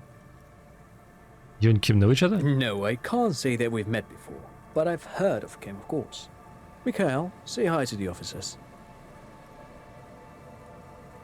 Mikhail's a little tired today. We spent all night trying to run Orbis on his radio computer. Have you heard of it? It's a programming language used in Grad. Quite tricky, but he wanted to play this Grad-made adventure program. We've been getting really into worms lately.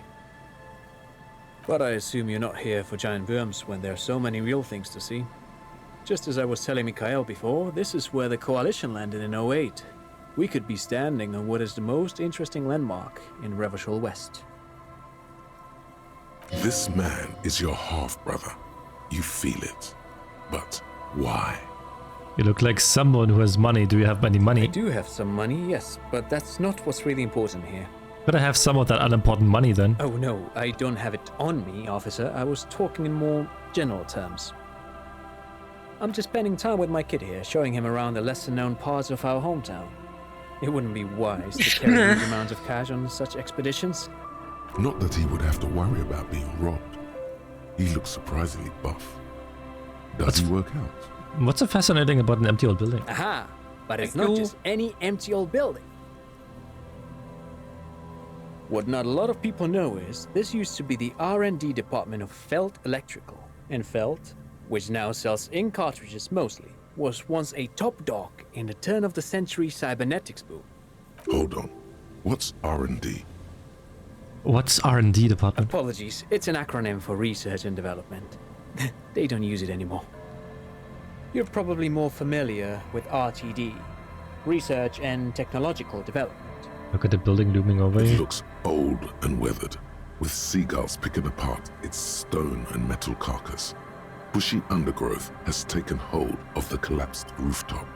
Some kind of bird has set up a nest on a broken windowsill. I don't think I ever heard of this field electrical. That's not surprising. Only a vestigial ink cartridge and ferrotape manufacturer remains.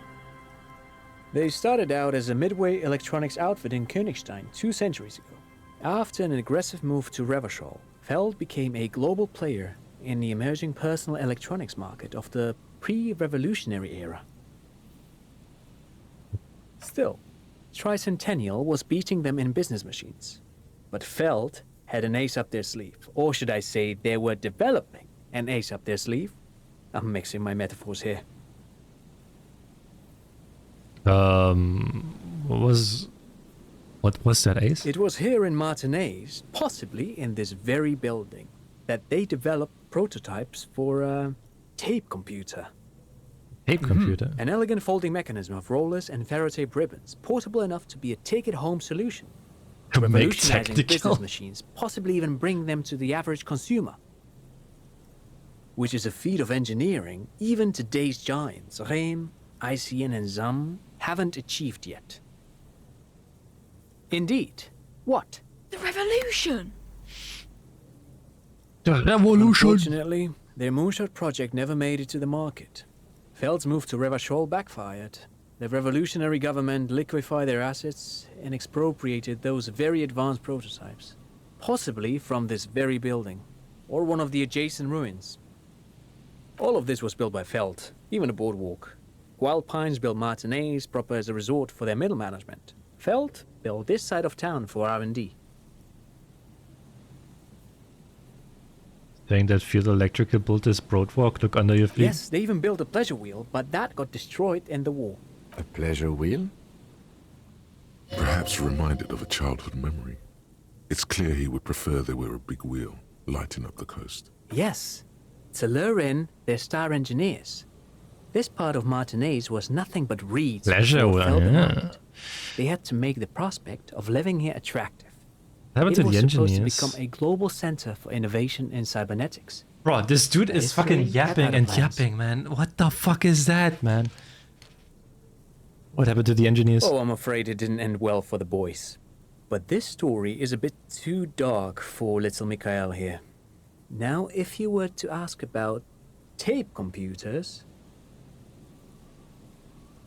Oh, what's about tape They computers? use them for military communications.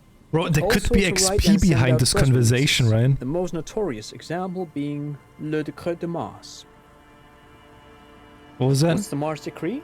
I mean the radio transmission sent out to news agencies and world governments by the newly created commune of Revachol on the 7th of March in the year 02. It's a beautiful piece of text, actually. A singer-songwriter I know, Charette, called it a love poem to Revachol on her political concept album, Bombecer dans ce Lind. You should read it. Every local library in Revachol stocks a copy of the decree. I tried to get Mikhail to memorize it. Tried to. Someone was much too interested in worms to be paying any attention.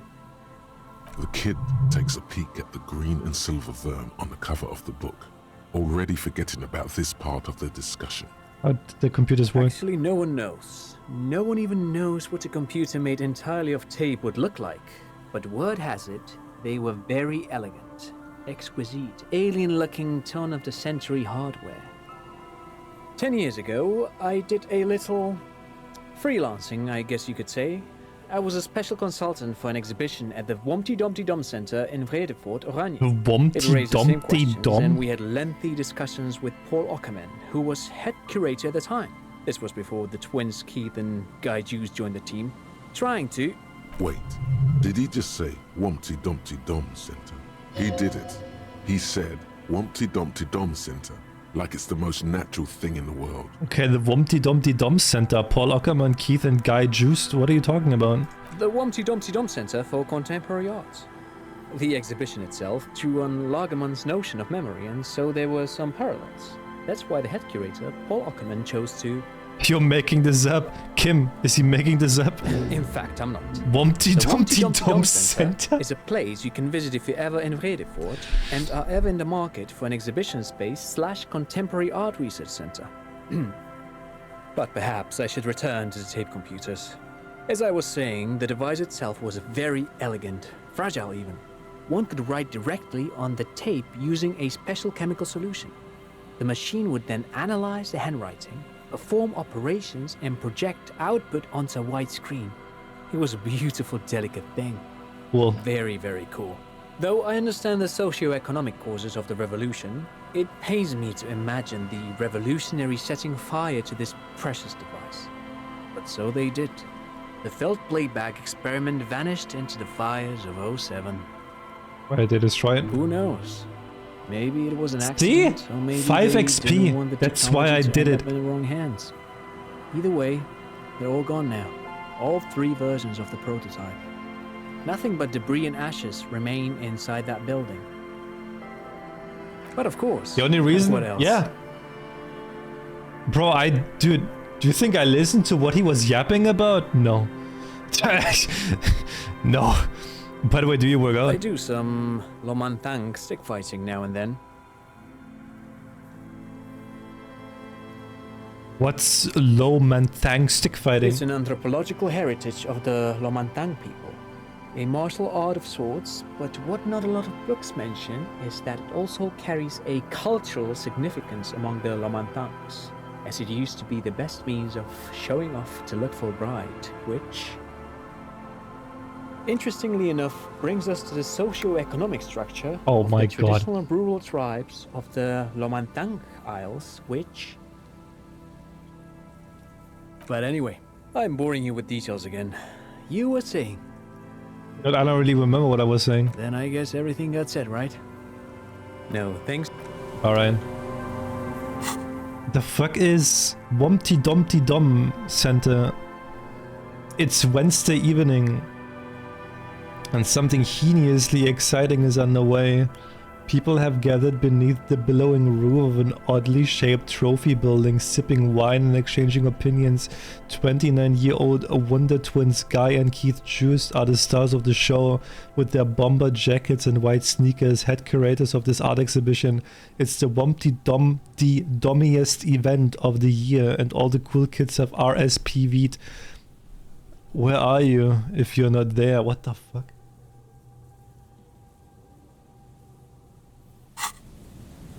Are you curious about his workout? I do some Lomantang stick fighting. I'm not really now and interested then. in the practice. I just want to know how often you work out. Now then, what's that, like once a week? Lomantang stick fighting is a little like a Berolidin addiction. I've been practicing it for nearly 20 years now, so you could say that my doses have grown a little peculiar.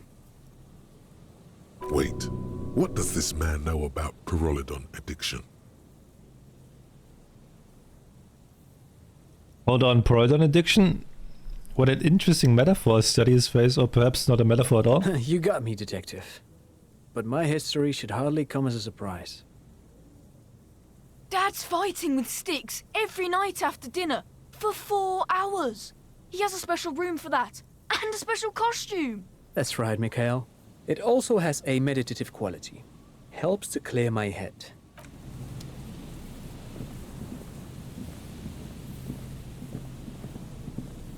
You see, a once bright mural towering above you.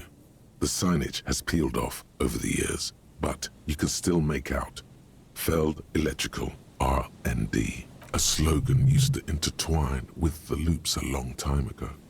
Now, only a shadow of peeled letters remains. It says, tomorrow is just a whisper away. Tomorrow just a whisper Looks away. like tomorrow never came.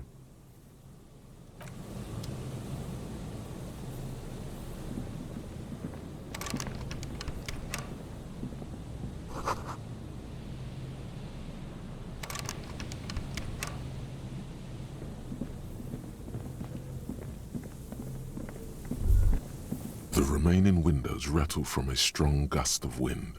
They're covered in a thick layer of grime. They must have been like this for 40 years. That is insane. Dripping water falls from a high place. All you can see is the shadow of a collapsing staircase.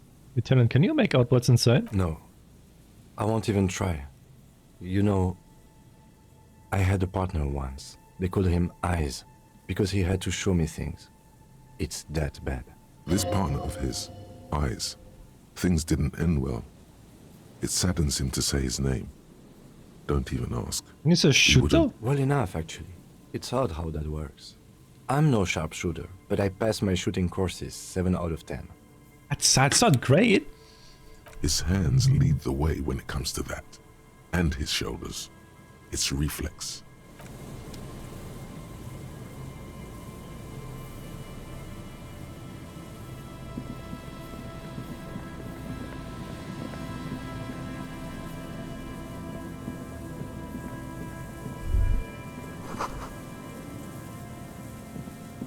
Someone has left an unidentifiable article of clothing on this railing.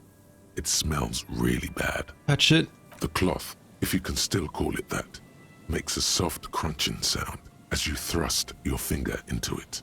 Take a closer It's look. streaked with dried seagull shit and tangled with pieces of seaweed. Thank God I touched it. Suggests that there might be a jacket beneath the crust of filth. Please tell me you're not taking that with you. I think this is a jacket the idiot Doom Spiral guy wanted me to find. I'm sure he'll be thrilled to have it returned.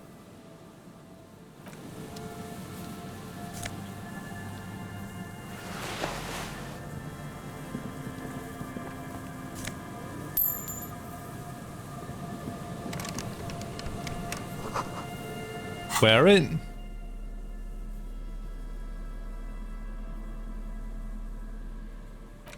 I can't interact with As it. you hold it in your hands, it makes an uncomfortable crunching sound. Man, how did this jacket get so disgusting? It's a sordid, filthy tale, not for the weak. Are you sure you can stomach it? Think about it.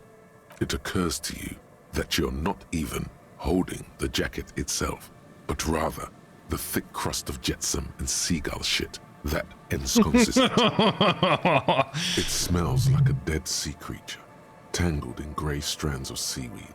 It must have spent quite some time in the water before the tide deposited it ashore.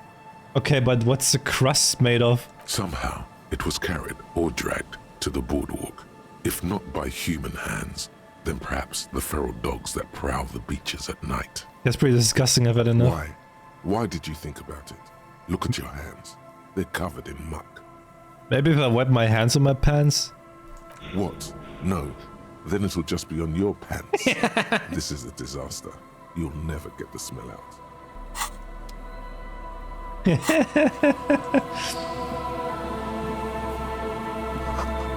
An operator weighing machine hasn't been used. Mega Binus prescription lenses.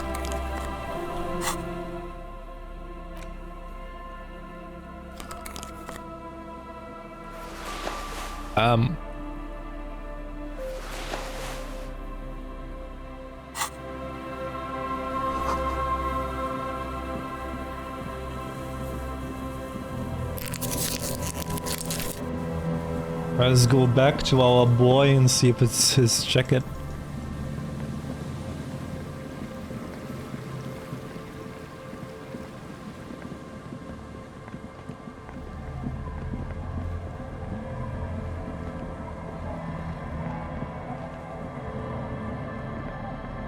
Tequila sunset. Find a jacket. Ah, tequila.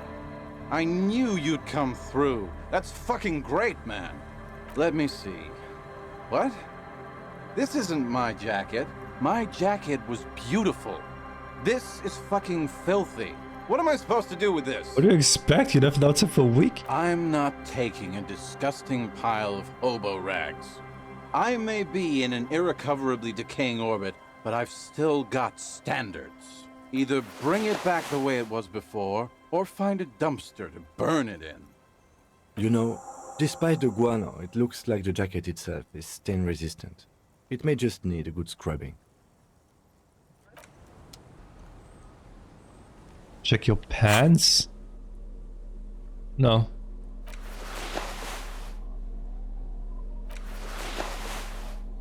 Leather trousers and leopard motorway, they're absolutely unremarkable, in other words, perfect.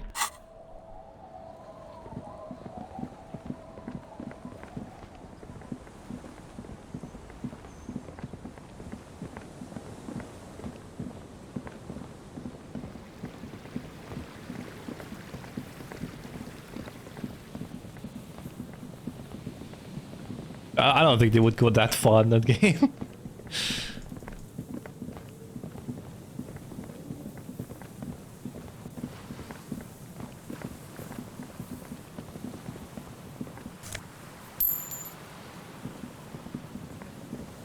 Is that a bunker? An old door, worn by elements, guards the depot. The wind has blown a sand dune in front of it. The door hasn't been opened in a long while. You see a handle. What's this thing? It's military. A service depot of some sort. Used to serve as what? Probably something that is no longer there. Open the door. You rattle the handle a bit, then push on the door with all your weight. It does not budge. Not only is it locked, it's also jammed shut. How can we get in there? We don't get in there. What do you mean? We got into like everywhere. Frankly, you're just going to have to accept the fact that you can't get in through every single door. I'm gonna accept this. The door could be part of the investigation. Relax. No one's hiding in there. If we can't open it, others can't either. If you say so. The gears. Chain trails over in the ocean.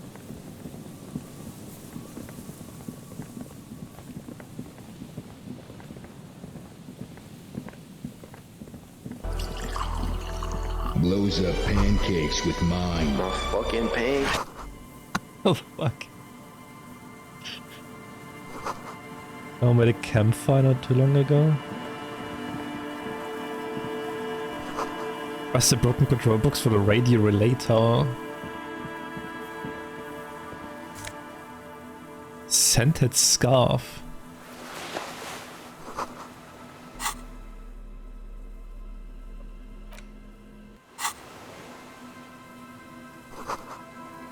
Is too rusty to climb.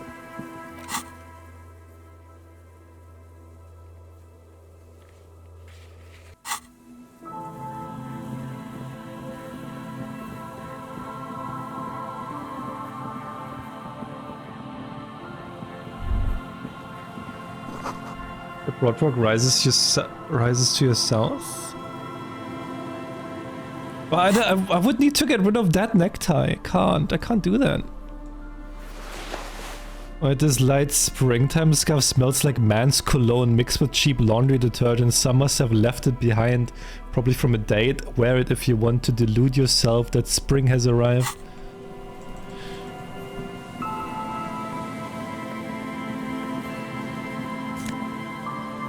A white polo shirt.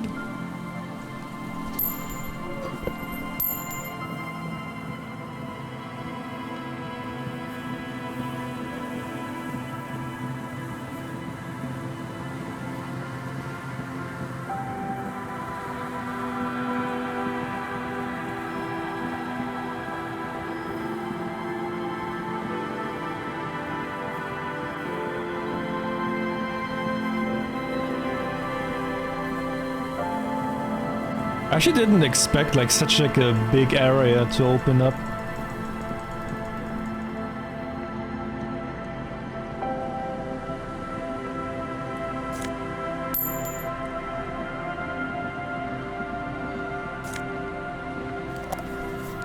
Oversized superstar.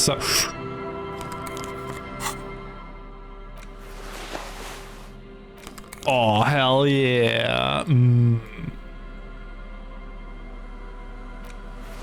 I wish I still had my hobo hat.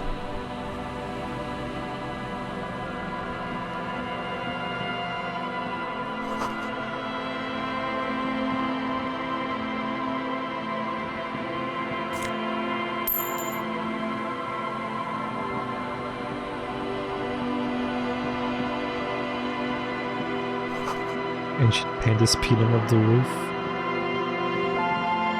A scattering of bullet holes is spread across the cracked wall, reaching from one corner to the other. Holy shit. Look, Kim, even more bullet holes. Something definitely has gone down here. Correct. The density of the bullet holes is unusual. Even in a general average bullet hole frequency in Martinez sense. Grim affairs. Meaning, this is a lot of bullet holes. Looks like fully automatic rifle fire. Something you don't see these days. Yeah. Nothing for us to do here. Let's move along.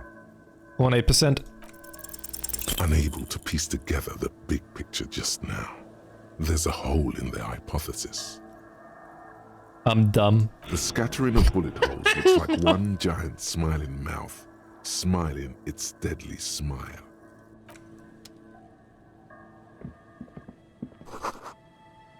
Entre in der Tit. In der Tit. In der Tit.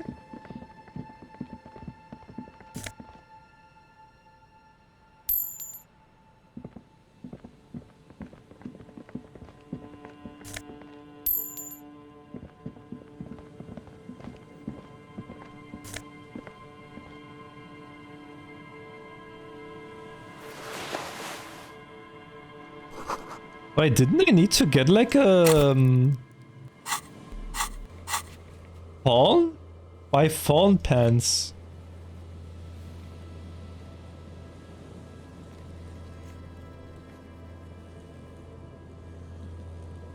Going on with them? Oh man.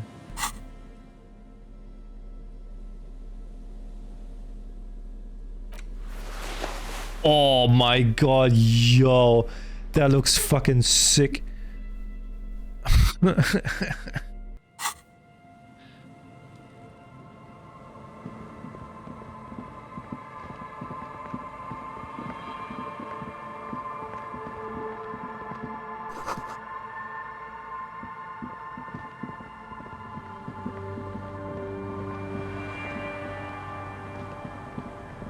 that's actually kind of cool.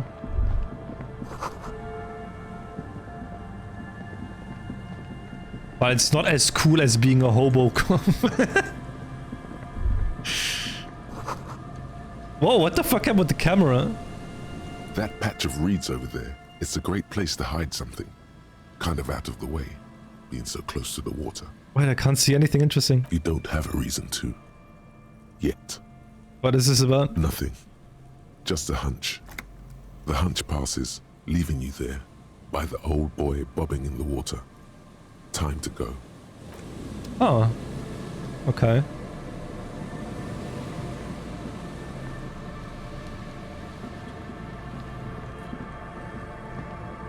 I can't check it, no.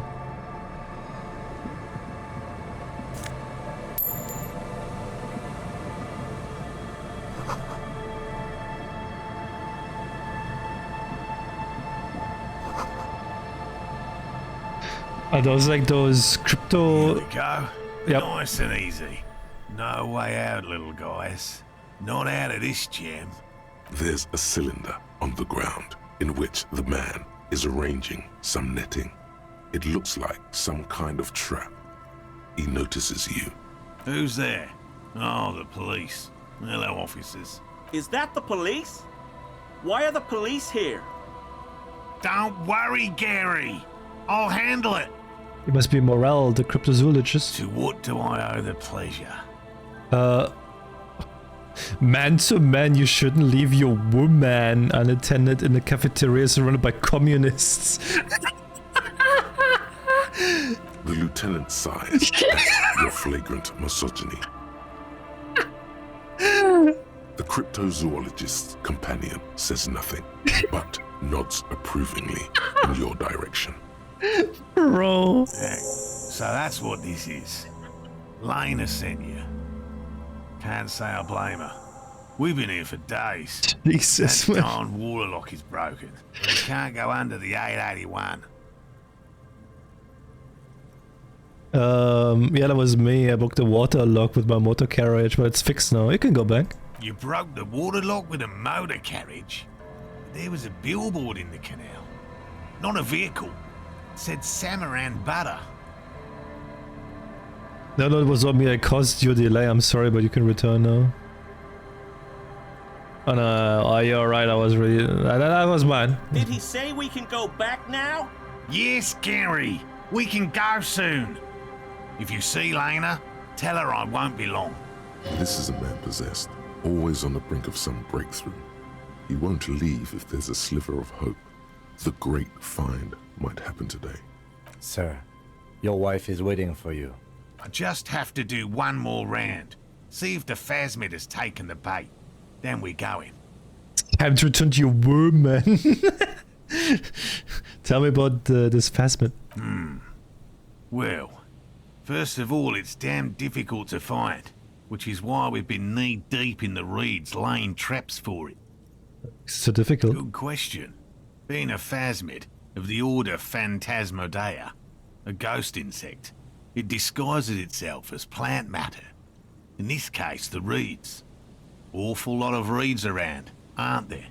And I suspect it may have also developed other specialised techniques to protect itself from predators, or scientists, in our present case. What sort of specialist techniques is the phasmid using to hide itself? It's my hypothesis that it has evolved certain electrochemical defences that allow it to interfere with animal perception, impeding pattern recognition, confusing the visual cortex. But I cannot describe how these defences work, much less how they evolved, without studying a live specimen. Yes, it makes perfect sense. You're beginning to suspect there's something paranatural about this phasmid. How big is this phasmid? I'm expecting it to be quite giant. One known species of phasmid, called the Megaphasmodea zoensis, is about the size of a grown man's forearm. So, Seems puny, to be honest. Why are you so interested in the stick burger? It doesn't seem to be colorful as some of the other cryptids I've heard about. typical rookie assumption. Insects are much more sophisticated creatures than those unversed in zoology give them credit for. Even simply catching a glimpse of the Insulindian phasmid would be the apex of my, of any, cryptozoologist's career. But to study it and its defences, find out how it stayed hidden so long, would be glory itself. very little, I'm sorry to say. No one's ever captured a specimen, so all our information is based on first and third-hand accounts. No one's ever found one? Not yet. That's what makes it a cryptid. Just out of curiosity, if there's no proof of its existence, how do you know it's real? I know it's real. By which I mean, I've heard enough first-hand accounts to believe quite firmly that the Insulindian phasmid is more than mere superstition. What would it be like to grasp and hold onto something you think is next to you, or just behind you? like a trace of vapor you exhaled one spring morning as a child. This is what he's searching for. Lena said there might be a sighting of it here in the Martinez. Yes, the most recent sighting was by a couple of teenagers along the coast here. That's what brought us to Martinez. It's the first credible sighting in several decades. Admittedly, it's an unusual location for this species, but with all the sewage runoff upstream, it probably doesn't matter much anymore. Maybe it has died out? I have to resist the thought. Such an extraordinary creature is doubtlessly highly resilient. After all, it's generally thought to be capable of parthenogenesis. Parthenogenesis? Yes. The females don't need males to reproduce. Makes it easier for a species to survive in adverse conditions. Females reproducing without males, a travesty, a crime against passion and common sense. Nature does not concern herself with ethical propositions. As a scientist, my interest is strictly dispassionate. Tell me about these traps. Well, they may not look impressive, but Lena designed them quite cleverly, so I'm sure they'll do the trick. Lena designed the traps? Yes. More than some, he admires this about her. How do they work? Simple. Attracted by the locusts, the phasmid crawls down the funnel and, having eaten its fill, can't get back out. At least, that's the intention. The net isn't a perfect solution, but we didn't want to use anything that might damage the specimen's delicate exoskeleton. What are you using as bait? Locusts. Nearly all known phasmids are herbivores, of course, but we've hypothesized that the Insulindian phasmid might occasionally prey on other insects. Inside the traps, a number of locusts crawl and tumble over one another in a tiny, chittering swarm. What do you do if they don't work? They'll work, I assure you. The predatory hypothesis, using locusts as bait, accounts for the failure of previous efforts by other teams, which use plants. We have given this some thought. Yes. What? It's time to return to your woman. By woman, you mean my wife, I assume? I will return to her. I can't leave before we finish with these traps. My wife understands that just as well as anyone. Come on, Morale. We've been soaking out here for days. It's time to go back. And leave the traps? Absolutely not. I won't let Lena down. Come on, she wants us back. I'm soaked up to my nuts over here. We'll both catch reed crabs if we don't dry out soon.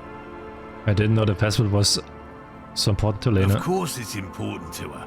She's seen it. A verified sighting, on record.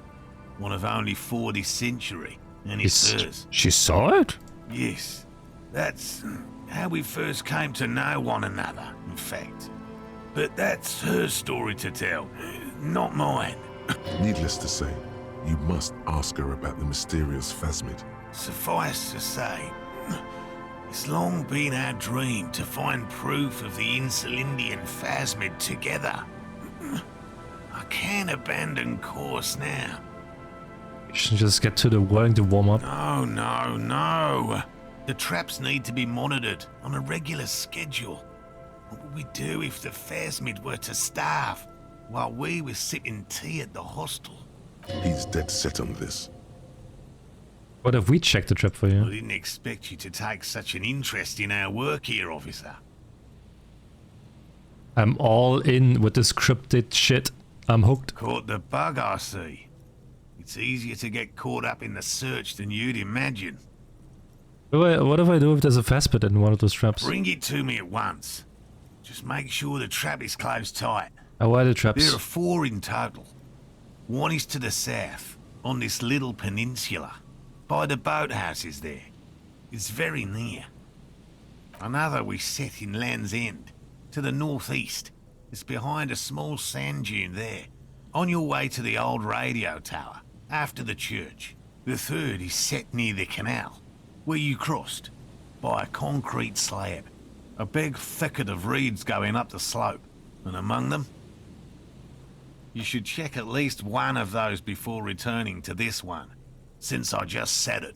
This one's more of a technical... Oh my god, you pick... Chester, you have been and again constantly raising the bar for the circus and doing it foolishly. I'd say I'm surprised. Good afternoon, you pick. I've seen up close and personal, I know who you are. God fucking damn it.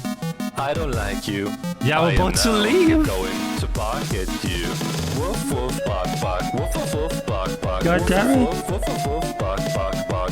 Woof You woof pick. bark bark. Woof woof woof bark bark. Woof woof woof woof woof bark bark bark. Woof woof bark bark. Woof woof woof bark bark. You can't keep me hostage. You can't keep me hostage. Woof woof bark bark. Woof woof woof bark bark. Woof woof woof woof woof bark bark bark. You furry chat. So when the hype train does it... Oh my god. That's highly unlikely, officer. Oh my god. In the event you do, I'll spray you with a pheromone mixture I developed. Did you hear that? Pheromones. You were right about the teenagers. So it really was a phasmid that made the teenagers make out? Oh, I doubt there is any connection there. Anyway, these pheromones will attract the insect to you, or at least prevent it from bolting at the sight of you. It's quite potent. Should last you about a week. Lay it on me thick. Present your armpit. This is the smell of dying reeds, of longing crumbling into the water. I hope you're not buying this. It dispenses it without letting you touch the canister, so it would be precious like holy water. It is precious. A single dose cost me 50 real to develop. Not that I expect you to understand self-financing one's own research. I'm ready, let's get to it. Which means you two can pack up and go back to the whirling. Whatever he thinks about this detour, it's clear that these men are exhausted and... Finally, someone's talking sense. Thank you for your help. Gary and I will start breaking down camp. If you have any more questions, now's the time to ask. How to become We'll a be gone once you get to it. cryptozoologist? I've just always liked animals and puzzles. Searching for cryptids is a bit of both. He seems reluctant to talk about himself, but he'll open up, if you prod a little. So you're living your childhood dream out here? It's not child's play. Just because I have to traipse through the mud every so often. Why not just be a zoologist? Real animals are puzzling too. Real. I know you think one is a respectable profession, while the other is superstition. Everyone does.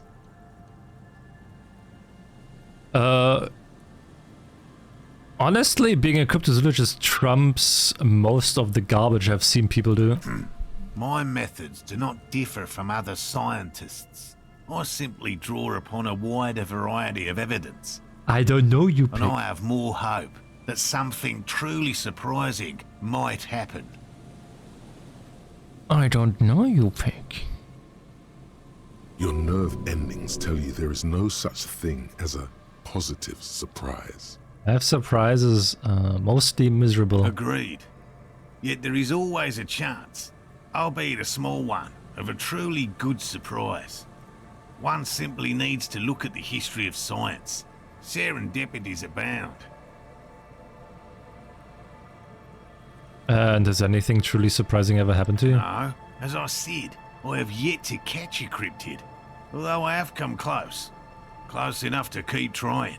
What kind of evidence do you use? Everything from forgotten regional lore to newspaper accounts, like the one that brought us here, to look for the phasmid. I keep a very open mind. So you never discovered a cryptid? No. Very few cryptids are ever discovered, and not for a lack of trying. To stay hidden is a cryptid's primary quality. How many cryptids have been found? Cryptid of the list of cryptids kept by the Cryptozoological Society of Chemney, which is 4,082 items long. About 2,000 have been confirmed as hoaxes. 2 are categorized as confirmed discoveries. The rest are in differing stages of discovery. Only 2 have been real? Yes. The Chateau Quan forest pygmy, who turned out to be an extinct species of primate, and a cave salamander from Yugograd, who is, Honestly, quite unremarkable. It's in a zoo somewhere. What the fuck? We cryptozoologists are brutally honest with ourselves. More so even than the public. With cryptids, most cryptids are hoaxes or they are never found. That does not mean we should stop searching. Then the insulinian phasmid will be the third. Indeed. The hair on your arms stand up. Yes? Alright. Hey, so we've been monitoring you internally, and now we know your Copo type. There's a Copo type? Yes. Guess what's yours? I was kinda hoping I'm a superstar cop. That is only a ludicrous daydream. Guess Who it? cop? No, you're the sorry cop. The cop who's sorriest. Let's make it official then, shall we? Huge lack of enthusiasm going on in here. The other Copo types be jealous? What? Jealous of the sorry cop? I think they'll be fine. They'll be super, super fine. It'll be totally okay. You can dual Copo type from sorry to anything. They should be sorry. Yes, yes. Impotent rage and lamentation. Let's wrap it up? Alright. Of course you are. It's okay. See if you can get something out of this, like info. Or maybe every time you say you're sorry, you get $1 million. That won't happen. I never said sorry before. Hello, I'm Gary. Very generous of you to help us out, officer. Yellow man. I mean, officer. The lieutenant raises his eyebrows slightly and takes out his notebook. Wait, I didn't realize that. Jesus Christ. Yellow man. That sounds awfully familiar. Something to keep in mind for later. I'm just waiting for my friend Morel to finish up with his insect traps so we can return to civilization. Not a lover of the great outdoors? I like nature, just not this bloody coast. It's mostly drunks and degenerates that come here. Degenerates have been trained to identify the slightest hint of degeneracy by the preeminent authority on it. Oh, I didn't mean it in any scientific way. Wait, is that your mug? My mug? Why would you think that? Well, you said yellow man. That's not something many people go around saying. Really? I hear it all the time. Only jest, of course. No offense meant to anyone. Those seem suspicious. Did I mention the mug was found in the scene of a lynching? Okay, I admit it. I threw the mug away in the trash container behind the hostel. You're not going to find me, are you? I just want information. Whew. Thank you. You won't regret this. I won't use another man's property to dump my garbage ever again. I don't know what got into me, really. Work has been stressful lately. Damn Koiko's price dumping us out of competition. I think so, yeah.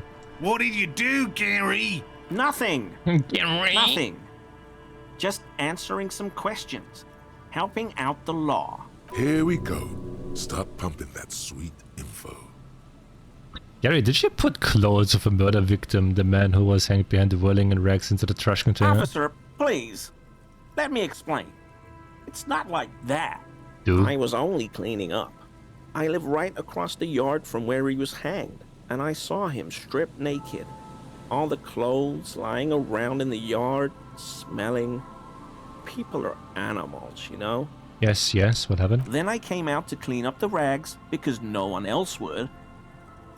I put Wait. them into the whirling's trash, along with a broken mug, admittedly. Did his name change from Gary the cryptozoologist to Gary the crypto-fascist?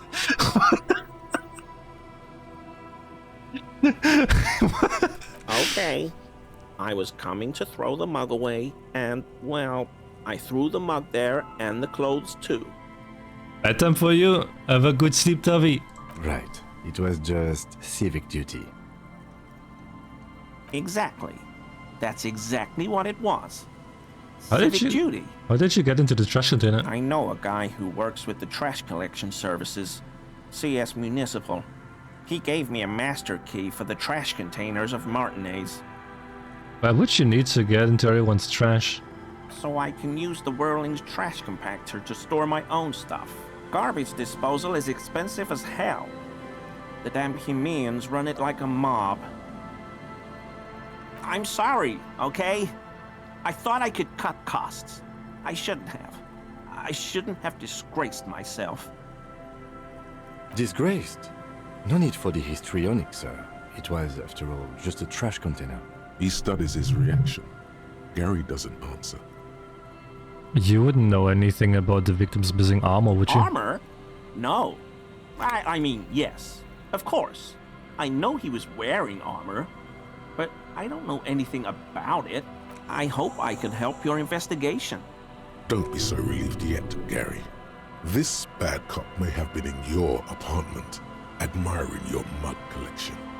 Perhaps a little intimidation? Wait, you were surprised to see my colleague Lieutenant Kisaragi? Not many Sealites here, or anywhere, other than Sale. I meant no offense, truly. Yes, what are they doing in that seal of theirs? Scheming? The lieutenant looks up at you, almost sadly. Oh no! Oh no, nothing like that. Definitely not scheming. You're so precious. No, I'm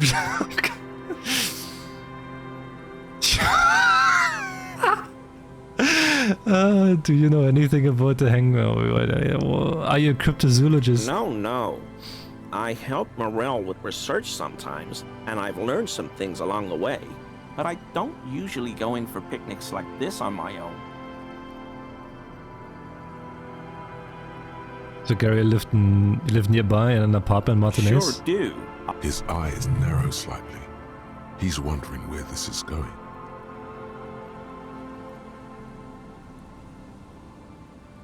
I think we broke into your apartment, I'm very sorry. What? I had to for Mr. Claire. I'm a bad cop, I know, but I felt like I had to do it. So you work for Everard Clare? Officer, please tell him we're good. No, tell him I'll make it up to him. What have I done? He'll send the muscle after me.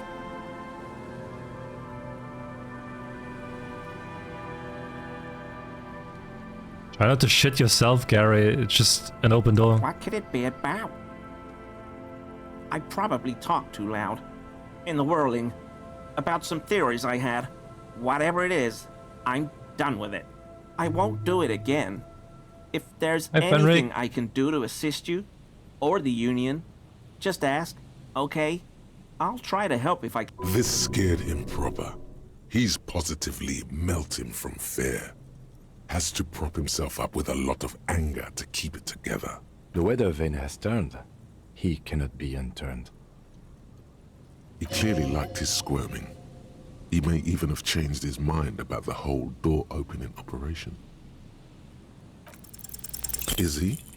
He's looking comfortable enough. Maybe it was just beads. Sounded like beads. But what kind of beads might a man like Gary be hiding beneath his clothes? Are you currently sporting some anal beads? You wouldn't be able to hear if you were wearing anal beads. Him, how do you know? Him, how the fuck do you know? How do you know? What the fuck? Please excuse my colleague's humor. Working this murder case is taking a toll on us both. You don't quite have to answer that. The fuck is your on-stream chat? Well, you put me in a fucking furry outfit, I'll turn you furry as well. Of course.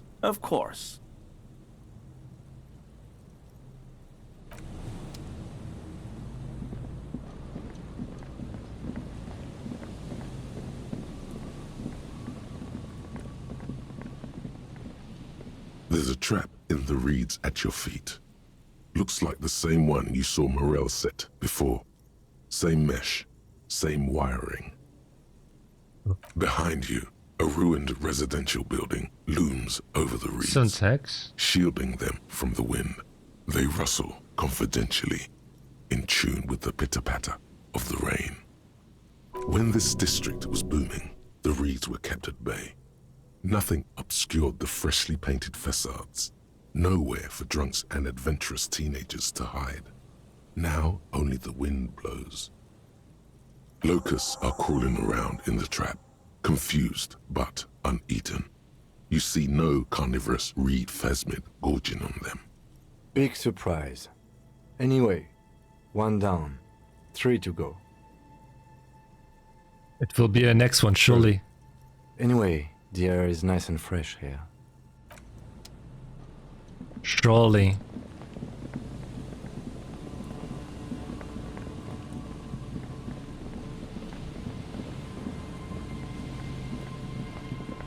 This is the trap Morel This trap is also full of panicked locusts.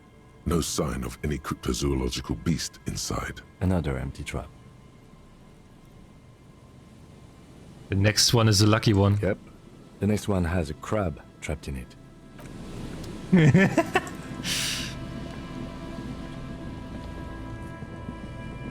So wait, there was one at the tower and one we were like got in, right?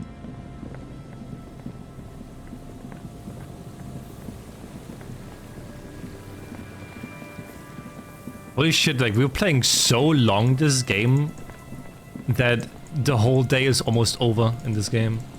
We almost played a whole fucking day.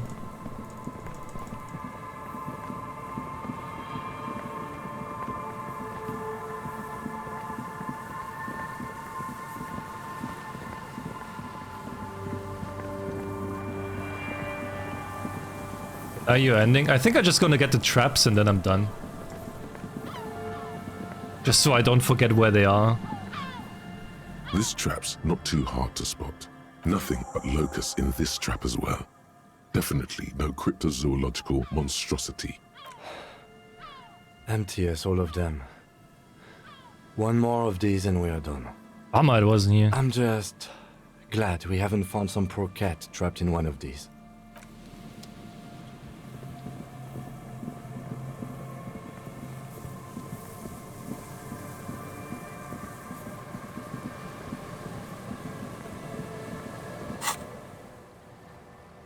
I shouldn't.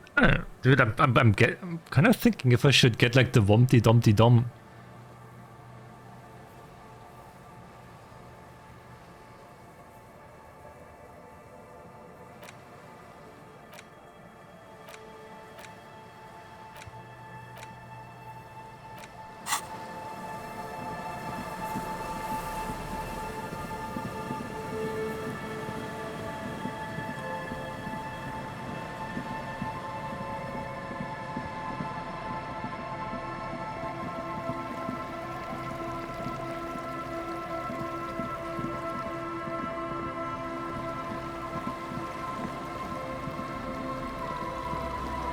Was it here?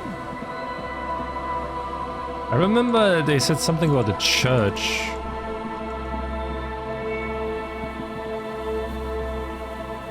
What was here?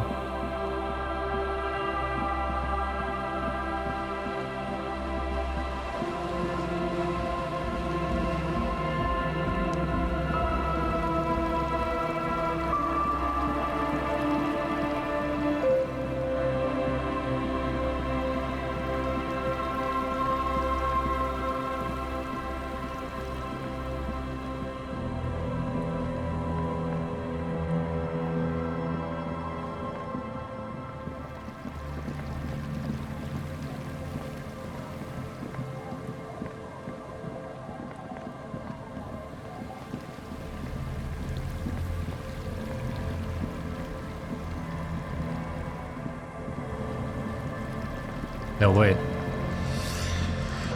I have to go through the village shrine.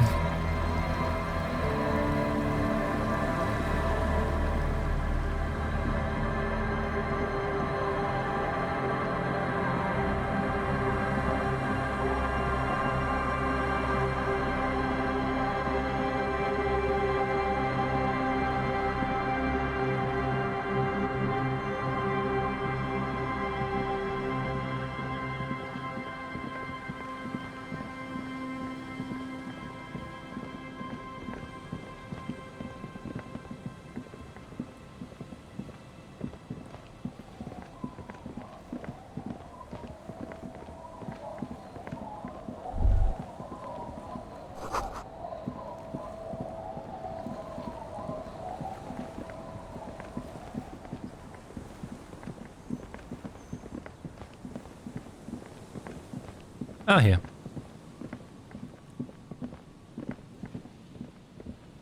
It takes you a moment, but finally, you spot the last of Morel's traps.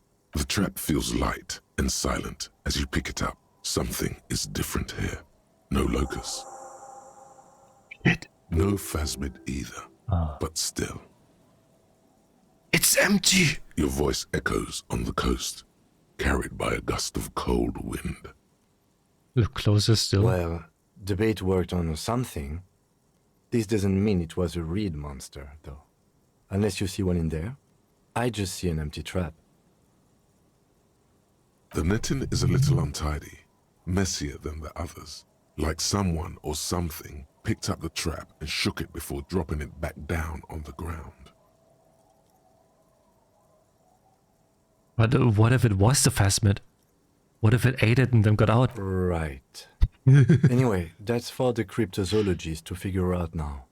We're not cryptozoologists. We're cops.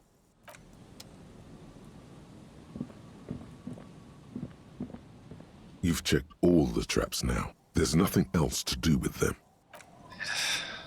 Well...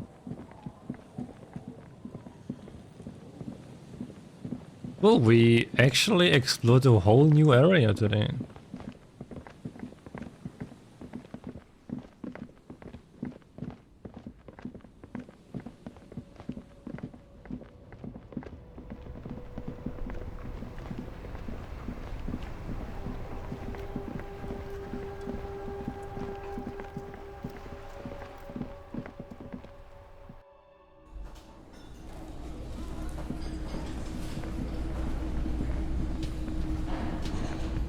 Alright, now we'll just save here and then we're gonna...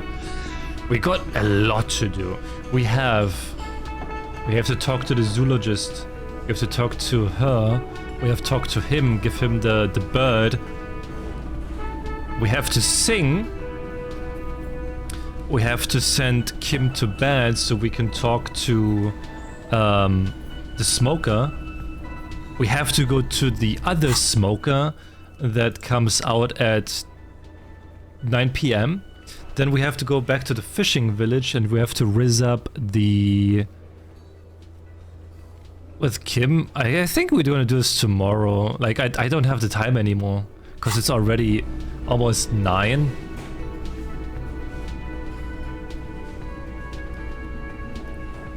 At 9 I have to like be with the other... That probably like the next day, so like day 4. He's getting tired at 9, that's what he says.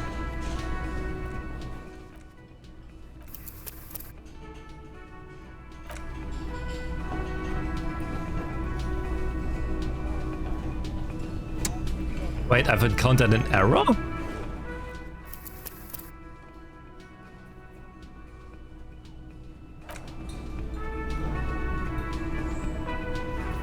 No.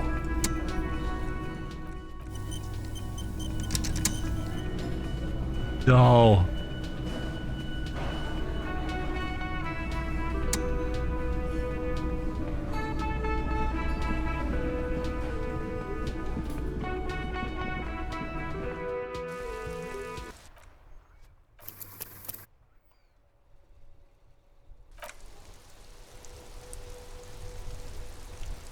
That is bad.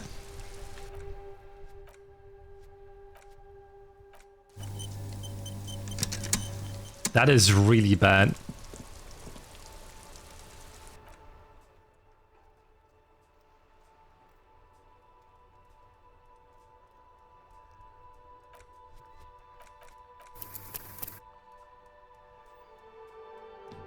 The last autosave was 3 hours ago.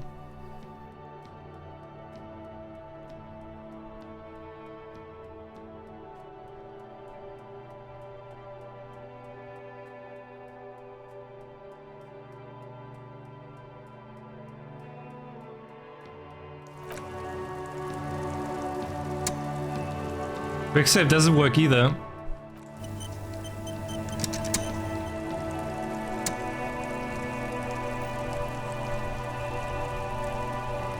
Was last what? 3 hours ago. 3 hours ago.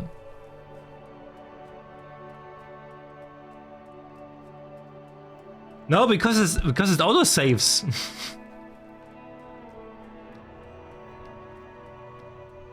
But yeah, it didn't auto save for like the last 3 hours. So the last 3 hours are basically gone now.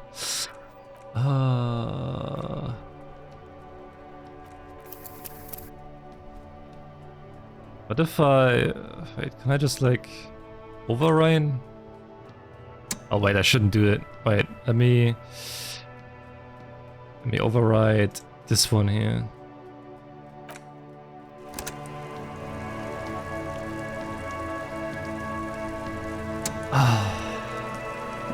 I guess I have to do some off-stream in this game. Some off-stream grinding. Oh god, alright.